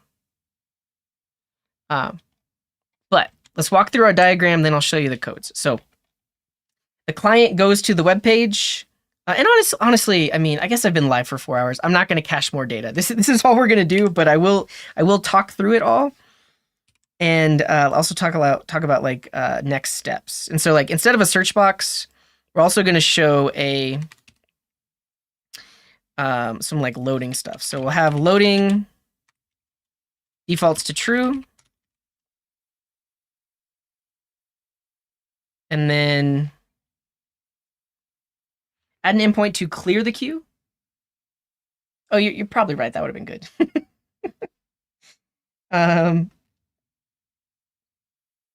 Yeah, so yeah, I don't have to worry about like stale data or anything. The only issue that would create is we now are duplicating work because the data just got cached, but potentially got fired up or triggered again to. Actually, no, it won't. Never mind. That'll never happen. That'll never happen because this job does not get marked as completed until we've put it in the cache, right? We're awaiting this.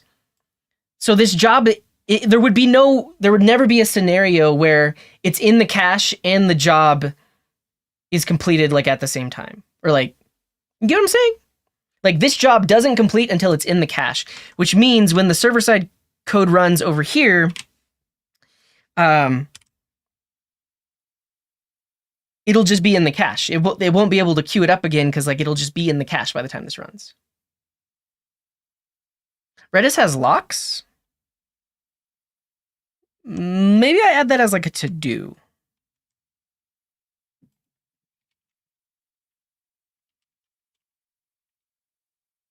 Something like this.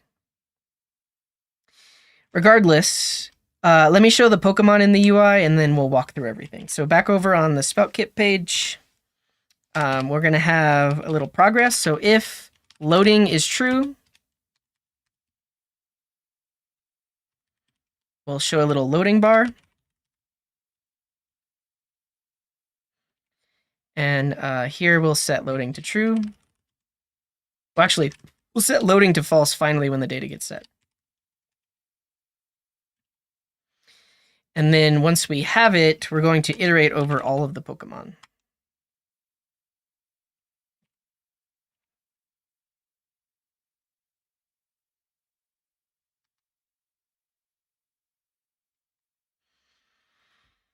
I need to rename this to Pokemons because it's all the Pokemons. And each Pokemon, I guess, has a name. So we'll just throw a little div in here, and we should be able to do Pokemon dot name, I think. We need to look at the Pokemon API to see what they have for us. Pokemon, if you Pokemons, yeah, they have a name. And they have a URL. Honestly, we could be fun and like actually add their images on the page. Because we have sprites, front default.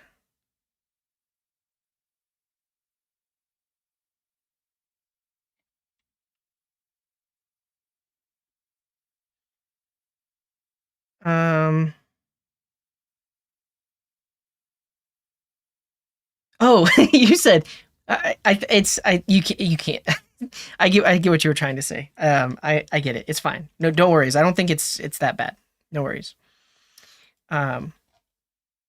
We can tell that this is going to have a name, which is a string, and a URL, which is a string. No, it's fine. We're just going to show the names. I'm not going to overcomplicate things. So now when we go to the page, we should see let me close all my extra stuffs. It's loading. It's loading. It's loading.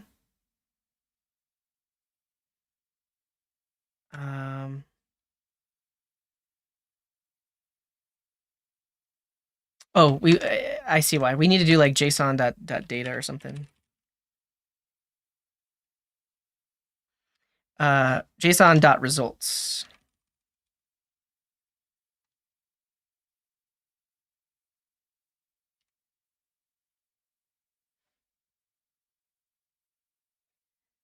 And there they are. So I got the Pokemon. And then if I refresh the page, they're still in the cache. They're still in the cache. They're still in the cache.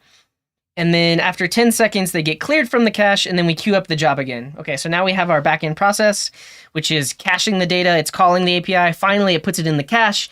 When this thing requests again, now it's in the cache, so it serves it back up. Beautiful. It works as intended. Let's talk about this diagram and how we did it. So the client, when the page loads, it says, hey, serverless API, please give me the data. And so that is this. So when this page loads, it makes a request to its backend to get the Pokemon. And so API/Pokemon here says, try to get those Pokemon from the Redis cache. If they were in the Redis cache, just immediately respond with them. Done. And so if they're not in the cache, we're then going to add a job. And basically, the first time this function gets called is when we decide to cache the data. Anytime after that, like if there are like multiple pages, I think this is the other thing to see. If we have multiple pages, all trying to load the Pokemon or load the data,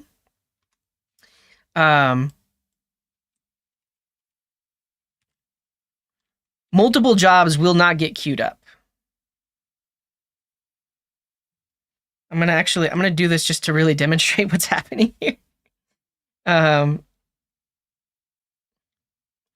like all three of these pages are like, they're technically all three of those pages were calling the API. It was saying, hey, it's in progress. We don't have the data yet. But if we look on in the cacher here, it should only have seen one queue. So, dang it, why do I keep doing that?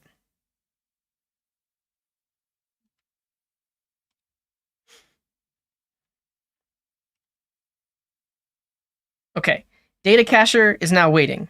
And then I guess I'll just show you these two. So if I reload this and I reload this, both of these right now are requesting against my backend. And then they're not queuing up a new job, which is what we want to see. And so you can imagine there's 1,000 people all on this page. The first person that visited this page fired off the request to start the caching. And that's the only work we're only going to cache it once. And now everyone else is just on the page waiting for the data to come back. And finally, when the data is available, it renders out. So like you can see here, like if I refresh, I could refresh this page. Imagine this is like 10 users all coming to this site at the same time. You can see now that we have the data, it's not triggering up another job. So it's working as intended. This is doing the stuff we want to do. So what if the data in the cache becomes obsolete? That's totally up to your implementation. But what we're doing is we're saying that data should only be cached for 10 seconds. So after 10 seconds, Redis is automatically going to remove it. And then it's not in the cache anymore. And so then we would trigger it out. Yeah. And so you can set this timeout to whatever you want, whatever works for your app. So like, do you want it to expire after 24 hours, after an hour? You get to set that like when the cache should expire right here. Okay. So back to the diagram. We made the request to the serverless API. It says, is the data in the cache? Not here. Over here.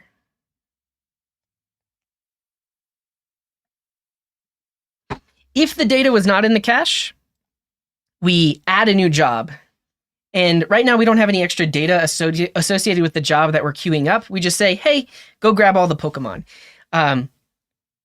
For the app that I actually want to implement this in, we have a lot of different types of data that we're going to be caching. And so instead of like a single job name, it'll be something, what do you call it?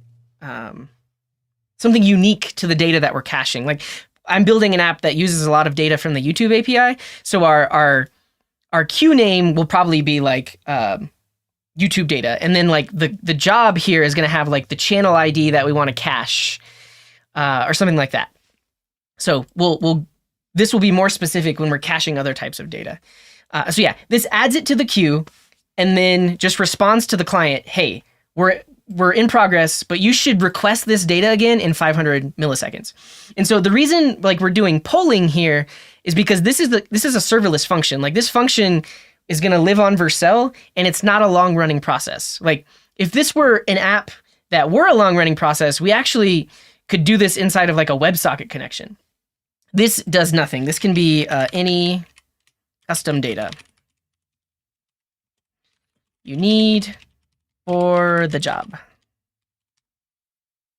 For this just means all Pokemon in my case, but you get to pass an object that just has a bunch of info, and then you would get access to that on the side where you're actually listening for jobs. But to say, like, yeah, if this wasn't a serverless function, this could establish like a WebSocket connection, right? And then the client side could say, hey, give me that data. And the server could say, oh, well, I don't have the data. I'm not even going to respond until, like, I'm not going to respond to this WebSocket message until I have the data. But because this is serverless, we're just doing polling, right? So we just say, hey, client, try again in 500 milliseconds. And so if you look at the client side code, it says if we got back a 202 status code, which we learned today actually is the status code meant for like in progress. The request has been accepted for processing. So like we got you. You wait for it though. Yeah, and so it needs to respond fairly instantly. Every serverless serverless platform has a certain timeout. Like most serverless functions shouldn't run for like more than 10 seconds. So yeah, ultimately if you tried to keep the connection open, it would just time out. So if you're on Vercel, I think they have a timeout of like 8 or 10 seconds. You can up the timeout, but ultimately the whole point of serverless is it should respond quickly. Yeah, this video is on YouTube right now. This whole stream, you can rewatch it right afterwards. Cool. So if it responded with a 202, that retry in is just number of milliseconds. Should we try deploying it? I kind of want to go eat lunch. I only ate breakfast today. This could be whatever we want. Ultimately, we're just telling it, hey, client, try again in half a second. We could fine tune this and figure out, all right, how long does this data typically take to cache before it's available? And then we could even pass in, well, I know for sure it's not going to be available for like another 4 seconds, so we could pass that in. So we got that. And so the client side, they just try again in that number of milliseconds. So I say in 500 milliseconds, try to get the Pokemon again. And if they're not there, we'll try again, try again, try again. Now, if we responded with the Pokemon, that means they were cached, we have the data, and then we just show it in the UI. The other aspect of this is the data cacher. So I guess what we learned is we actually don't even need an onqueuer. The serverless function is the onqueuer. So yeah, basically just request the data to be cached. It says, it kind of just responds with, yes, I will do that. And technically, it also knows like if it's in progress. So if it wasn't in the cache, the serverless API then onqueues a message. It says, hey, we need this data. And then the data catcher is a completely separate process. So this has nothing to do with serverless. This would be running 24/7 on some backend server. And that's this little worker right here. It's actually super simple. It literally just listens for new jobs in the queue. Yeah, one line of me is all over the tree. So literally just listen for when new jobs get added. And so this is using the queue of Redis to listen to that same queue that we're adding jobs into. So when a new job gets added that says, hey, you need to cache this, we see that, we call the API, we put it in the cache, and we specify an expire time. So it's going to expire from the cache in 10 seconds. Now that it's in the cache, when another request comes into the backend, here, the server will just respond with the cache data because it's like, oh, well, the next time someone requests this, yes, it's in the cache, just respond with the cache data. That's it. We built it. We did the thing. This is our architecture, and ultimately, this can be deployed to Vercel, and then this will just need to live on a long-running process on a server somewhere. Do we want to deploy it though? Here's what I'll do. I'll see how quickly can I deploy, because honestly, this would be a good way to test it at scale, right? I put the link in chat, and then everyone tries to go to that page, and then we can just run the data cacher on my machine. I don't need to, what do you call it? I don't need to actually deploy this to the interwebs. As long as this can connect to the same Redis store that the deployed app connects to, this can just be running on my machine. Let's see what it will involve. I've heard of, Upstash. You missed we did it, Fob. We did it. We implemented the whole diagram. At this point, I'm going to see what would be required to deploy this, and 10,000 commands. I'm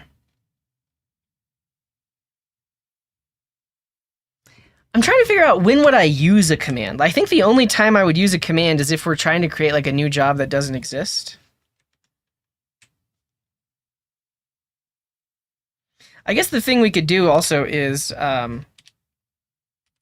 make it a little nicer. Like, so PokemonQ.getJob, pass in the job ID. And this probably can respond with undefined? Yeah, so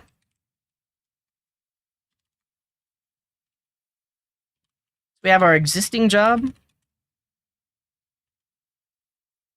It's a promise, yeah. And if there is not an existing job, we queue it up.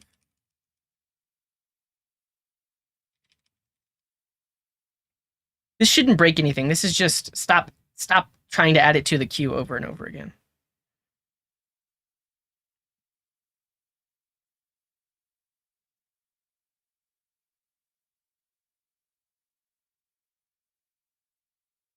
Yeah, so if the commands are just to get it from the cache, that should be fine. We shouldn't run out of 10,000 unless somebody tries to like write a bot to spam the app.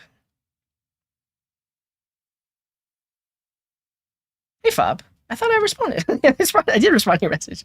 You missed the whole thing. We implemented the whole diagram. Now we're just checking to see, should we try deploying it? Okay, this seems easy enough. I can create a Redis database here. I guess Vercel also has like their own Redis offering.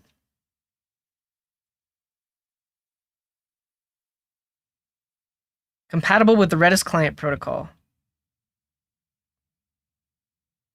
It's worse. All right.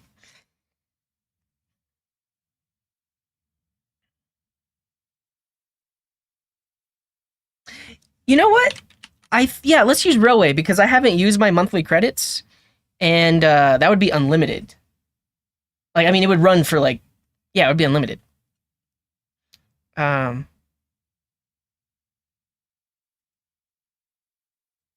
me log in real quick.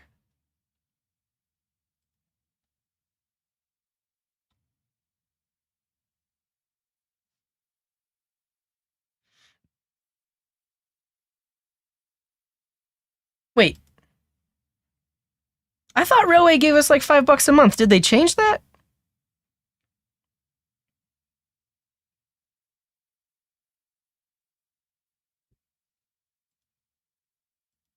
I guess they changed that. You get a $5 discount in the hobby plan.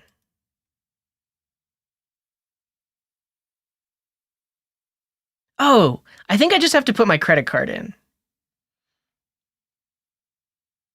Yeah, as long as I put my credit card in, I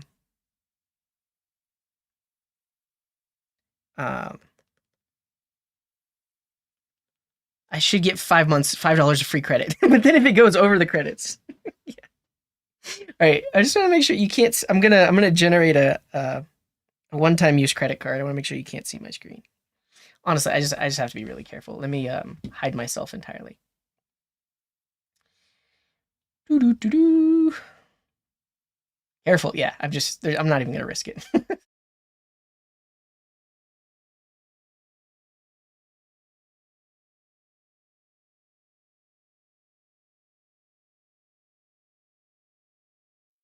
That's the whole point of one-time use credit cards. Is like even if I leaked it, I could literally just close the credit card. But um, I'm still gonna hide my screen while I do this.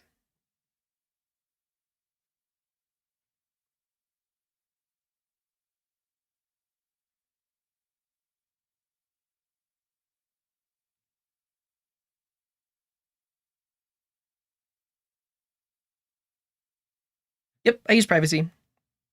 I used to have an affiliate link, but then I thought, well, everybody that signs up with the affiliate link, now I'm just going to be linked to them. And if they do weird things with the, um, if they do weird things with privacy, then now they're linked to me. I don't want that.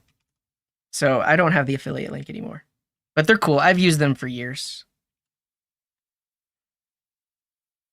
Yeah, I don't know if I think privacy is just like US based. And it's very likely just run by the FBI to catch criminals trying to do weird things with temporary credit card numbers.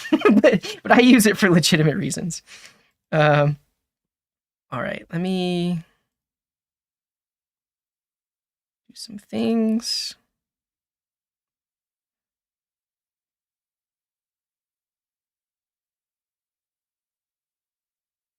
Cool.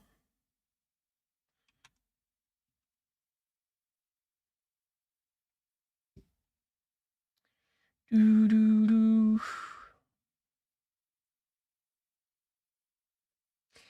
Would we ever need more than one data cacher service running? Yeah, for a scaled application. I'm back. Give me a second.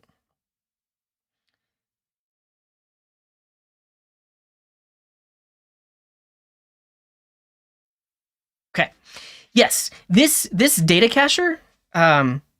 That's the other cool thing about like how scalable this is now like if you're trying to cache a lot of API data, you could spin up like 5 of these, and then they're just gonna grab the jobs from the queue when they come in, and so you could be like simultaneously caching data from other things. In our simple example, we're only caching one API endpoint, but if you had an app that was like caching like several different kinds of data from your API, then yeah, you could parallelize this for sure.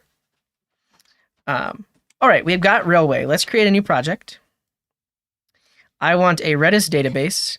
I'm going to hide my screen just for a second in case it releases the connection info. Yeah, we're going to deploy. We're going to do our best to deploy. Here we go. I guess, do I speed run it? Let's try to speed. Let me set a timer on the screen. let's speed run it. Not even speed run. How long is this going to take me? All right. I have created a Redis database. I believe this is going to give me some connection info. So let me grab that. So if we go in, grab the settings. I want to be able to connect. How do I connect?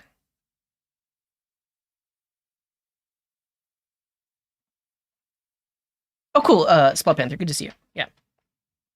But I think that's the whole idea of having this message queue is you can have many, many different workers that are all listening for jobs that are added to the queue. How do I connect? Data? Variables? Metrics? Oh, variables. That's it.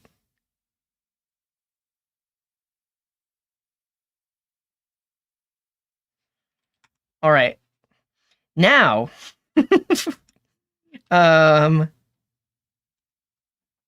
gonna kill my local container. I'm gonna kill. I know you can't see my screen, but I'm just killing all the apps locally because I'm actually gonna update the .env so that my local data cacher connects to this remote instance.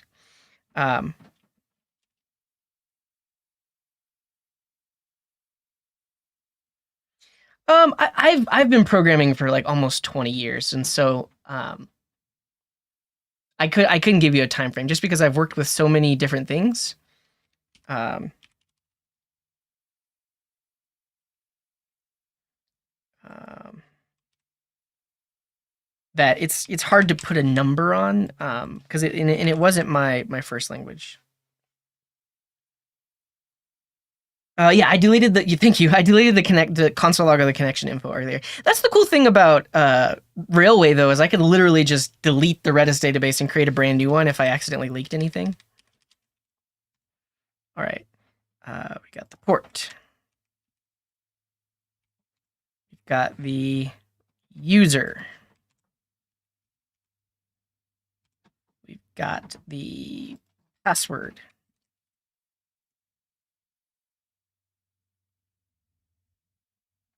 Wait, what's the difference between Redis password and Redis password? They're the same thing. Okay. For whatever reason, Railway has two different variables that are exactly the same. Oh,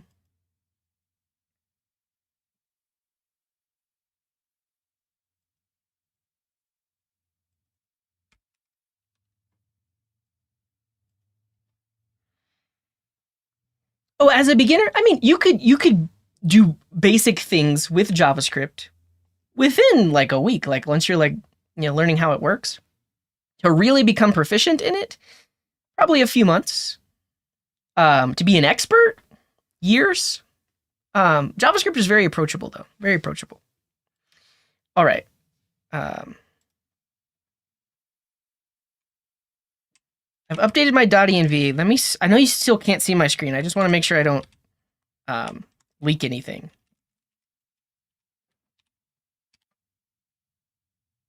Okay. I updated my .env to connect to the remote Redis, and it's not yelling about anything. It's just listening for cache jobs. And so I'm actually just going to start up my Svelte app locally. It should connect to the same remote Redis database. Oh yeah, it did. It did. Beautiful. It got a job. Done. Okay, so the fact that I can connect to that Redis database locally is fantastic. Now I just need to deploy this SvelteKit app to Vercel. So guess I'll just do it. I guess like I think we can do it in less than 2.5 minutes. This should be good. Let's go. I'm gonna install Vercel locally, globally, because I haven't done that in a while. And then cool. Just a second. We're gonna run Vercel to set it up in this directory. We're not going to link it to an existing project. Project name is Pokemon Cache Web. Use this directory. I'm not going to modify the build settings. Oh, so that's awesome. It detected that it was SvelteKit already. So do what you got to do.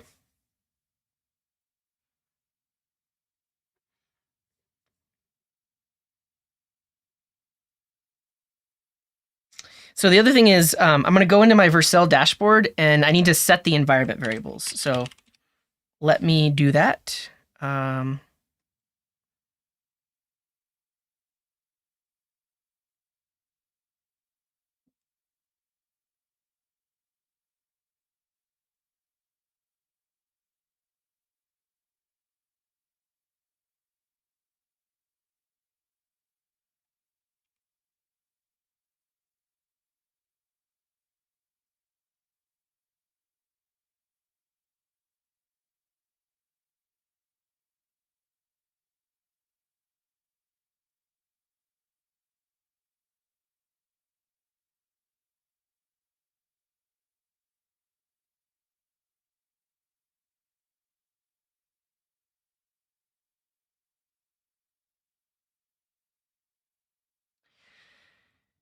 30 seconds.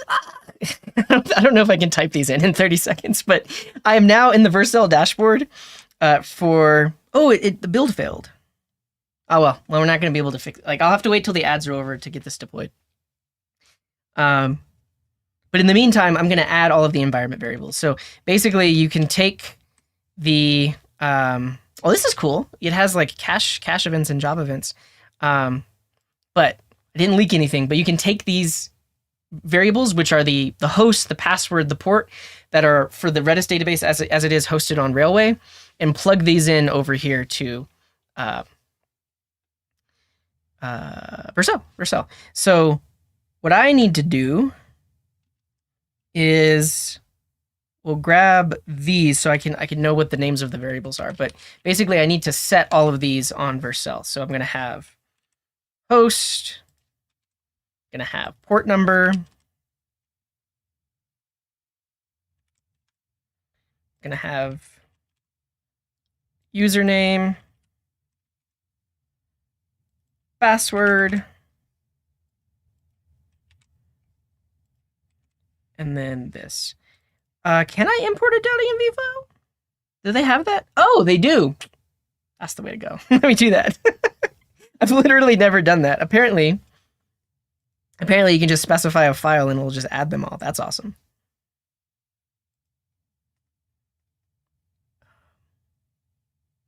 Wait, paste? Wait, you can even just paste? Copy them all and then paste.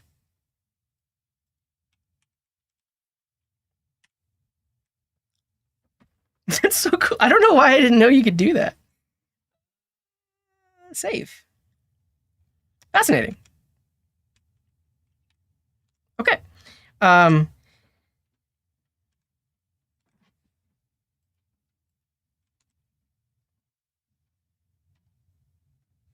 Cool. Copy paste. They all exist.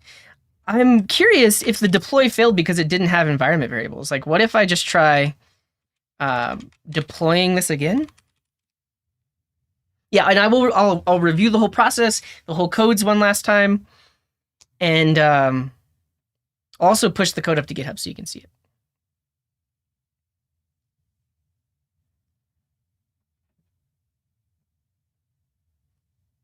I guess technically I could have looked at the output log of the previous failed build.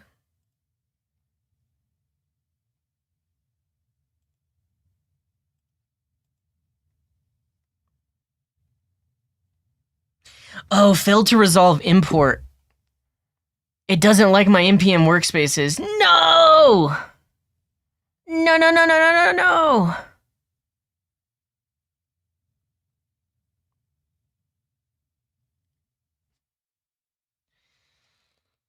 Yeah, I gotta fix that.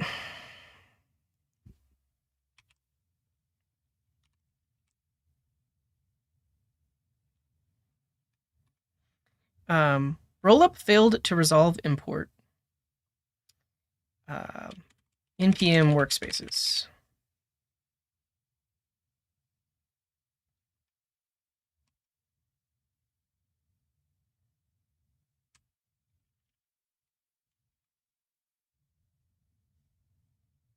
Yeah, it builds locally just fine. I think the main issue is like when Vercel deploys this, it's deploying from this folder. It doesn't have access to the stuff above it. Ugh, this is probably a thing. Vercel deploy from npm workspace. I think this is the issue. I probably have to do it from the root or something like that.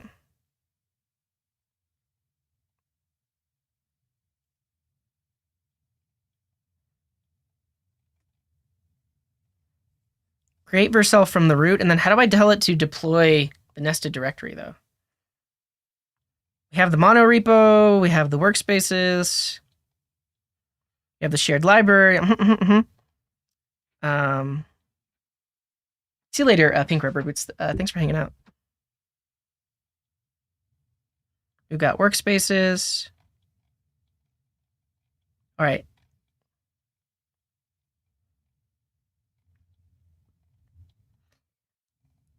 Whoa, whoa, whoa, whoa, whoa, whoa, whoa. They're having two Git folders?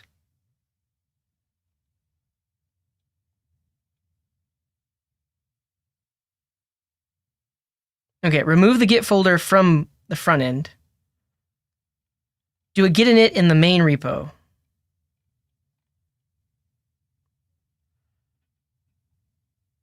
Same repository. Okay. I think I just have to do it from the root.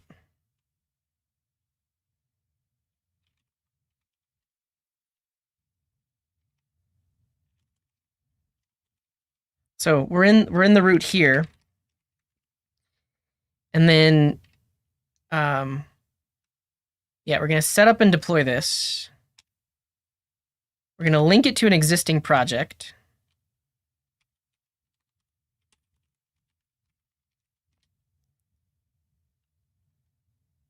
No, that's not it.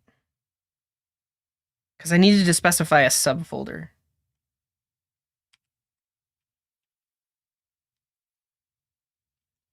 Give me a second. Let me just delete everything and start over.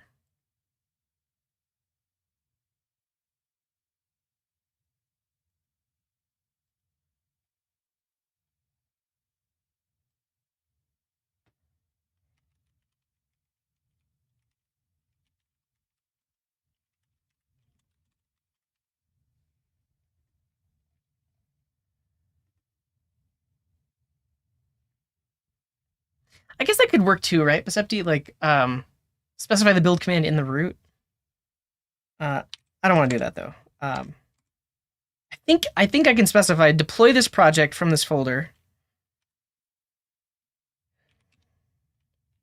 but use that nested folder as the thing you're deploying.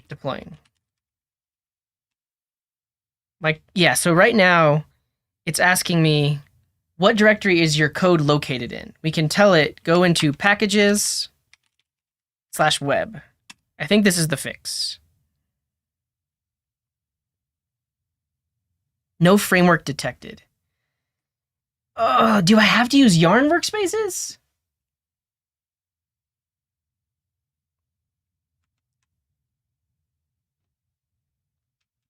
Why is this so hard? Why is everything so hard? Why can't it just work?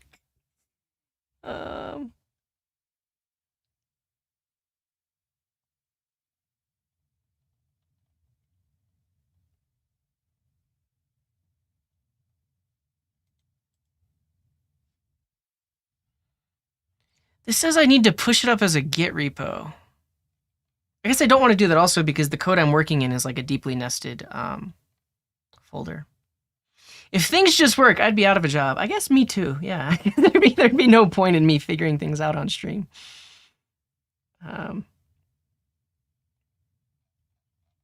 Yeah. All right, my friends, I have given up. I'm sorry for the the fact that we didn't get it done. Here's the thing: if we didn't use a mono repo, we'd be done by now.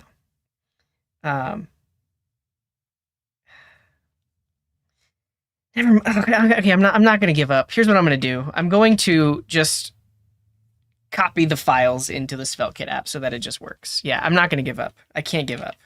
Never give up. I'm going to literally undo the mono repo for my SvelteKit app. Watch me. So we're going to copy Redis connection /source into source lib server /Redis connection. Like this.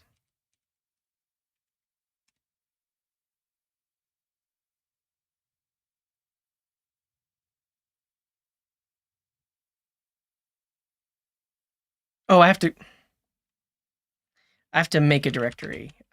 Source lib server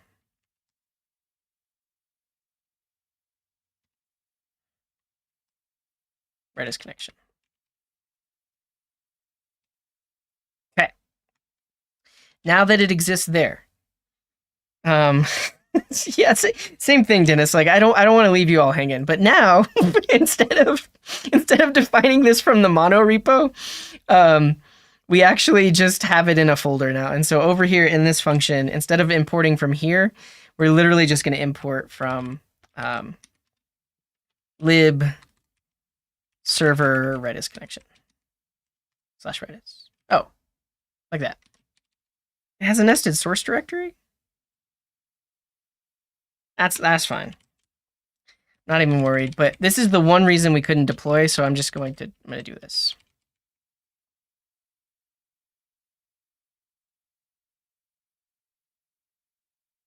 Okay, we've undone the mono repo stuff. Now I can just deploy this. So let me do that.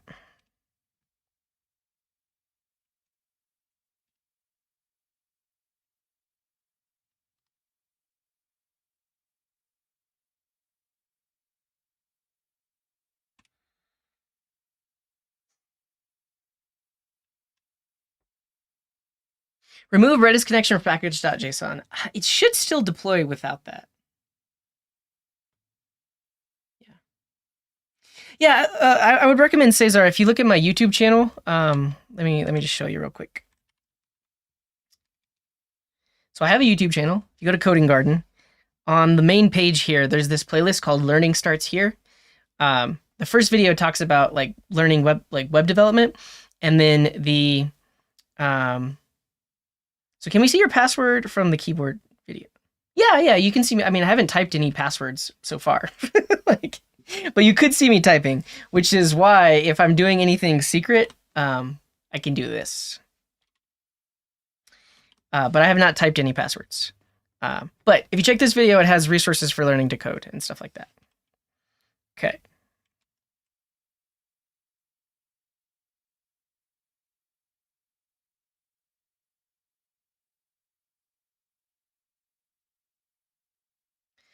Man, it failed again. Let me go look at the logs. But if I mean, hopefully it failed because it didn't have access to the Redis database. Let me see.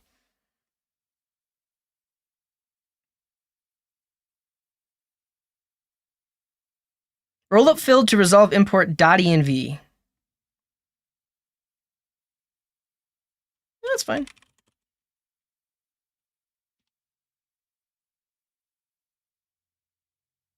Oh, no, okay, wait. I was about to say, if all of our dependencies aren't listed here, we have Bullmq, .env, io Redis.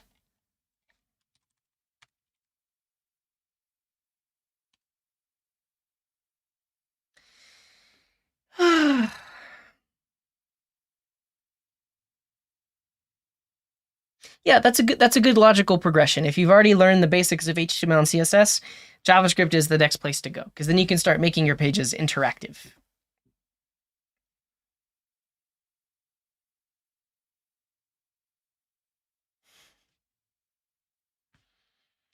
I guess in the meantime, I'm going to go set my environment variables. Settings, environment variables.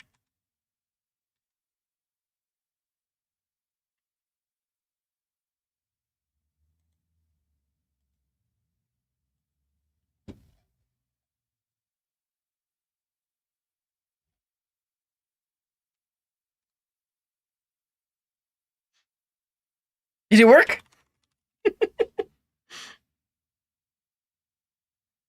Did it work?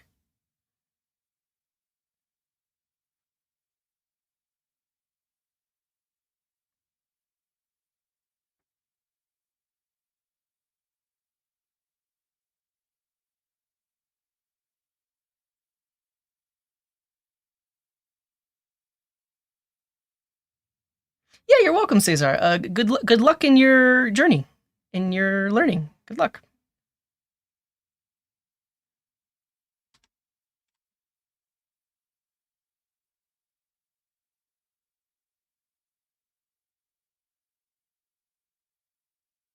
All right, I think we've done it. Why does it have such a weird name? Do I have to alias it?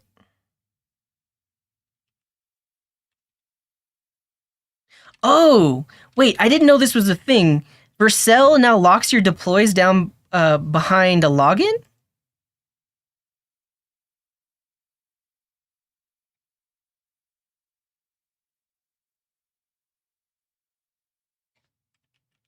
Oh no, it locks the okay, never mind. It locks the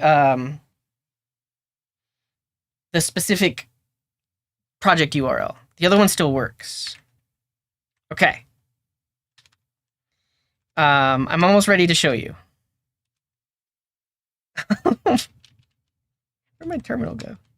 Here.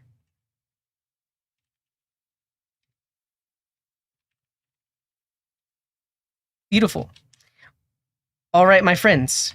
Now, oh, give me a second.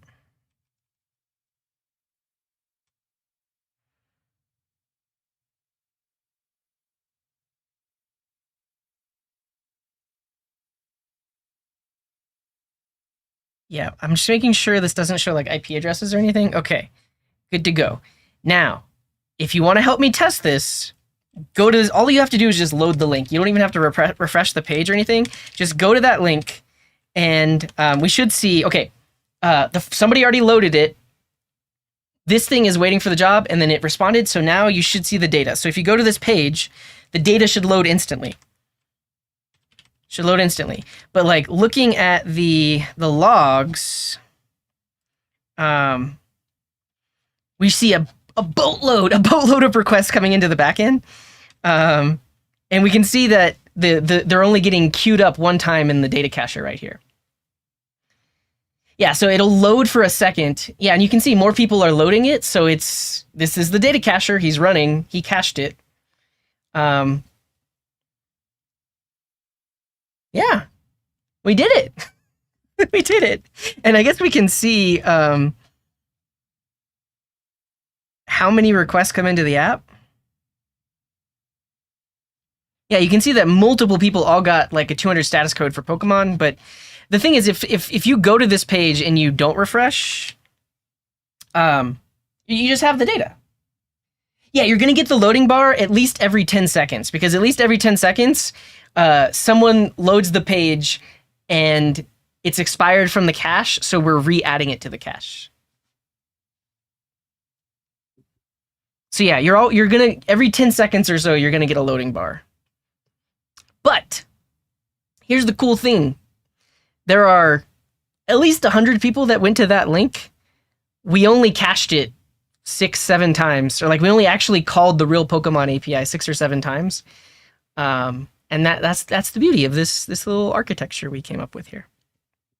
Okay, let's walk through the codes, and then I'll get out of here. This is one of the longest Try-Day Fridays, but it was a fun one. One more walkthrough. Yeah, and I'll show the diagram. So here's the idea. Someone visits the web page.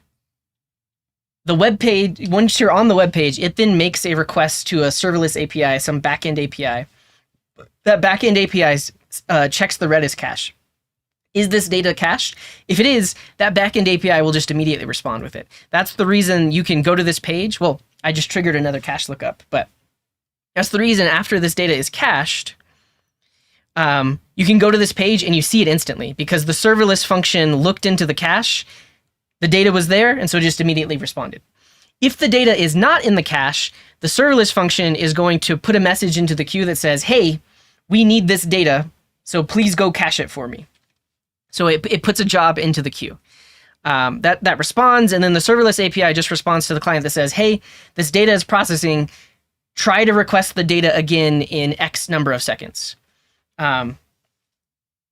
With the in progress, you wouldn't do this for a regular API REST endpoint. Potentially, depending on how long this caching process takes, you could just wait for the data to be cached. Like instead of responding immediately, let's actually show that codes here. So yeah, in a long-running app, instead of responding immediately, you could do your own little set timeout. So like every 500 milliseconds, check. Actually, you wouldn't even need to do that. You could potentially listen for when this job is finished, and when the job is finished, respond with the data from the cache. But because this is a serverless function, we want to respond as fast as possible that says, hey, I don't have the data, try again in 500 milliseconds.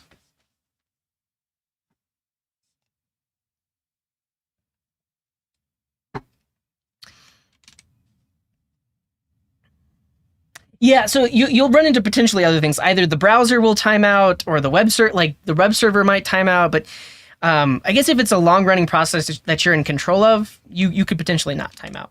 But that's the main thing. And then there's this other process that has nothing to do with serverless. Right now, it's literally just a little program running on my computer, on my laptop, and it's reading from that queue. And anytime a new job gets added to that queue, it goes off, it calls the API, and then inserts into the cache. And after it's done inserting into the cache, it marks the job as done. And so if another request comes into the API, the data is cached, and then the server responds with it. So to see the codes, for the client side, when this page loads, it tries to get the Pokemon. It makes a request to the backend, and this is a serverless function. And if that serverless function responds with the 202 status code, we know, okay, it's in progress. We are going to call this function again in 500 milliseconds. But if we got the data back, we just show it on the page. See you later, Fob. Enjoy your vacation, and have a good one. Make sure you delete from Vercel, because if you stop the worker, the Vercel app isn't going to stop because the front end will be retrying forever. Well, that's true. Yeah, if somebody leaves the web page open, I'm just going to delete everything, honestly. Yeah. Cool. But if the server did respond with the data, that means it had it in the cache and it'll load it there. So this is the client side. On the server side, this is our little serverless function that says, is the data in the cache? If it is, immediately respond with it, you're done. If the data is not in the cache, is there an existing job that is working on and caching this data? If there isn't, queue it up. And then respond to the client that says, hey, you try again in 500 milliseconds. And so that's it for this side of things. And that handles this whole flow right here. But what's missing is the data cacher, the thing that's watching the queue to see when does it need to cache data. And that codes is over here. So it's super simple. We're using this library called Bullmq. That's the same library we're using to add things to the queue. But we're listening on this specific queue. When a new job comes in, add an artificial timeout to make it seem like it takes a really long time to get this data. Actually get the data, put it in the cache, set an expire time of 10 seconds, and then when this function completes, the job is marked as done, and so it gets removed from the queue. And that's it. Right now, this is just running on my computer. Like, it's literally, you can see people still have the web page open, or at least calling it, and the thing that's actually loading the cache is just running on my computer. If I wanted to deploy this, I would need to put it on like a long-running server. Like I would need like a virtual private server or something like that, and then I would just spin up this little task here. So Beautiful Soup is a Python library used for like scraping like HTML data. You could use this setup for scraping if you wanted to. In my case, I'm just caching actual API data. So this server responds with JSON data. And that's it. We did it. It took us a while, but we did it. This was super fun. Thanks, everyone. Yeah. How does Vercel get the data from my computer? It gets it because my computer is putting it into the Redis store. That's the thing, is like the thing that these all have in common is they're all connecting to the same cache and the same message queue. So my computer puts it in the cache in the cloud, and also the message queue, which is in the cloud. And so I'm just using Railway for this. We can actually see the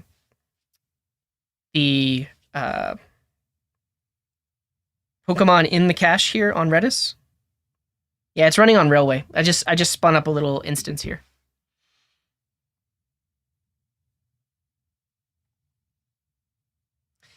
Yeah, and we can see, honestly, we can see it in progress. We can see this is how it uses Redis as a message queue.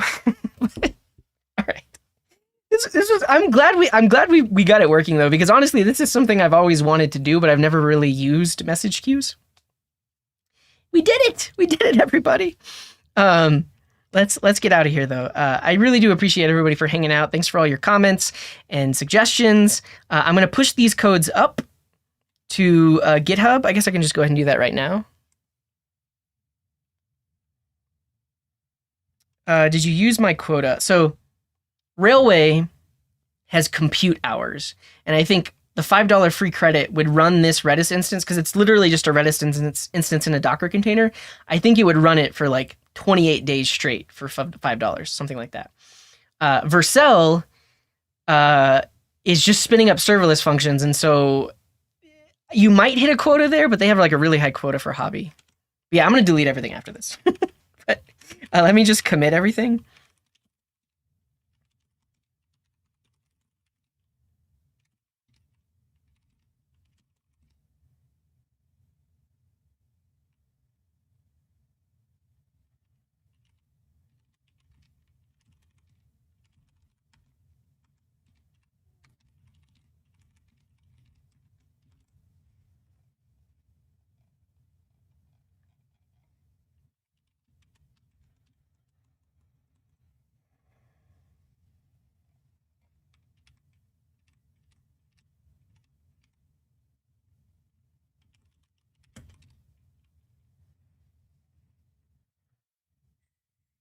Oh, we updated all of that. Cool.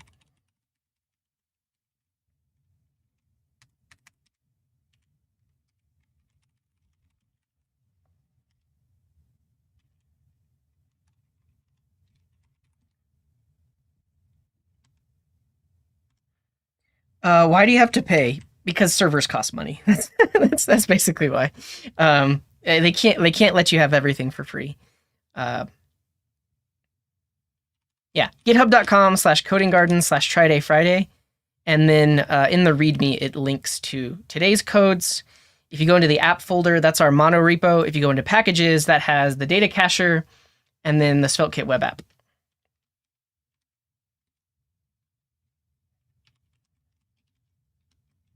You can check it out there. All right. Thank you all for watching. Follow me on Twitter if you haven't yet. Also follow me over on YouTube. And we have a Discord, so if you want to go hang out there, you can join the Discord. And also, I have a schedule of when I go live, but I don't plan on going live next week. Yeah, you're very welcome. Thanks for hanging out.